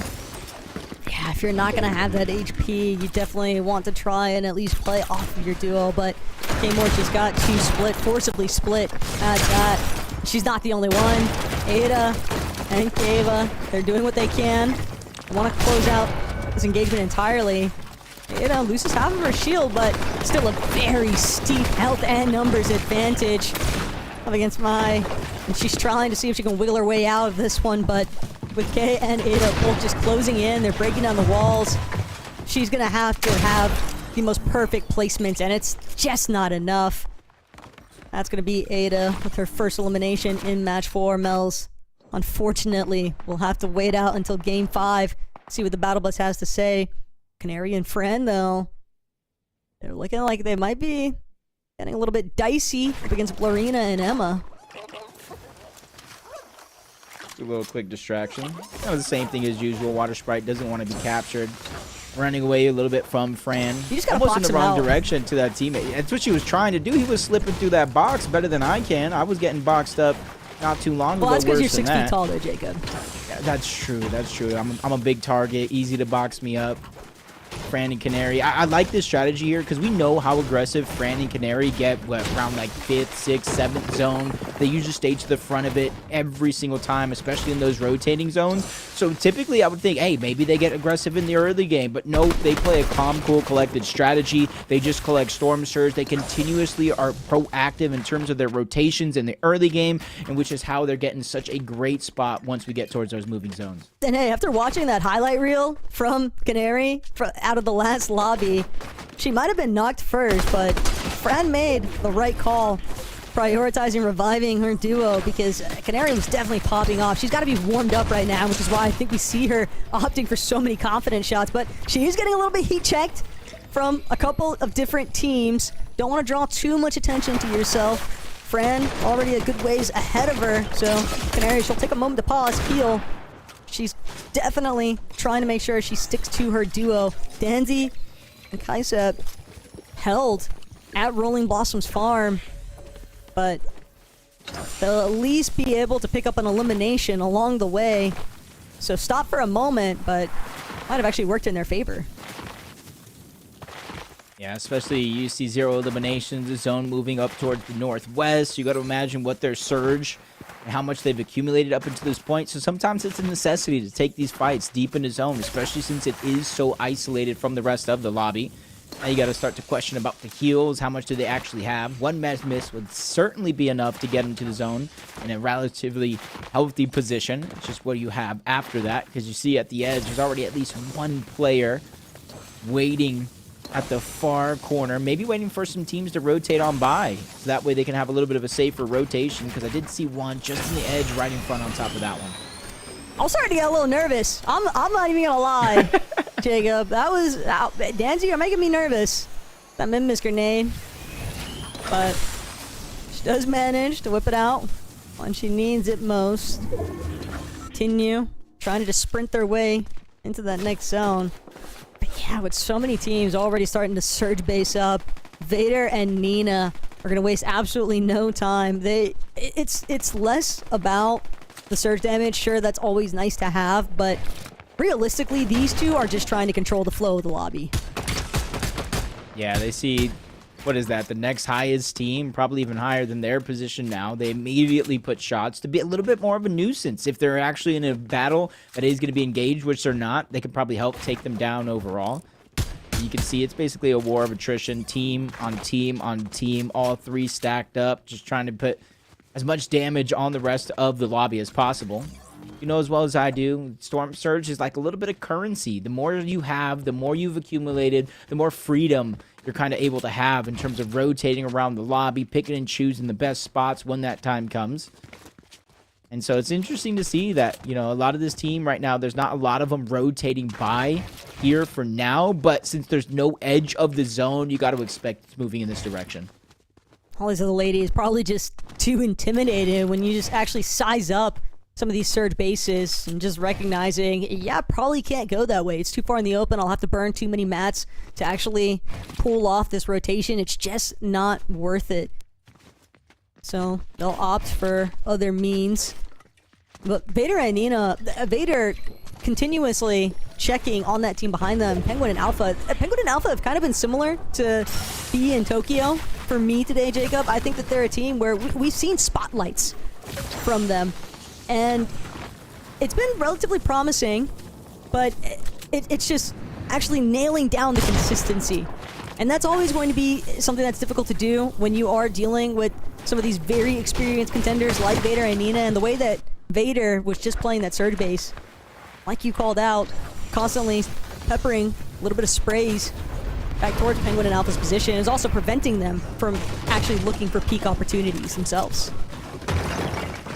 Kind of as I suspected, the lobby is continuously being pushed further and further to the north, further and further towards the west. Prime City just outside of it overall. You see a team positioned up over the mountain of the Black Market, but some are not. All of them are going to be that lucky. Vinny and Noelic are able to get both of those eliminations on an isolated fight just west of Outlaw's Oasis. You can see the only team nearby, there might be one of them looking in that direction, but they're not going to be able to connect any shots, and it's almost not worth it to rotate over to fight them. They're going to be able to kind of pick and choose the exact loadout they want after winning that fight. Also, a decent amount of metal probably still available at Sakura Stadium, which is certainly a resource that we have seen some of our other ladies struggling to actually have a max material of throughout the course of today's games. And with the way that these zones have just been pulling up, down, and all around, it's always important to try and keep tabs of how much hard builds you actually have to work with. You see, it's still very, very early on. You got to imagine 4 eliminations that they've had so far, plus likely rotating into this position. So It's just a waiting game for them. You can see they're getting ready to play maybe a little game of soccer here, 1v1. Oh, that one's going deep all the way in. Not out of bounds just yet. She's trying to save it and bring it back simultaneously. Noelic's going to get control of the actual soccer ball, trying to bring it all the way up the field, but it gets stuck, you know? Just like when you're playing basketball and it gets stuck on the rim. Just gets stuck on the adversary. I love that, though, from Nola Galena. Considering that they're not too far off from their starting point, they like to land a little bit more south of that Yokino boardwalk section. So, for them to still be kind of lingering around Sakura Stadium, not a real surprise. CC and Velkson, they're finding other ways to wait things out. A little bit enticing. Fun games. You can hear it, but you can't see it, right? So it's just waiting to see who's going to be first up. Danzy and Kaisep. They looked a little bit interested, but they're also getting shot at from a team way further out. They're just going to actually cross right in front of CC and Velkson's current position and box right up. But CC, Velkson, 3 eliminations. Have to imagine that's a good amount of surge to go with it. Yeah, it just allows them to kind of focus a lot on the rotate. Velkson's the one peeking through the cone, getting the information, probably making the call to CC that the team behind is going to disengage on out. And I like that play from CC, probably calming that over. Before we rotate, let's dip our feet into the gold splash water. That gets us that movement speed boost without actually using a splash, so they're going to be well on their way towards the zone. Sophiane and Maddie, they haven't had to rotate too far away from their actual landing spot from Magic Mosses. They're able to get the exotic Chug Jug. We know they still have that in their inventory, and they're just going to position right under the Shogun's Arena, the island up above where teams might already be positioned at. And we can see that that Shilbo medallion is still up for grabs, but Sophiane and Maddie, they really need right now is some damage, whether it's a knock, an elimination, or just being able to get tags onto someone. They can maybe even look to possibly try and utilize some of the height provided by that Shogun's Arena. It's always difficult to actually travel off of the island once you make your way up there. And these ladies, they don't want to get caught out and basically trapped by the rest of the lobby. Just 3 below, though. It's so taunting. It really is, because like even a pickaxe would get you more damage. 37, still 1 shot away from being above the threshold. Little Chicken was the solo out in the open. That would have been a good opportunity to land some surge, but unfortunately enough, not going to net them too much. Looks like Canary getting a couple eliminations in the feed, and since they are center zone right now, it's kind of hard in the back of your mind. Do you go and rotate out of what could be the best spot on the map to try to find surge? Do you hunker down, continue to hold, and just hope those players will rotate on by? But Vader and Nina are the ones up above, and that was Lil Chicken. We know she's a solo, and this is going to be rough for her because she also has to figure out a way to rotate the zone, even if it's not too far away, because she's getting held in this position now. Every other team is going to surpass her on this rotation. Now Vader is like a hawk right now, just looking to swoop in on every opportunity. Mythic Hollow Twister. It's just so unfair, Jacob, watching everybody else look like ants around the bottom side of that Shogun's Arena. Explains, though, why we saw Maddie kind of just taking her time with making that approach. Fran and Canary, one more time, forced to pause, forced to heal. Fran losing all of her shield on that last rotate. Probably boxed out much sooner than what they initially planned on, and sure enough, once Fran feels healthy enough, she's ready to get things rolling, keep things going. She doesn't want to get stuck out for too long. Love this approach, though, just wrapping all the way around to try and establish on dead side. Yeah, and there's a lot of freedom right now. Whether they position here and just kind of be happy with what they got in the zone, or just continue to move towards the back. They know where they went. There wasn't too many players contesting on that side of the zone, and they know it's opening up. So again, they know nobody was here. So they're really starting to separate themselves from the rest of the lobby, which you see on the southwestern part of that zone is just so stacked with so many duos, maybe a couple of solos. So if it does pull far away, like we've seen in a lot of these games so far, that max pull, Fran and Canary are going to be the ones probably most set up to make that rotation. And there's so many trees for them to be able to refarm their wood material. They had more than enough hard mats. So Canary and Fran Now it's just about preventing players from following in their footsteps. Shadow Slayer and Mystic seem like they might have the same intentions. Kind of sizing up Canary and Fran's current position, deciding whether or not they want to try and apply a little bit of pressure, but Canary making sure to throw up the walls, making sure that she's not going to be tagged up along the way. Can't say the same story here for Fran. But now, Canary getting really aggressive up against Mystic, and the lobby focus is just so brutal to witness. Fran and Canary, though, they try to make the play for the body loot, and now it's like everyone has their eyes set onto these two instead. That was actually disgusting. They were getting active surge, so instead of Shadow's teammate Mystic going down, she just got straight eliminated, which also helps the elimination points on the other side. But Moxie Regs positioned what they hope to be the front side of the zone. There's Nina and Vader positioned along with them as well. They're kind of shadowing each other through most of these games. And they're assessing the situation. You see them looking out in the open, seeing the zone move and open up over the side of the hill. That might be an option for them, but they hear noise. That's Vanessa. That's Liz on the other side. They don't have the advantage, so they're just going to quickly rotate on out. They're trying to increase their elevation on this next pull, so that way they can be ready for anything. It's the right idea, but can they have the right execution along the way? Layla and Sarlet trying not to let this go for free. Moxie and Regs, they've been meeting so much resistance in the past couple of lobbies after such a hot start to the day. And now they're clearly trying to make up for some lost time. They don't want to find themselves with yet another early departure. The last thing they want to do is continue to see that first place position slip further and further out of their grasp and deeper into Nina and Vader's hands. Even Lily and Millie making a solid run to try and challenge for the title of that first place position, but Vader and Nina, they look like they are set right now, Jacob. Just so much actually stacked up in their loadouts. Yeah, and I love this. They have the extra splashes. They immediately throw it down as the zone pulls forward, and they're trying to be one of the first teams on the other side, and that's going to be one of the biggest things in a lobby like this, with so many teams getting stacked up. You see the eastern edge of that mini-map. Priority is in that rotation, and they're taking it seriously. One player trying to rotate by. That's Psycho, and immediately takes the focus. A lot of damage coming out from Vader. Luckily for her, teammate is going to be nearby to alleviate some of that pressure, but on the other side, they've now just become the focus. Two different angles, and Vader and Nina are using this as an opportunity to continue to tunnel forward towards their enemy and really try to end this fight right here, right now. Psycho and Emperor doing what they can. Psycho was at least able to replenish a little bit of shield, but they've been split between Vader and Nina and all the other teams surrounding them. Just one player up.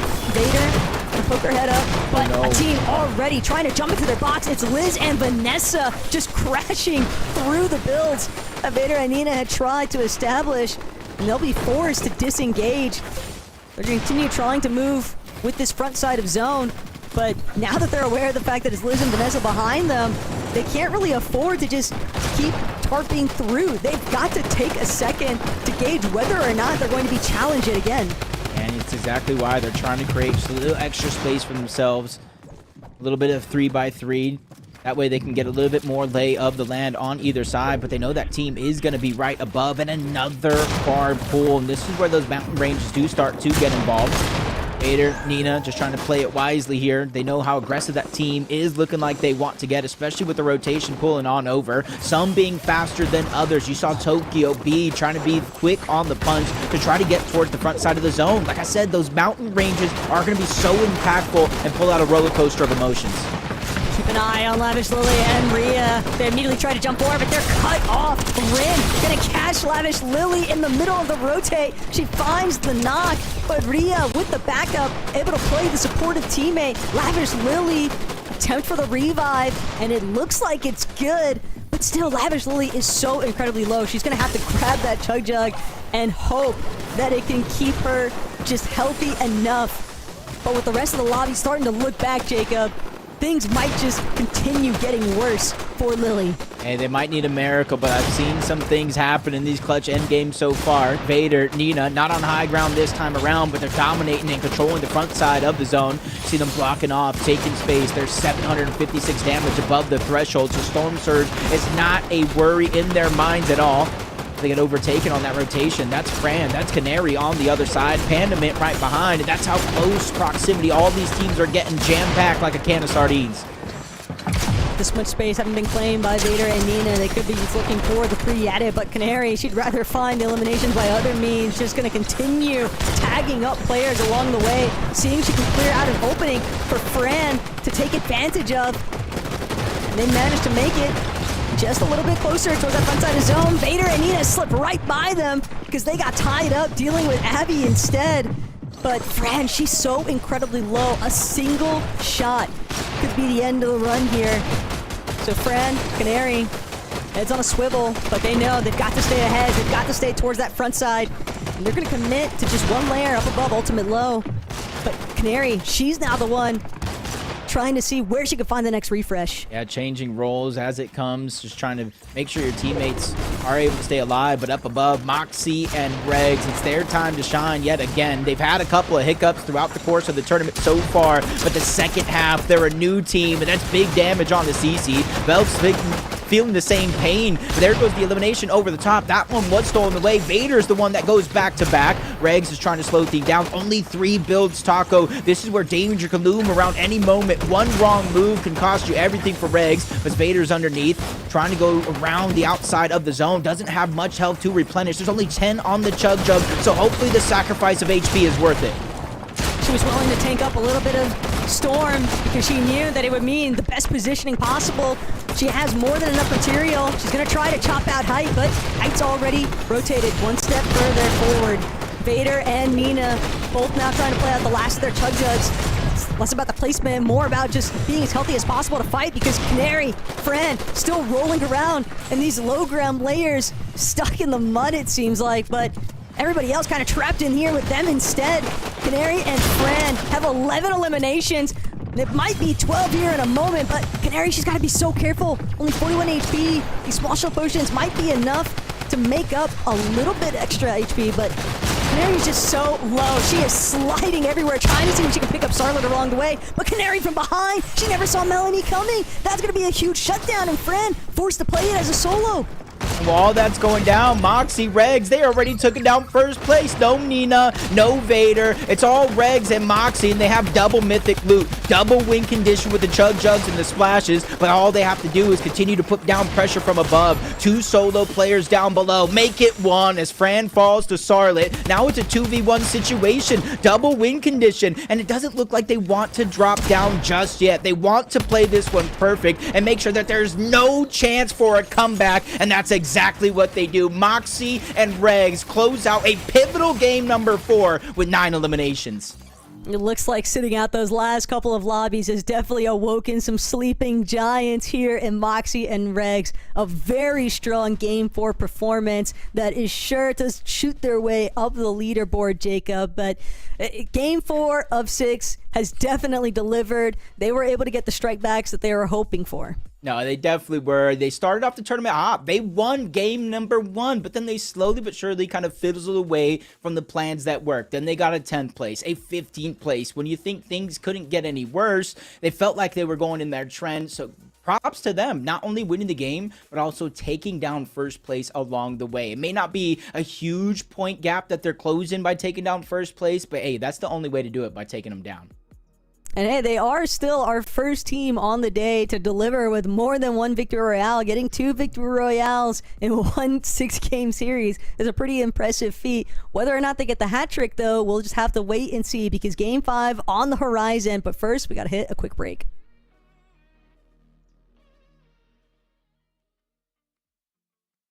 Hello, my name is Nina, and I've been playing Fortnite for about 7 years, and my favorite type of flavor of milk is just normal milk. Hi, my name is Vader. I've been playing Fortnite for around 7 years, since Chapter 1, Season 2, and my favorite flavor of milk is strawberry. I prefer Chapter 6 versus OG. I think all the new movement and stuff is really, like, sprinting, sliding, like, all those different mechanics are all really, really good and make the game much more fun. I think the weapons also are just way better, like, being able to scope in and have, like, the red dot versus just the pure RNG of, like, the old weapons.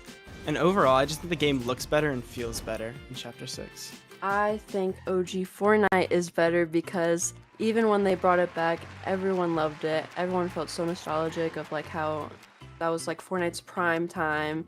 Even if it wasn't there like a competitive scene yet, the guns were fun to use, like the double pump. You could use 2 shotguns back then, and then the SCAR. A lot of people had like a good choice of guns to use. I think initially, like the nostalgia, maybe for like the first week, like everybody thinks OG is better. But after that first week, everybody's just like can't find any minis because they don't exist yet. So everybody's like running around with no shield. And then like the double pump, it is fun to use. But then again, if it's like, it's so OP. Like it's so hard to fight against.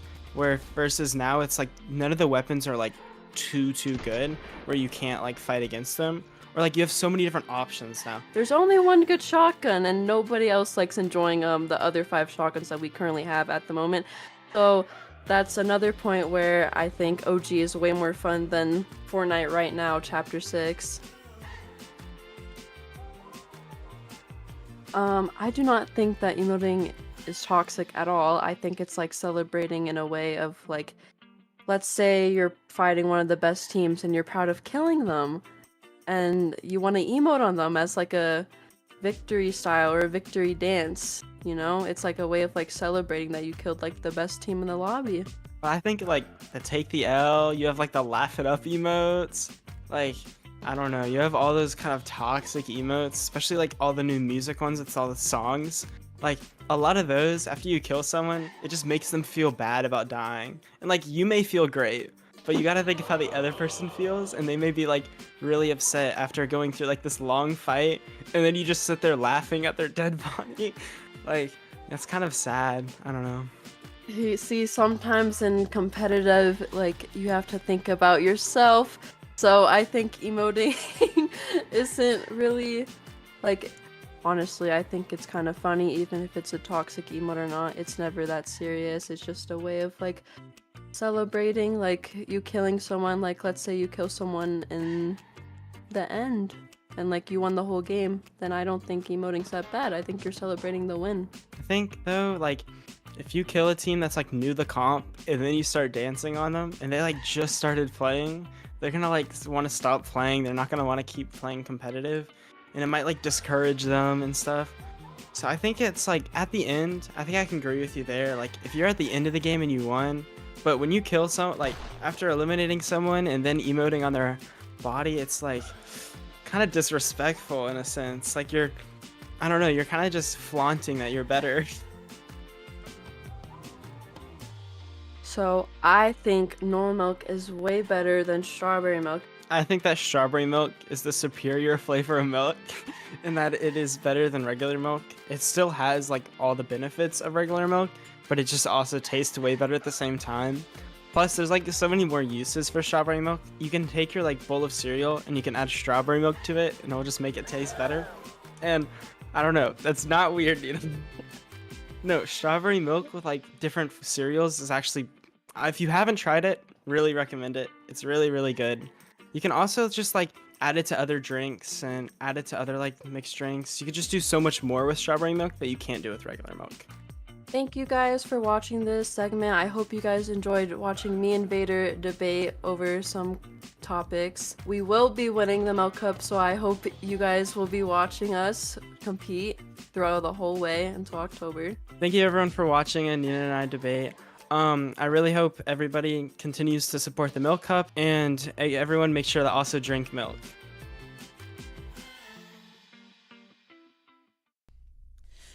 Well, I mean, if Vader says to make sure to drink milk, I gotta take a quick sip. You know, It is the Milk Cup, everyone. Welcome back to said Milk Cup main event. I'm your host, Elizabeth, joined by Kelly and Monster. And we were just discussing strawberry milk or regular milk, and then we got to Vader saying strawberry milk in cereal, which... Lost me. Not gonna lie. You lost me, Vader. You know, it's a little off the wall. You know, I'm not a huge sweets person, so maybe if you are, you lean a little bit more towards the extra finesse. But I like my milk normal, personally. What about you, Kelly? Well, you know, I feel like Nina during that predicted the future and said we're going to be winning the Milk Cup, so we have to listen to them because they are currently in first place. So if they're able to read the future like that, I feel like, you know, all bets are off. I should follow their lead. You literally stole my segue, Kelly. What the heck? Oh my goodness. Brilliant. But yes, that was game 4 of the main event of the Milk Cup, where I believe, like you said, Nina and Vader are currently in the lead. But it wasn't them who took the victory royale last game. It was Moxie and Regs, a team that we were kind of highlighted as kind of struggling a little bit more than we thought they were normally would be, Kelly. But this time really kind of took it and ran with it towards the end. Yeah, after game number 1, you know, I think that there was a lot of expectations, like, oh, this is just what we're going to see. We're going to see them in the final 3 game after game, but they kind of had a little bit of a rough start with games 2 and 3, but obviously making those micro adjustments we like to see in tournaments. They had such a better loadout, and they were able to take that high ground like what we saw in game number 1. It was a bit of a rinse and repeat, honestly, but the big difference for me there, though, was Fran at the end getting 3rd place, Sarlet holding on as well, having just lots of these teams that are kind of in that top 5 contention, fighting for those final spots and making sure that they're not falling from that reach of that first place spot.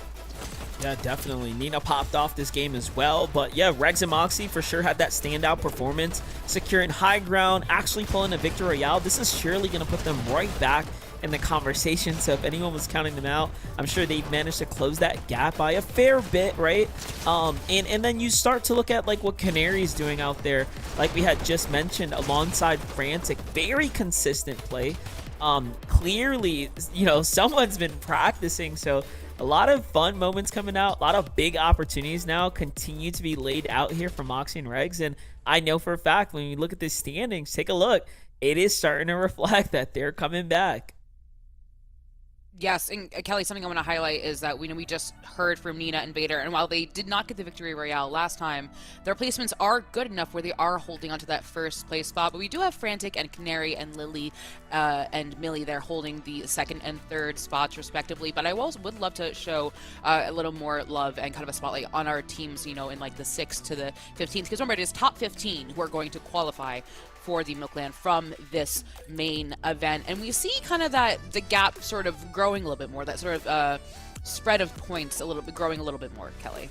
Yeah, 100%, especially when you do look towards that 1st through 5th place spot. You know, it's a 60-point jump from 5th to 6th, but like you said, we're looking for that top 15, and there is only a 1-point difference between 15th and 16th place. And although there's going to be 2 more opportunities for these Milk Cup events to be able to make it into the Milk Cup land, where we're going to be bringing in even more duos, you want to claim your spot now. You don't want the meta to evolve and you potentially to fall behind.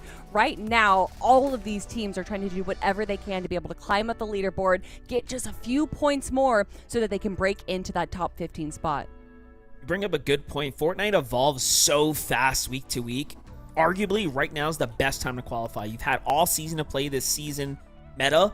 Next season, we know for a fact it's going to be absolute chaos with the announcements that they're dropping, the leaks that are out there. I'm not going to formally acknowledge what we've seen, but it is going to be wild. There's a reason there's not a regular FNCS happening. That's number 1. 2, if you are, I would say, anywhere from obviously right currently 1st to 5th, you've done enough. You're going to be inside the top 15. But I'm noticing the points between 6 down to 15 actually looks hyper competitive. None of those teams are safe. They're going to need to play games 5 and 6 very well, Liz. Yes, and we still have another game coming up. So I'm going to send it to our casters right away because I need to refill my milk, actually. So casters, game's in your hands. Take it away. I might be in the same boat as you soon here, Liz, because my chocolate milk running a little bit low on the supply. But Jacob, for these women,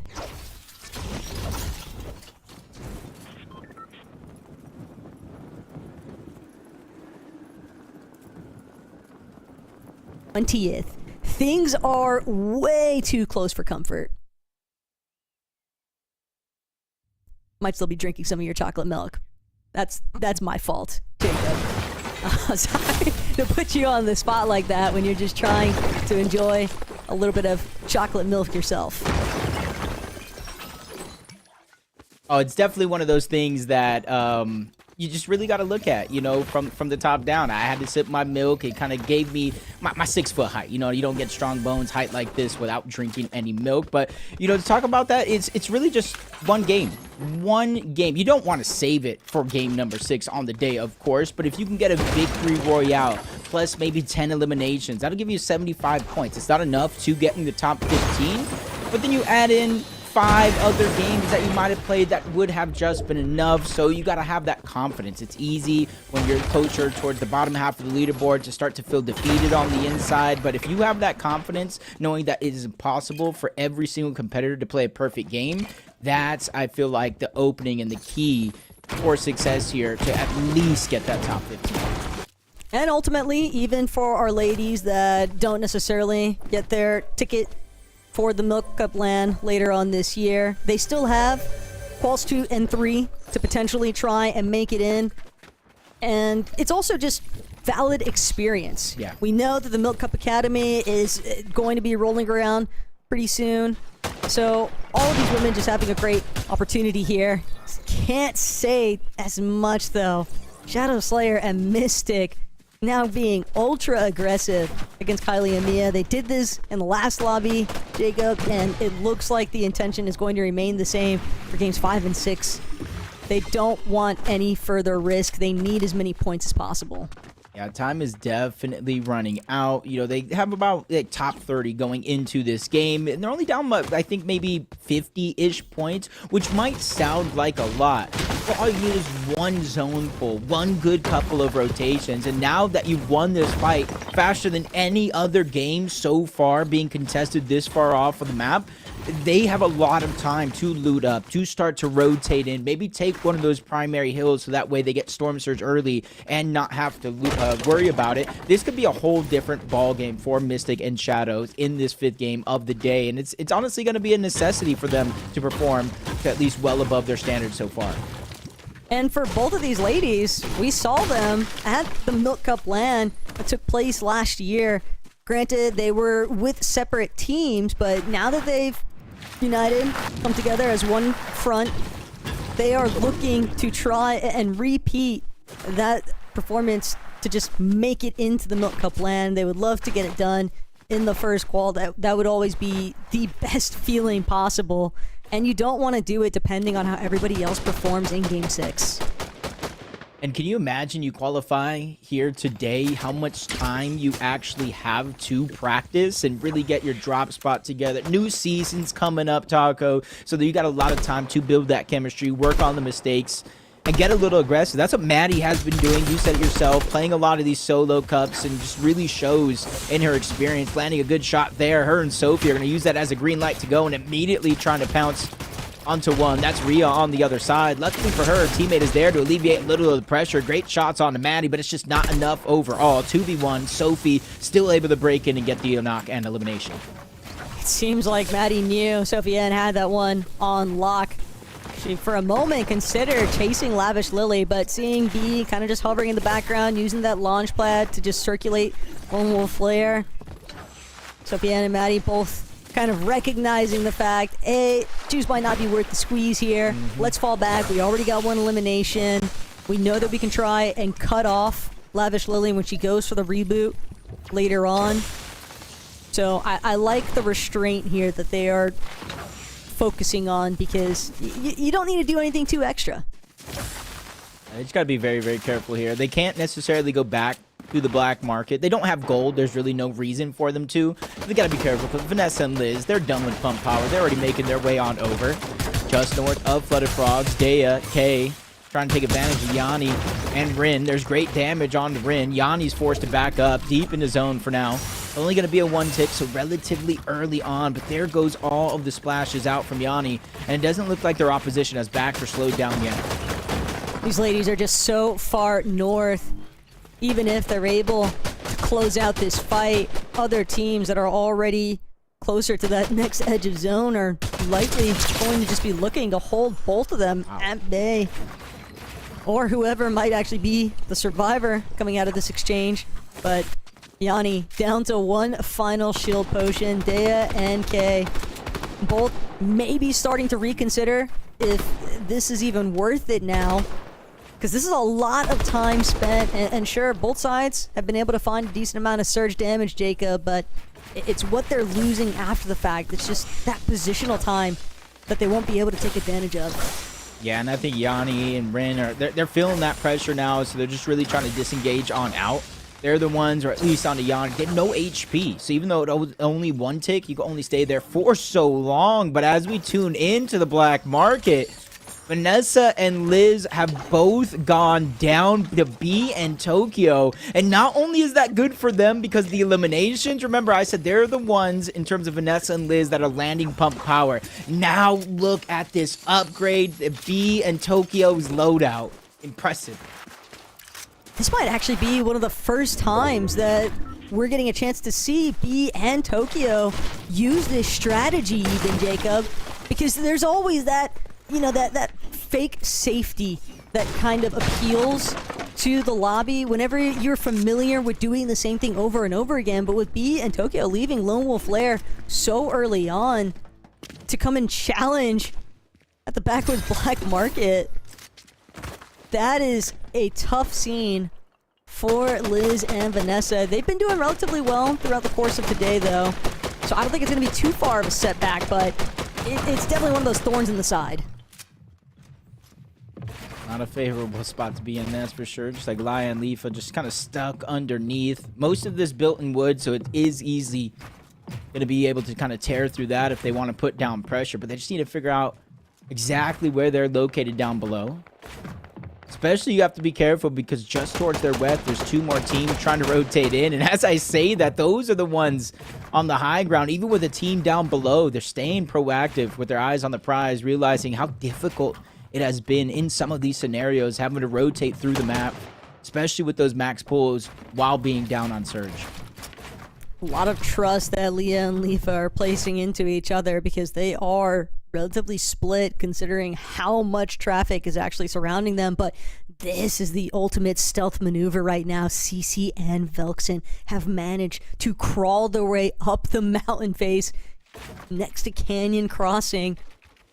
And the team above has no idea. CC and Velkson, if they pull this off, Jacob, it would be a monumental rotation for them too. Because they could get the additional surge damage. They could get control of the launch pads. They want this so badly that they're willing to take as long as necessary to make sure it happens. Yeah, especially now that they saw the zone pull just a little bit towards the north. That team, in theory, is going to have to rotate on out. And you can see CC Velkson just trying to be very, very patient. There was a moment there I was getting a little scared from that team rotating just underneath. Will they see them? Will they look in that direction? It does look like for a moment they're trying to make the move, but Jade's already down. Miss Virus is now going to be stuck by herself. Really no time to heal up here because that duo is just hot on her heels. Not trying to give her a chance to breathe here in this situation, but one breaks through. Miss Virus is being very, very precise and sneaky to be able to chase, disengage, go up a different layer, but has to be careful because those are her builds. Quickly edits there, trying to play safe, gets the one knock. Miss Virus ready to fight back. Alpha's there on the other side. 1v1, still without a chance to heal. Miss Virus not going down without a fight, but 9 HP and a dream. That's all that's left before she finally goes down. You can just tell that Miss Virus wanted to get that finish too. The elimination just to cause problems for the team that aggressed onto her and Jade, but Velkson, CC, looks like they finally decided to pounce. But it doesn't seem like Botley and Jules are going to make this easy. And Botley escaped for a moment. Will barely manage to get some builds overhead, but Velkson and CC, they know just how weak this duo actually is. They are just going to try and steamroll through their boxes. Botley's had a moment to try and heal up. Velkson, though, and CC just not willing to let this one go. They'll continue chases to the end of time if need be. And Jules split now from her teammate. Supportive measure is going to be difficult to come by. CC, Velkson, 2-by-1. And sure enough, they get the job done. Jules will be knocked, but a big price to pay here. CC and Velkson are both so incredibly low that Botley might just be able to turn this one around. He has to go now. The siphon for CC is making sure that HP goes on up. And when they use the splashes, full health is just around the corner. We gotta give him credit. CC and Velkson, the bait and switch. The wall gets taken. CC edits it. She takes all the damage. Velkson's the one that deals most of that damage out, along with CC to clean up that elimination. Again, not too far away from the zone, so there's really nothing that's forcing them to rotate now. It's relatively early in the game, so it is only going to be a 1-tick.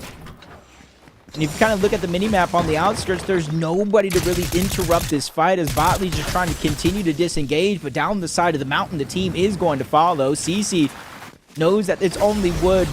Players showing a huge sign of weakness, a lot of resources. Then they're definitely on the clock from underneath and up above, 2 different angles now, and that is basically going to be it. CC and Velkson are able to solidify that second elimination, but they made so much noise, Taco. That second team just towards their east is on top of the mountain. If they look in this direction, they'll see everything that they need to know. The problem, though, is that the fight's already been cleared out. CC and Velkson have had more than enough time to heal, so they'll be more than healthy enough to take up another skirmish if it comes to that. Doesn't seem like that's going to be the case. They might need some tags along the way, though. Probably not aware of the fact that there is a team lurking nearby on top of the Big Bend Mountains, and sure enough, Crocs and Glocks, they're going to destroy CC Shield that she just spent all that time healing up. But the body loot off of Botley and Jules coming back into play here, as CC will be able to heal through it. And now that they're aware of the team on the Big Bend Tunnel, they're going to make sure that they have a safer path before they actually move out. You almost see that team just getting off of that side of the mountain and just trying to cut them off. They know another team's rotating in just right beneath towards the west. The zone is closing up over in the direction towards Crime City, so for Moxie and Regs, this game is going to be relatively easier for them in terms of rotating around, but they were not able to get that Black Market Hill, so there's going to be one team positioned there, more and more coming in to Crime City, just to grab their spots, maybe get and see whatever scraps are going to be left behind. Because in duos, there should, in theory, be a lot of loot if you're not able to get it from your own drop spot. So for Moxie and Regs, it's kind of a calm, cool, collected game, knowing that most of the teams are going to rotate in from the south and then the west. I was about to say, no way we're seeing Moxie and Regs underneath the surge damage threshold. Quick flip of the switch, and they are chilling. Canary and Fran, though, could be, a little bit of a mix-up here, but Kay and Ada, not sure this is a fight that they're really after. It doesn't matter what they want, though, because they're going to jump right through. And Kay nearly takes out Fran, but it's going to be Ada who's forced to try and split off now, having lost her teammate. She's way too isolated and just getting swamped from 2 separate directions. Multiple duos now starting to kind of dogpile around this area. And fortunately for Ada, Canary, and Fran, they'll think better of just outright keying Ada for that secondary elimination. The damage having already been done, though, the dust has been settled, and with Kay having been taken out, Jacob, making a play for the reboot is going to be tough.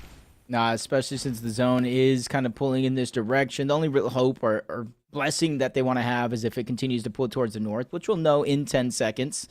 And it just kind of seems like Ada and Kay, just 2 different pages. Kay was trying to move in, catch them off guard, but Ada just tried to disengage on out. And that would have been the difference. They possibly could have won that fight, because you saw she dropped Kay down to just, or Canary down to just a sliver of HP, but Fran was there to really save the day and make sure that they packed a punch as a full duo.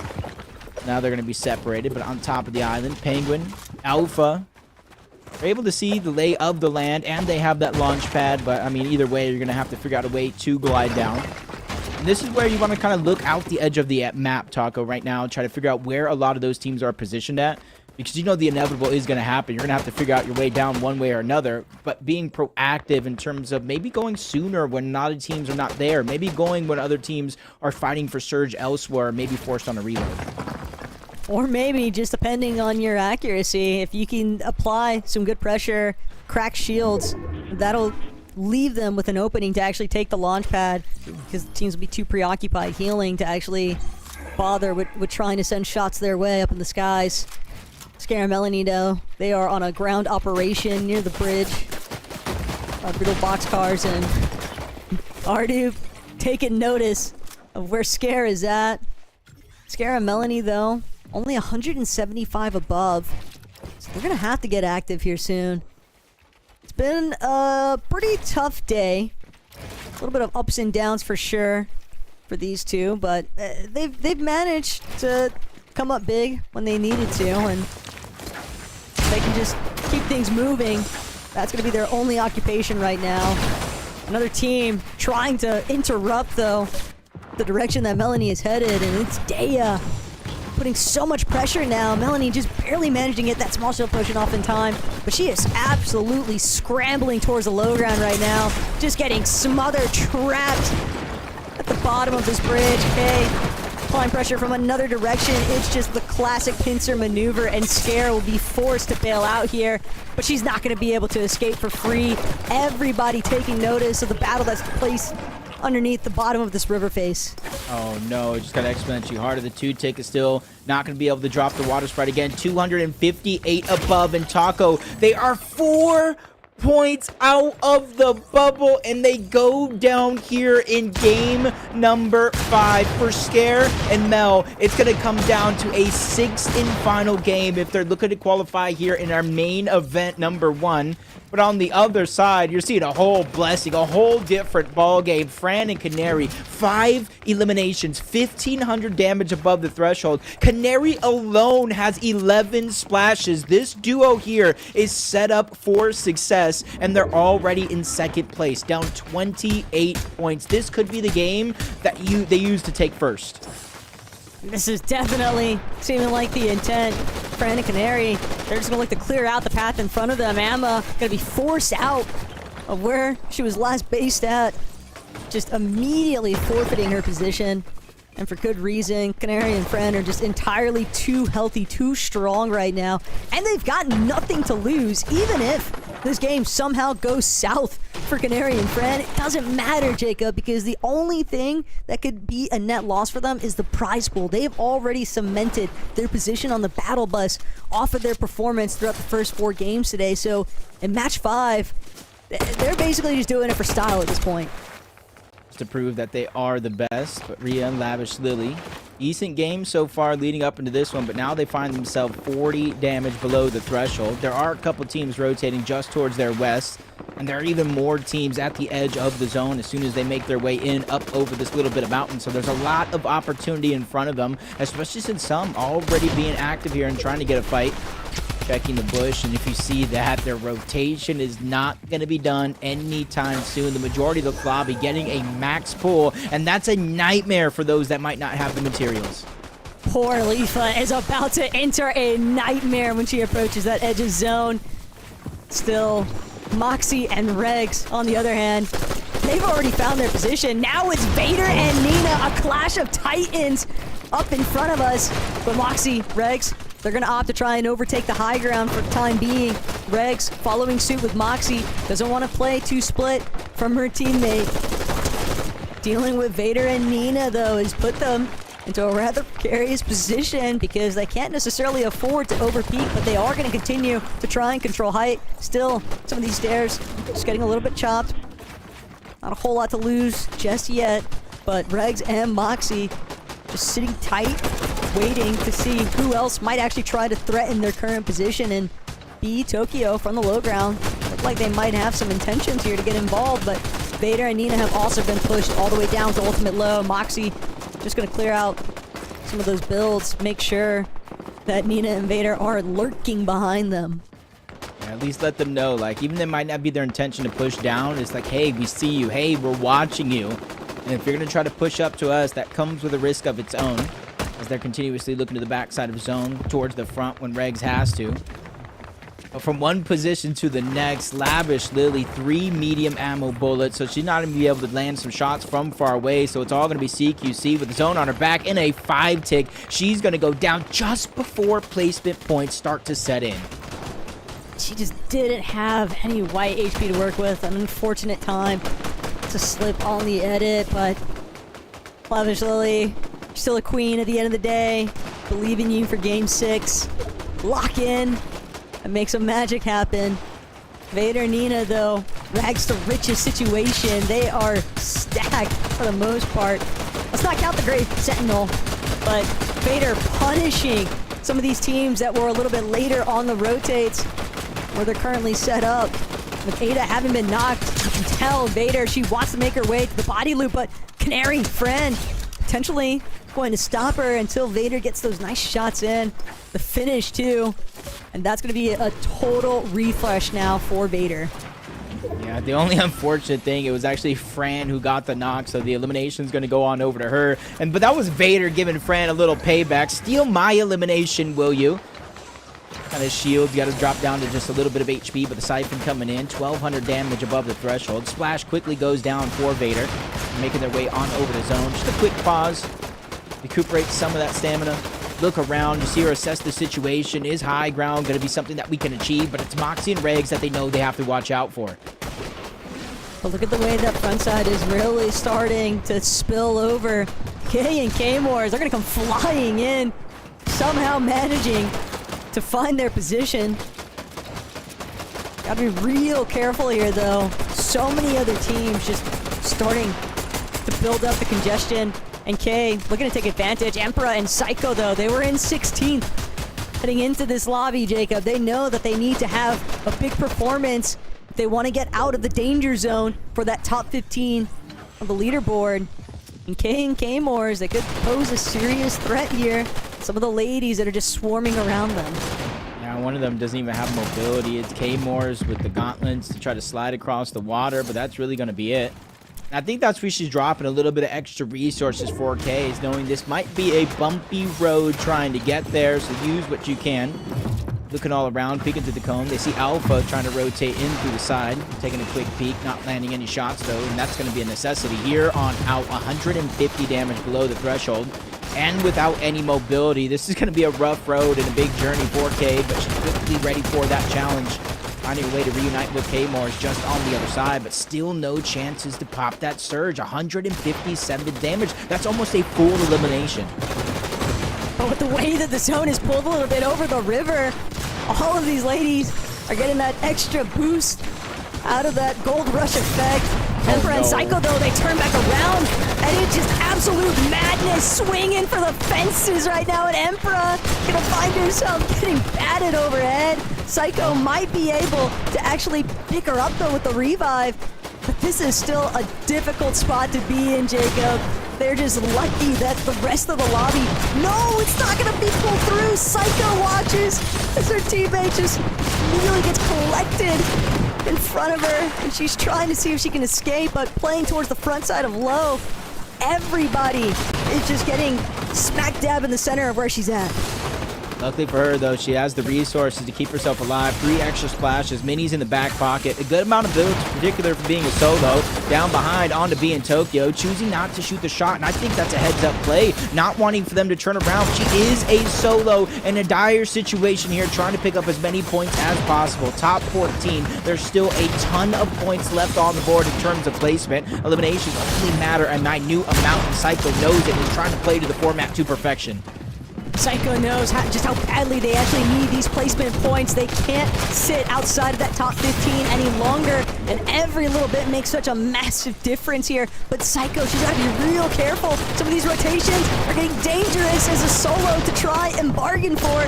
Yanni, very similar position, forced to play from the backside of zone. You can just hear shots ringing out all around. Not even sure which direction to look, but she knows there's only one way to head, and that's forward. The kneecapper, momentary layer swap, using some of these buildings overhead now at Crime City.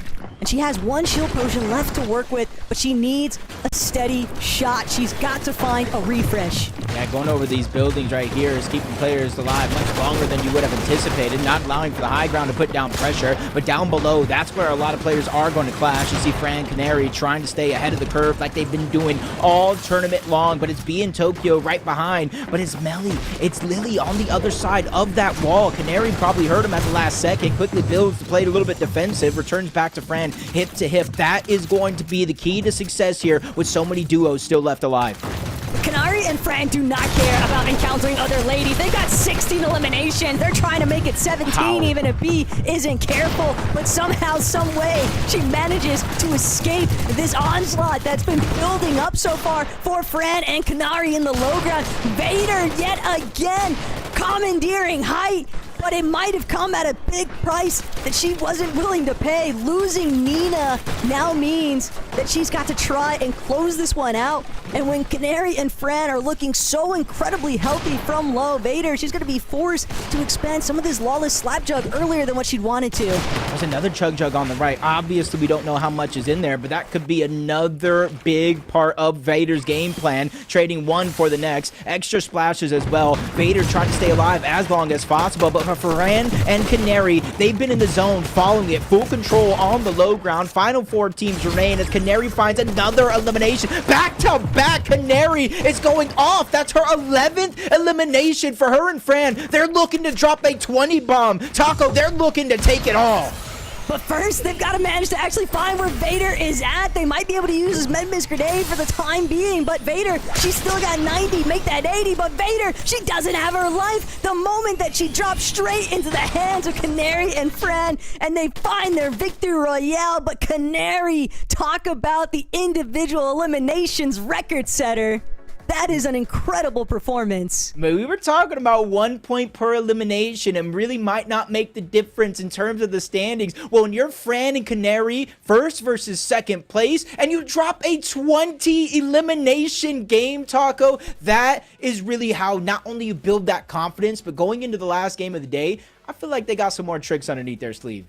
Look, we'd already kind of alluded to the fact that we saw what was starting to build. Canary and Fran, you want to talk about finding your rhythm, finding your groove. Those two are just out here salsa dancing in the lobby, okay? They are destroying the competition in this 5th matchup. And sure, even with that battle bus already locked in for the Milk Cup LAN later on this year, Jacob, they are clearly looking for that first place finish on the day. So game 6, a lot on the line, very clearly as far as the top end is concerned of the leaderboard and even outside of that top 15, but we'll have to wait and see what that action has in store for us right after this quick break.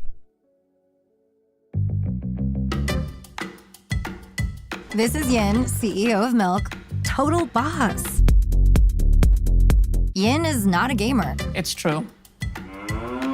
Gamer or not, Yin and the team at Milk made a pledge to support women in sports. And that includes esports too. This year, her team decided to launch, drumroll, Milk's Women's Fortnite Tournament Series to help level the playing field in esports. For women, tournament. But shockingly, that was already trademarked. So it's just called the Milk Cup. Tastes like victory and chocolate.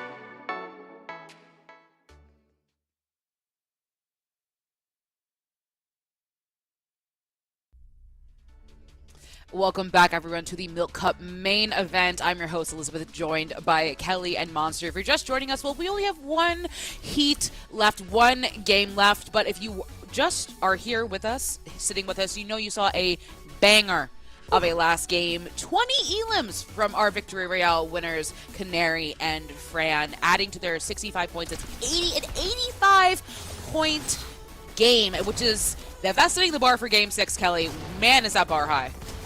My favorite thing about doing these shows is getting proven wrong. And if I'm not mistaken, at the start of the show today in our show open, I said, oh, we're not going to be seeing any 20 bombs. It's the finals. And I love that I got proven wrong. Canary and Fran ran a clinic of low ground eliminations. It was absolutely insane.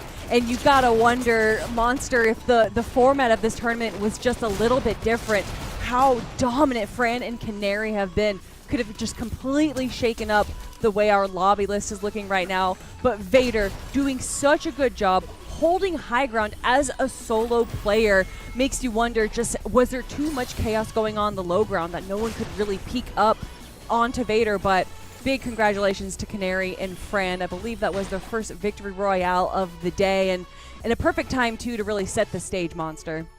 Yeah, definitely. Vader, you know, we were questioning, like, oh, does it make sense to go for early heal off? But look, they pulled out that second place, right? Again, this is a placement-heavy format, but apologies, Frantic and Canary, I wasn't familiar with your game. My gosh, a big 20. Look, I came into this, like, kind of knowing of what Frantic was capable of. Canary was new to me as someone who's, like, kind of just getting into the Milk Cup ecosystem, but dang, Canary's got the skills to pop off, and the elims were really reflecting that. So what a huge game. I think this is just setting the stage for the future. Looking so forward now to LAN, as again, that is really what matters, right? Breaking into that top 15. So as we kind of jump into this other page, you can see what all the teams are fighting for. Let's not forget that even if you are in 32nd, 31st, 30th, one big game, the way that, you know, you just watch Frantic's team kind of pull through, you can put yourself into a qualification range. Clearly, this is such a Victory Royale heavy format. A good win, a couple of elims, that's all it really takes there, Liz. And Kelly, something I was mentioning during the break when I was looking at these standings on my other monitor is that, especially when you get to more like between the 10, 11, 12, even the 16, 17, 18, there's not a lot that separates these women from each other. We've seen so many gigantic shifts happen with one game to the next. I'm sure people's bingo boards with the Peach Cobbler watch party, I'm sure they're filled by now. But now at this point, it is truly just, it is down to the wire. It is game 6, and I know I brought you, Kelly, into it, but I believe our game is ready. The battle bus is loaded with our ladies, so I think I'm just gonna go for it one last time. Here we go, friends. Casters, the game is in your hands. Cheers and take it away.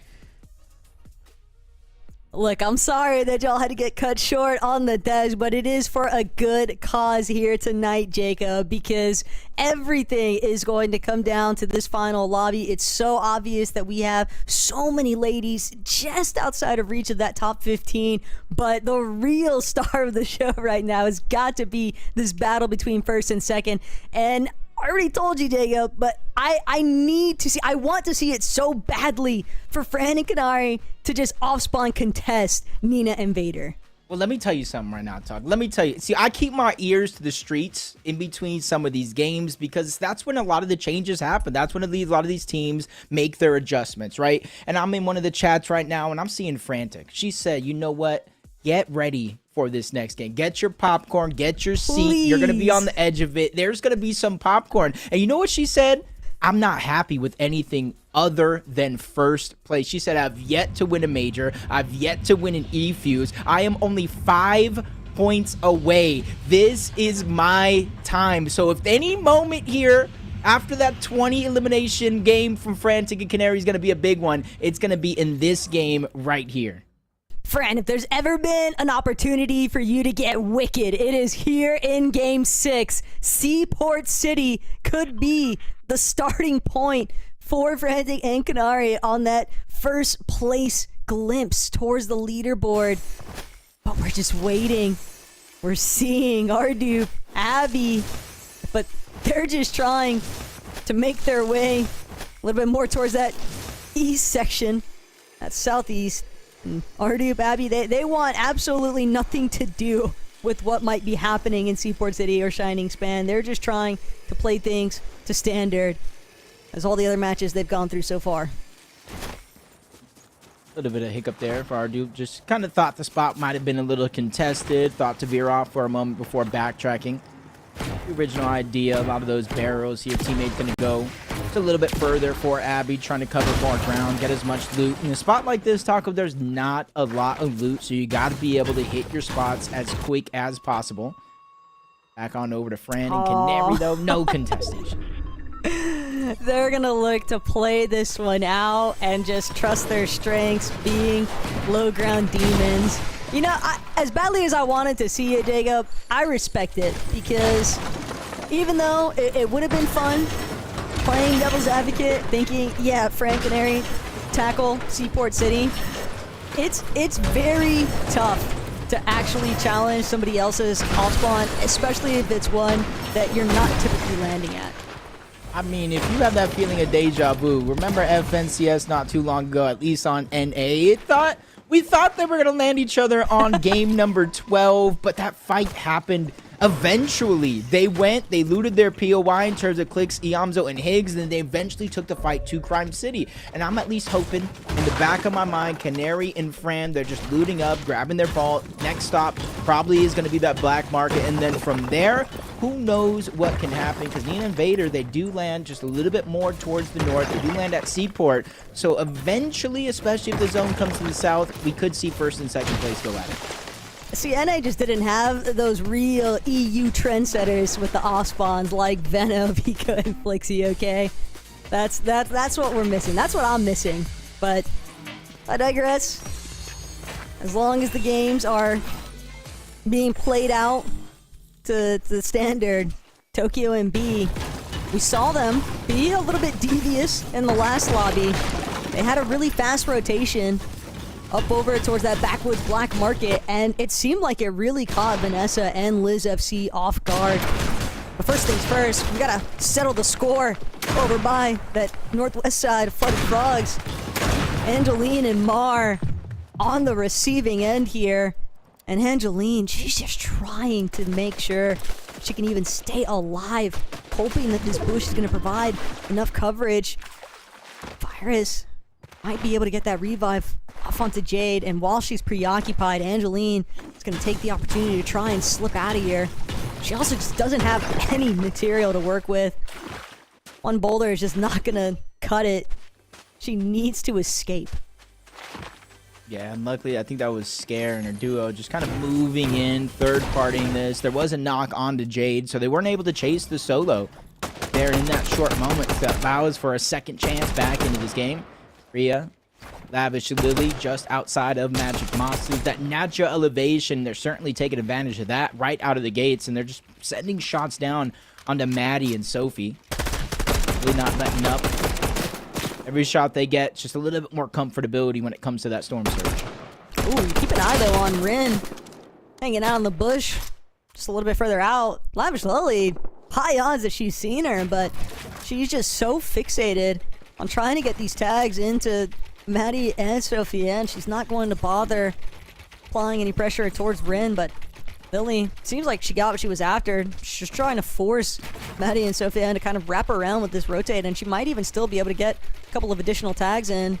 Maddie and Sophia, and they're just trying to utilize some of the natural landscape, but the moment that hill runs out, Lavish Lily goes right back, trying to get additional surge tag pressure onto Sophie. Great damage overall. It almost makes me wonder if Maddie and Sophie were even able to access the black market this game or not. Pandemit takes down K-Moores. Finally, the fight at Fluxy Floodgates showing a little bit more results right out of the gates, and rightfully so. Last game of the day, you don't want to be splitting all your loot when you're still fighting for a qualifier spot to that main event later on this year on land too. $300,000 up for grabs for the Milk Cup. And that's where you can see for the ones that maybe already got their spot secured inside of that top 15 bubble, and now they're just playing for each placement moving up that leaderboard, more and more money. My heart's always going to break a little bit, though, seeing K-Moores go down the feed. on the one hand, you love to witness, the successes for so many of these ladies, Jacob, but for me, it's always a tough break. It's bittersweet, right? Because where K-Moors and K might be meeting some struggles, that means that Lena and Pandemit are, obviously on the come up for their endeavors. And it's been hard fought between the two teams all day long. So it's only all's fair, essentially, a love of war for these ladies. Anything goes at this point in time. You see a big difference maker right here this time around. You see they're leaving the medallion for Moxie and Regs. They're maybe probably thinking that when teams know where we're at, when teams know we're coming from them, we're not able to drop those big elimination games like we have in that open qualifier just to get to this stage. Remember, it was Moxie and Regs that had the most amount of eliminations by far. And because of what I think it was games 2 and 3, they had just a rough road comparison to the rest of their games in terms of the leaderboard. That's really what's setting them behind and really outside of that top 2. If they were just at least able to convert one of those 2 bad games, we'd probably be seeing a 3-horse race instead of 2.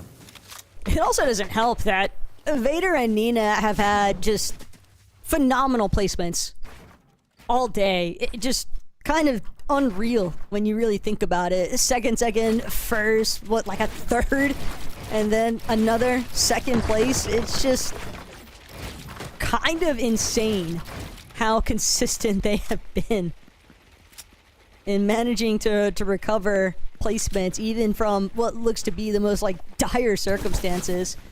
Vader and Nina both fully aware, though, they're going to need more than a strong placement here. They're going to need to make sure that Kanari and Fran are not a part of the conversation.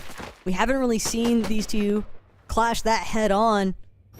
Well, maybe a couple of occasions throughout the past couple of lobbies, but nothing that's really been like a full commit, Jacob. And that's kind of the sparks will fly circumstance that I'm waiting for. That's really what's going to decide that first and second place overall. Hey, but maybe Lily, Millie, they're at 270. They're not too far off. Regs and Moxie, if they can kind of pull a Frantic and Canary, maybe drop those 2 double-digit elimination games, maybe figure out a way to make it 20 on top of that, they can put themselves in the competition. But it also could come in handy if Nina and Vader go down early, Canary and Frantic go down early, then that definitely opens up the door wide open. Moxie and Regs looking like they're looking for eliminations here to the backside of the zone. Regs already was able to pick up one, helping them tenfold with that Storm Surge. And eventually they might be able to see him, but right now that's Pyra and Psycho just hiding into that building. But as soon as both of these teams continue to rotate into the zone, they should eventually cross paths, at the very minimum see each other. Cool. The way that Moxie just continues, though, kind of posturing her body a little bit more towards that direction that Emperor and Psycho are coming out of. Regs, Moxie, this might actually be a fight that they're after. Psycho doesn't get tagged just yet, but Regs immediately closing the gap. This could be disastrous, though. Emperor, Psycho, the last thing they want to do right now is fight. All they care about is placements. They are teeter-tottering between being in that top 15 or not. But Regs, Moxie, just so desperate to force this issue, and they get the immediate elimination onto Emperor. Regs, Moxie, just continuing to try and terrorize Psycho. She does her best to escape, but it's just not enough. Moxie and Regs eliminating Emperor and Psycho well outside of the placement point range, Jacob.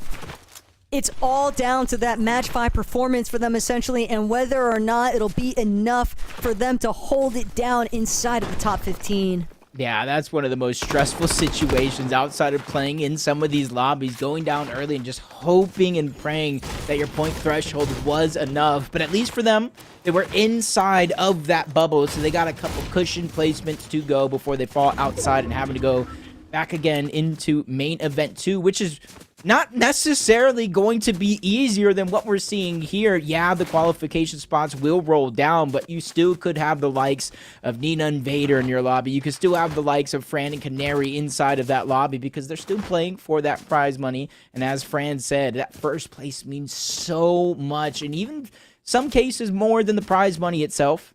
But for Maddie and Sophie, they haven't had to move too far away from their actual drop spot of Magic Mosses. They just kind of been floating around the north side of the map, looking for damage and kind of looking for extra loot. Anything that they can use to bolster their loadout. Hey, bragging rights is always nice to have. But for Maddie and Sophie-Ann, all they really want to do is see if they can collect a couple of eliminations onto Ro and Pi. Dangerous situation right now. Maddie's going to open things up. Massive tags here. Pi looking to play a little bit of support, but with this elevation advantage, Maddie and Sophie-Ann, they could afford to just hold that team on that lower section. Instead, they're going to move a little bit further in. They don't want to become victims themselves of getting held outside edge zone. Yeah, I think where they're at on the leaderboard is really playing a huge role, because typically, especially when you got a good amount of damage, you're separated off the side of the mountain, you want to try to push for that, pick up that elimination, get the loadout and the loot that you need, but they are outside of that top 15 bubble. Roughly about 30 or so plus points down, so they're just trying to play in towards the placement, play towards the format. Yeah, if they clean up the elimination, that's 1 point, but they put themselves in a risky spot, go down early, that's a decision they're definitely going to regret. So they're trying to play that calm, cool, collected, slow style gameplay, very, very similar to Fran and Canary here, just sitting in a bush. A huge difference than some of the games we've seen so far today. 2 possible elimination points versus the jumps that take place with the swings in placement directly. Understandable decision out of Maddie and Sophie-Ann, but Canary and Fran, they don't want to compromise themselves. The fact that they're actually sitting still for once, Jacob, that tells me everything, because these two have just been keying non-stop, but it looks like they feel a little bit more comfortable with just waiting for the teams around them to kind of bypass their current location. Almost see, like, seems like they're just, do we shoot it down? Do we try to chop it? That could be an elim. I think they key them. That's almost what they're looking like, especially with Fran having that gold splash out at times. Maybe get some early damage would be the kind of the opener, drop the splash, and then try to key over on towards them. But they're relatively in the center of zone for now, with more and more teams closing in on their actual location. You see 2 directly on the bridge, 1 just south of their actual location here, looking at the bridge, the team in front of them. There's a couple towards the res. So I do like this slow play coming out of Fran and Canary. It's crazy, though, because when you witness Canary throw down 11 eliminations, it's almost like the last thing in your mind you're thinking is to tell her, stop, freeze where you're at, don't keep picking up speed.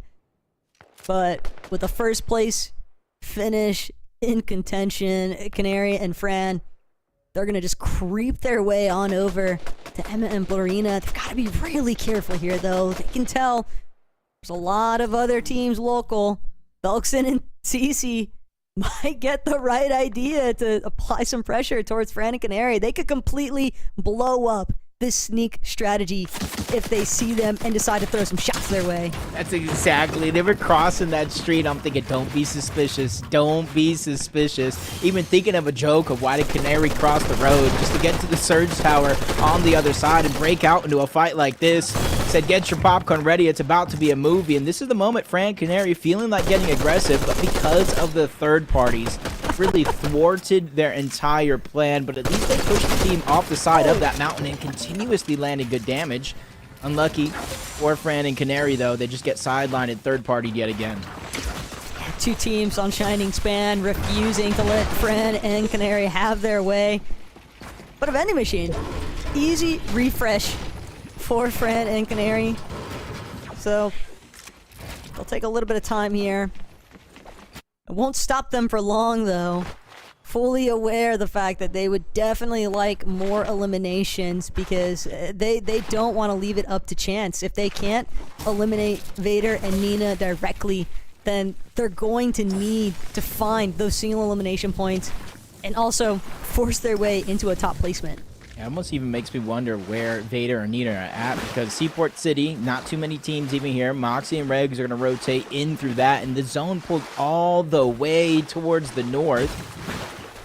So rotating means timing is of the essence. You want to definitely play your cards right and rotate first before you get caught behind the loop, which you've seen in 5 games before, how drastic of a turn of events that can be. Mia underneath, nice flank onto one, good shot, but it's not a huge one onto Bree, but they're still going to continue to stay persistent on this one, trying to steal away the pieces, but they're just holding tough on the other side. The edit comes through, ill-advised as Mia lands yet another shot, backing down that duo just a little bit further. And Mia, fully aware of the fact that Little Chicken and Bree could be another elimination or two to deal with, but more so, kind of forcing her to sit tight. She doesn't want to overexpose herself. Just way too many teams that can begin the third party, but Mia, the moment that she tries to take the wall, punished for it. Good backup, but at the same time, so much damage having already been done. Not going to leave Bree and Little Chicken with the advantage. And Mia, they are scrambling to try and escape. And now it's just going to get exponentially harder. I say that loosely, though, as Bree moves in, trying to get the elimination, and instantly goes down. The duo is still there. Little Chicken is trying to fight back, but even the third parties are not letting this one go for free. Surrounded and hounded from all directions, boxed up. The shots continuously being fired and immediately having to turn an about face. This has to go and disengage before that goes lights out, because this is going to turn into a 5-tick. Luckily, that Siphon comes in to keep her relatively healthy as she still tries to travel to the zone, but the lobby has taken notice of the late rotation, and Sweet is the one who gets the elimination. That is just such a tough break, though, for Mia and Kayla. They just got stuck for one step too long with Little Chicken and Bree. Tragic stuff.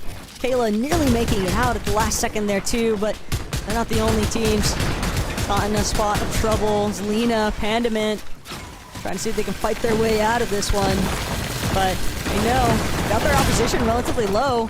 They want to keep aggressing, and they want to make sure they do so before the rest of the lobby has a chance to catch up.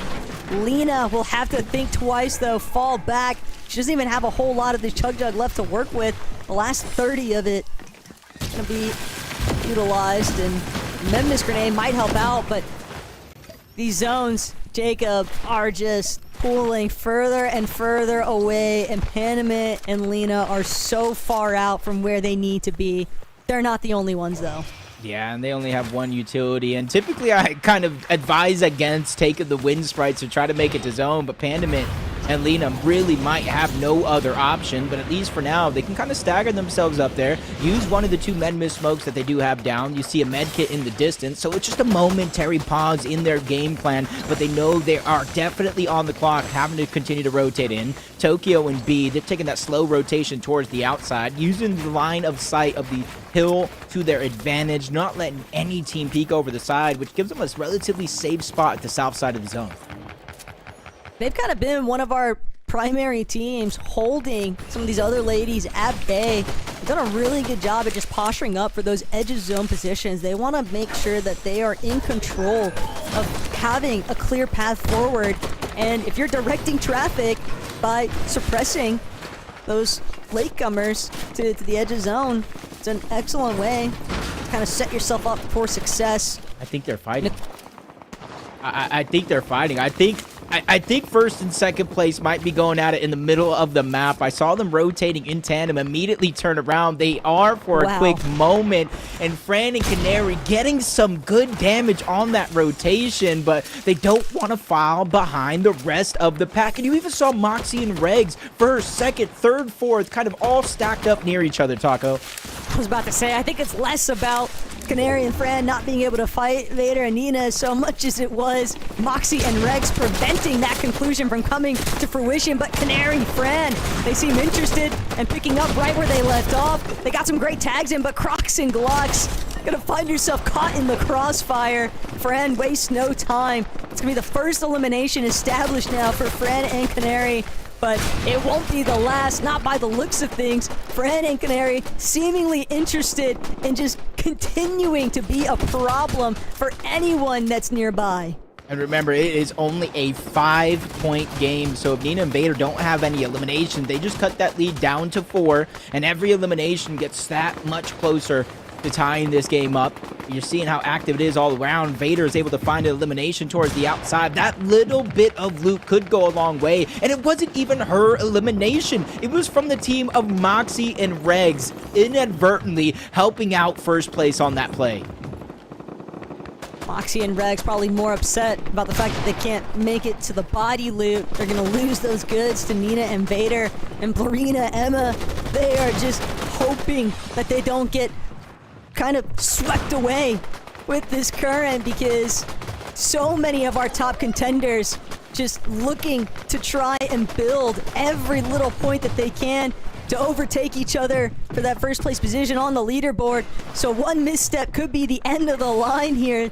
And Blarina and Emma, they want nothing to do with it. They just want to play their placements and let the lobby do as it may. So Blarina, Emma, gonna start getting their rotates in early. Rhea knocked at the bottom of this swimming pool of all these ladies just swarming Demon's Dojo.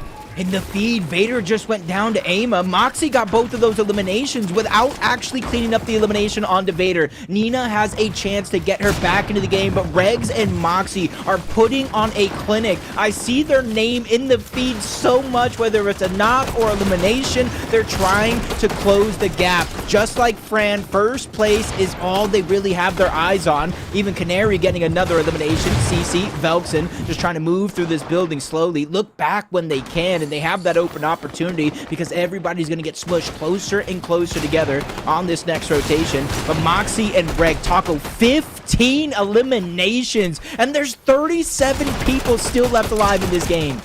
Anything you can do, I can do better. That seems to be the conversation starter that Regs is working with, because 10 eliminations and Fran's gonna be knocked. Moxie's taking her out. Moxie and Regs, they're not anywhere near content with their current position. They want to be the ones that take first place, and if they can eliminate Fran and Canary, they're gonna shut down their dream, but they're gonna open up their own instead. Regs finding a completely different body in the mix-up. Emma, she couldn't avoid the action after all. Regs with her 11th elimination. Moxie gonna draw back towards the high ground. And just for a moment, you could see the panic start to set in there. But for Fran and Canary, Moxie and Regs, disastrous outcome. This is just a tough situation to be in. Canary now left by herself. Moxie Ray still controlling the high ground. Any team that tries to jump forward just ends up getting pressured just like that. Great shots from Moxie. Not enough to continue to push and get the elimination, but they hear a team to the backside of zone. They heard the splash, and they're looking at it as an opportunity to land some good damage. And yes, they do. But Regs bites off more than she can chew. She gets down, eliminated, and another top team in this lobby, Taco, left as a solo. That 11 individual eliminations not gonna be overtaken just yet, but Vader, Nina, now the only one out of the top end that's still functioning as a duo. Chloe eliminated, Vader just clearing out space, but Lily and Millie, they might actually be in the running for this, Jacob. They've been quiet, but you can never count them out. Look at the confidence coming out from Moxie, taking high ground as a solo, even without any hard materials. Listening, watching those audio-visual cues to Sophie, but drops down when she has to, but not really giving up that overall high ground. There hasn't been too many teams that have looked back up until now, but that's Nina, that's Vader, that's first place, and they're ready to run away with it with a great shot onto Moxie, forcing her all the way down low to the low ground into that complete and utter chaos.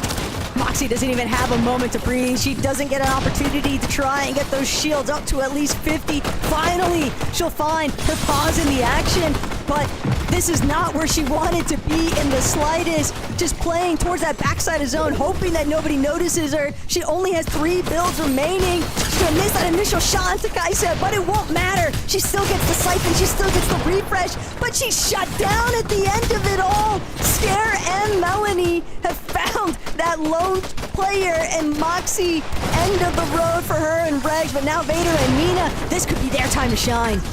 Canary is still doing what she can as well. This is still a close race. Another big elimination to the backside of zone, but runs out of time. Canaries and Fran's run will come to an end. And if you look at the sky, it's a bird. Nope, it's a plane. Nope, it is Nina and Vader ready to close out the Milk Cup on a big win. All they have to do is solidify it here, and it's Sophie and Maddie in that focus. One of them is weak. A couple more players down below, and this hill, it's flowing off the side of the mountain for this next zone. So if you don't have builds, you're gonna have to figure out something.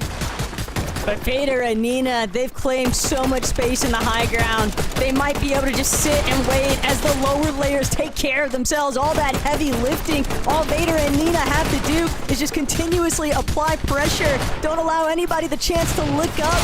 But Maddie, Sophie Ann, they needed to go nuclear in this last lobby, and they might have found success at the last second here. Better late than never after all. They are looking for as many placement points as possible. And Maddie, Sophie Ann, they're nearly running on fumes, but they still find another when they need it most. Sophie Ann and Maddie. Now it's just Sophie Ann, but Hi, a victim in the crossfire of Vader and Nina.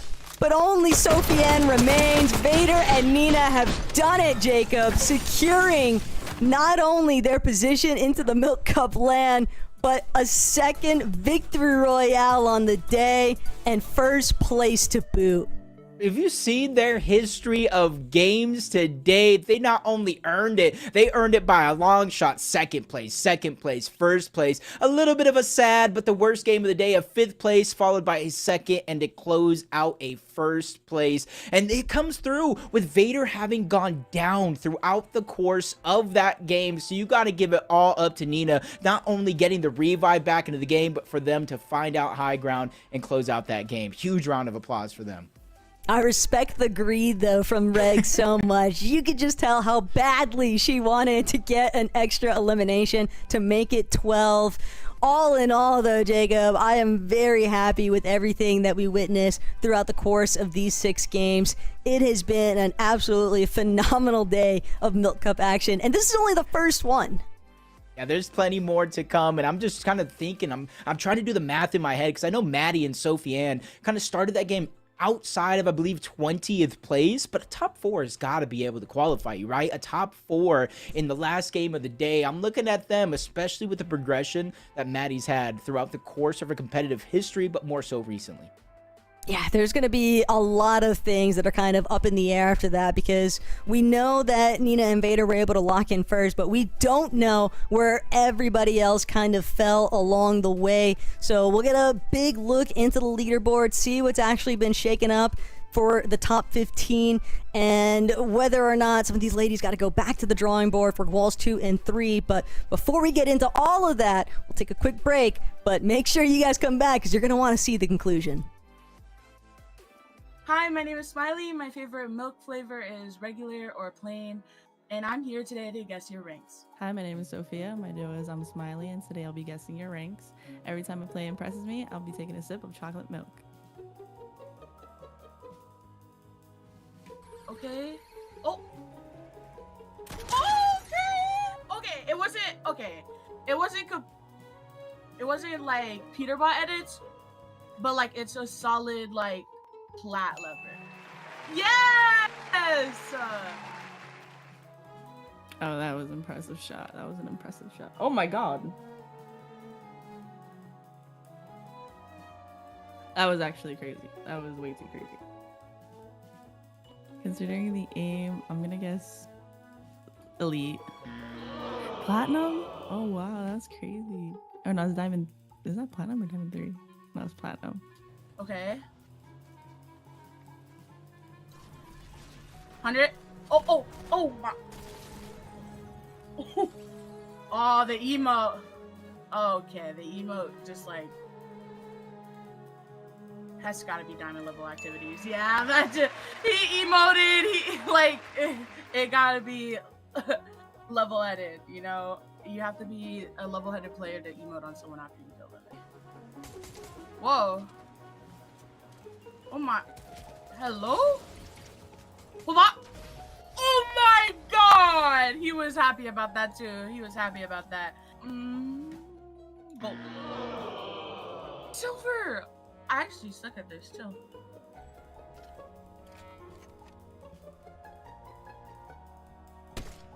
Oh man, this looks like a good play.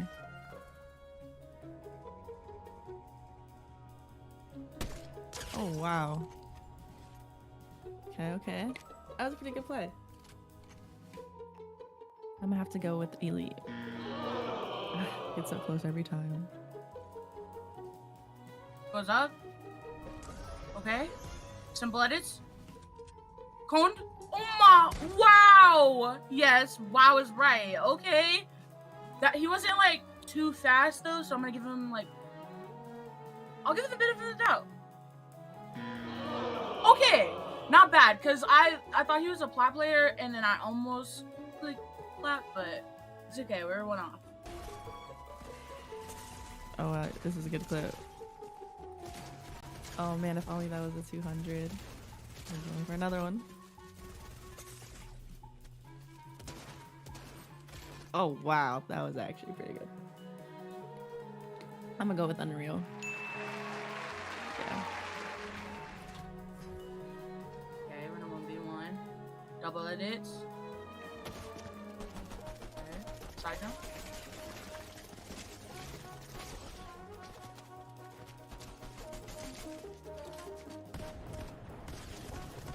Easy. This is just based off his aim? What level aim was that? Like the plat or diamond? Plat. Oh my goodness! These people are just goats under, like, in disguise. Like, seriously. Thank you guys for submitting your clips. You guys are really crazy. And I can't wait to compete in the Milk Cup Qualifiers 1 with my duo, I'm Smiley. And I wish all the girls good luck. And thank you guys so much. Thank you guys so much for watching this video. I hope you guys enjoyed it. If you do, make sure you go to Gonna Need Milk and hit the registration button. There's tons of stuff. They've done so much for the women community and everything and beyond. I could not be more thankful and more grateful to be here and have this opportunity to game, especially as a girl on the scene. So thank you guys so much for watching. Have an amazing day.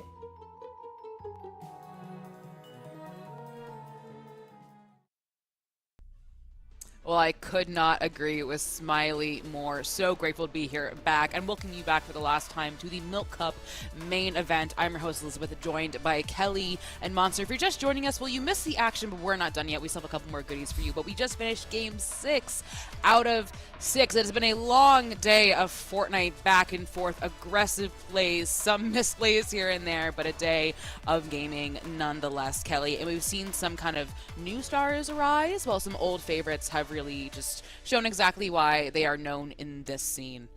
I mean, we got such a variety of games. We had some new names shining. We obviously had the veterans coming in strong. We had low ground games, high ground games, a little bit of a heel off as well.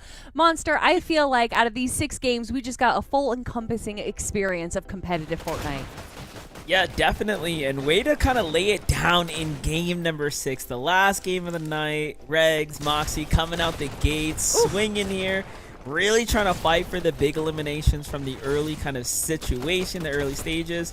And they gave us a fun tournament. And you saw the casters really genuinely enjoy that race to the finish. You know, ultimately, we don't really know technically who's going to be holding on to first place, but we saw who won that last game, so we'll be keeping our eyes peeled. And then Fran and Canary, this is the standout team for me. I know I've been harping on them all night, but they really do deserve the platform. They deserve the shout-outs because they played exceptionally well today. Oh yeah, and Regs with that drum gun, absolutely incredible. I appreciated the sneaking strat that we saw them going for the Surge Tower, and then once they were caught up, they had a good job backing off. But Vader and Nina here, having high ground around Zone 10, just allowed them so much freedom to kind of just control where the rest of the lobby was going. Moxie put into a solo situation, but still able to grab eliminations. That's what I want to see, that when you do go down to just a solo player, you're still able to clutch some things out right here. But speaking of clutching, Canary was also a solo for a portion of that game on the low ground, just grabbing Elim after Elim. This is actually one of the lower elimination games that we had from Vader and Nina. But Monster, you were talking about it. They don't need Elims. This is a placement-heavy tournament, and we saw them do such a good job prioritizing that. And of course, now, Liz, it is time to look at the leaderboard. Oh, drum roll, please. Oh, look at that. Oh, man, 386 points Nina and Vader accumulated. That is eliminations, that is placement, and right under them, Frantic and Canary, the team monster that you were highlighting with 369. But look at that difference between Canary and Frantic and Lily and Millie. Like that there's such a, I'm not to highlight that that's a bad thing, but like look how well Frantic and Canary did, and look just that difference in point total, Kelly. Yeah, like, well, just to kind of jump in there, all of a sudden we started to see this gap jump up, right? But that's the difference between staying alive, and Frantic and Canary could have won the tournament, but Nina and Veda just do such a good job playing these difficult zones, right? A lot of this mountain terrain here, Kelly, helped put them up, and they found their way to high ground almost every single game. What I'm so excited for is that this is just a taste, though, of the series that we're going to be having this year, right? This is just main event 1. We have 2 more events to go, and I can't wait to see what these teams, not just the teams that may have placed 50th, 40th, but also the teams that weren't able to make it through the open qualifiers, and the teams that are in that top 10 that want to prove themselves, say, I can take down Nina and Vader, I can take down Canary, I can take down all these incredible top players. There's still so much more time, so much more opportunities for these women to prove themselves as the best of the best. And like you were hinting at, in this version of the Milk Cup this year of the Milk Cup, these are, if you've qualified in these main event, you can play again, right? So if you felt like your spot wasn't enough, you weren't happy with the 3rd, the 4th, or the 10th, whatever it may be, well, lucky for you, there's another open qualifier main event that you can play in, which I love, and also gives many people experience against you, and it's open season. Anyone can game, anyone is here. But I'm going to thank Kelly and Monster for an incredible desk. It was wonderful sharing my first Fortnite desk with you both. Yeah. Thank you so much. Would you guys like have any final thoughts or any last words? It was a pleasure to work with you. Liz, thank you for being a part of the Fortnite family now. It was a pleasure to work with you. Yeah, definitely. Welcome to Fortnite. You know, this is what it's all about, watching some good games, hanging out. And it's my first time I've been able to hang out in the analyst desk, so I ain't too mad at that. Thank you to the Gonna Need Milk team for the invite. I'd love to do it again. But other than that, yeah, the floor is yours, Liz. Thanks for being our great host. Oh, thank you for being my amazing analyst. But I'm leaving them, kicking them out a little bit early because I have a lovely interview with one of the winners, because it is duos. I believe I have Nina on the line. Hello, Nina. Hello. Congratulations on a very, very impressive win, Nina. The first thing I want to ask you is we saw you a lot in the end game, right? We saw you being there and fighting for those fights. Mm-hmm. Talk to me about the conversations in between game to game. What was your conversation with Vader about how we're going to improve our strategy? Because while you stayed on the top of the leaderboard or within the top 3 a lot of the time, you still did have to fight for each game. So talk to me about what those conversations with your duo was like in between each game. Basically each game we just after the first game we were just like, okay, we just play our whole game the whole time. We don't overthink, we don't overdo anything. We just play ourselves, and basically every kill that we got was just perfect, and we didn't stress about it at all, so it was great. I would love to ask you, someone like you two with the tenacity of playing 6 games in a row. These are not easy games, and you guys have all qualified to the main event for a reason. It is stressful, it is aggressive, that we were highlighting. You know, you're put into situations that you have to think fast on your feet. What is that? How do you find that endurance? How do you find that sort of tenacity that I was talking about? I just listen to Vader, you know, she's my IGL. If she tells me to go for something, I go for something. I just listen to her. I just follow around and get kills, and it's pretty easy, I'm not gonna lie. It's just so simple. With Vader being your IGL, do you think there was ever a sort of a change in strategy? Because something we said on the desk is we expected you guys to get more, you guys as a totality, more and more aggressive as the games went on. Kind of the nerves, where you shake out the nerves, you play where there's more on the line. Did you feel like that was what was happening? Or like you said, you kind of stuck with your game? We just stuck with their game. We didn't want to overdo anything. We knew we could key the lobby, but we just wanted to play it safe, and then we needed to be consistent to at least be first for the whole tournament. Well, talk to me about the competition this year, because we have, besides, of course, you and Vader, you have some heavy hitters within this competition. Just this qualifier alone. Before today, were you excited? Were you nervous? Were you both? Today I was really excited to play. I honestly felt no nerves. I know I'm going against one of the best teams, or not even one of the best teams.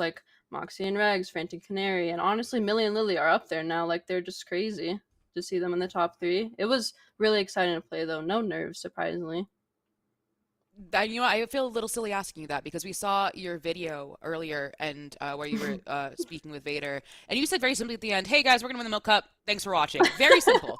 And I want to ask you, where does that confidence come from? Is that just like where your place is in the community, how you see yourself playing? It's just like how I see ourselves playing. Like, after all the times, like, I think people have like looked down on us and like have like expected like other people to win, but like I think today we did show them that we won. So it's a great feeling, and over time it's just a great feeling, to be honest. Do you think you've silenced any doubters that you've had? Yeah, 100%. 100%. Anything you'd like to say to those doubters? Honestly, like, I mean, I did it. I'm here now. So simple as like, what speaks better than results? You know, you are someone who has won this entire tournament. I need you to, your score was absolutely mind-boggling towards the end. I'm refreshing it to make sure it was 396, with Canary and Fanta being with 369 right below you. That is a difference of almost 30, Nina. Mm-hmm. That is, has it kind of set in how impressive your performance was? No, I mean... Or is it just another day in the office for you? It was like, yes, it is what it is. I mean, low-key, it's just another day in the office. Like, this is just the usual. And one last question for you. It's kind of more about the Milk Cup in general, brought to us by our friends at Gonna Need Milk. What does Milk's initiative to support women in Fortnite mean to you? Because this year it's a bigger Milk Cup, right? You know, bigger prize pool. We've changed a little bit, so it's duos instead of trios. What does that mean to you as a woman in competitive Fortnite? It means a lot. You know, before we didn't really have anything in the women's scene of Fortnite, and just to have something like this, like Milk Cup, like, it feels great. Everyone can compete. Everyone can show off their talent. Like, it really just feels great for everyone, not just me, everyone. If there is anything you'd like to say to maybe some young women who are watching, who maybe heard about the Milk Cup Academy that we announced earlier today, anything you'd like to say to encourage them to participate in something like the Milk Cup or Milk Cup Academy?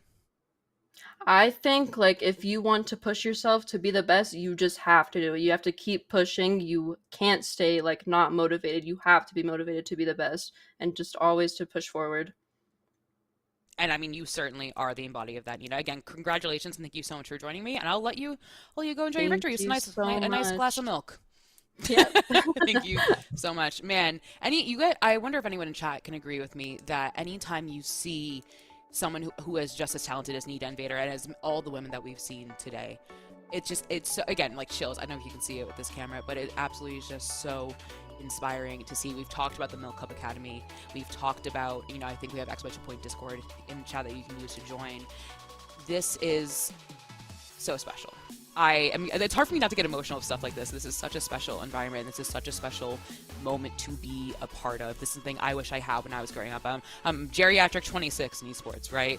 But a young Liz at 17 who was afraid to say that she liked Fortnite, hey, she liked video games, this would have meant the world to her. So I wish I could tell a young Liz, hey, she can join the Discord, she can follow the Gonna Need Milk socials for more. I still have chills talking about it. Oh my goodness gracious. For updates on more Milk Cup, because this is just the first main event, right? There's main event 2, main event 3, there's more open qualifiers for that. I know there's so many young women, including a past Liz, who would have eaten or drinking this up. Oh, brilliant segue, Liz. But that's going to be it for me today, everyone. Thank you so much for joining us on behalf of the casters, the analysts, and everyone playing, production. Thank you so much for joining us. Have fun, be safe, make good decisions, pour yourself a nice glass of milk to end the night, and most importantly, happy birthday, Pine. We'll see you next time.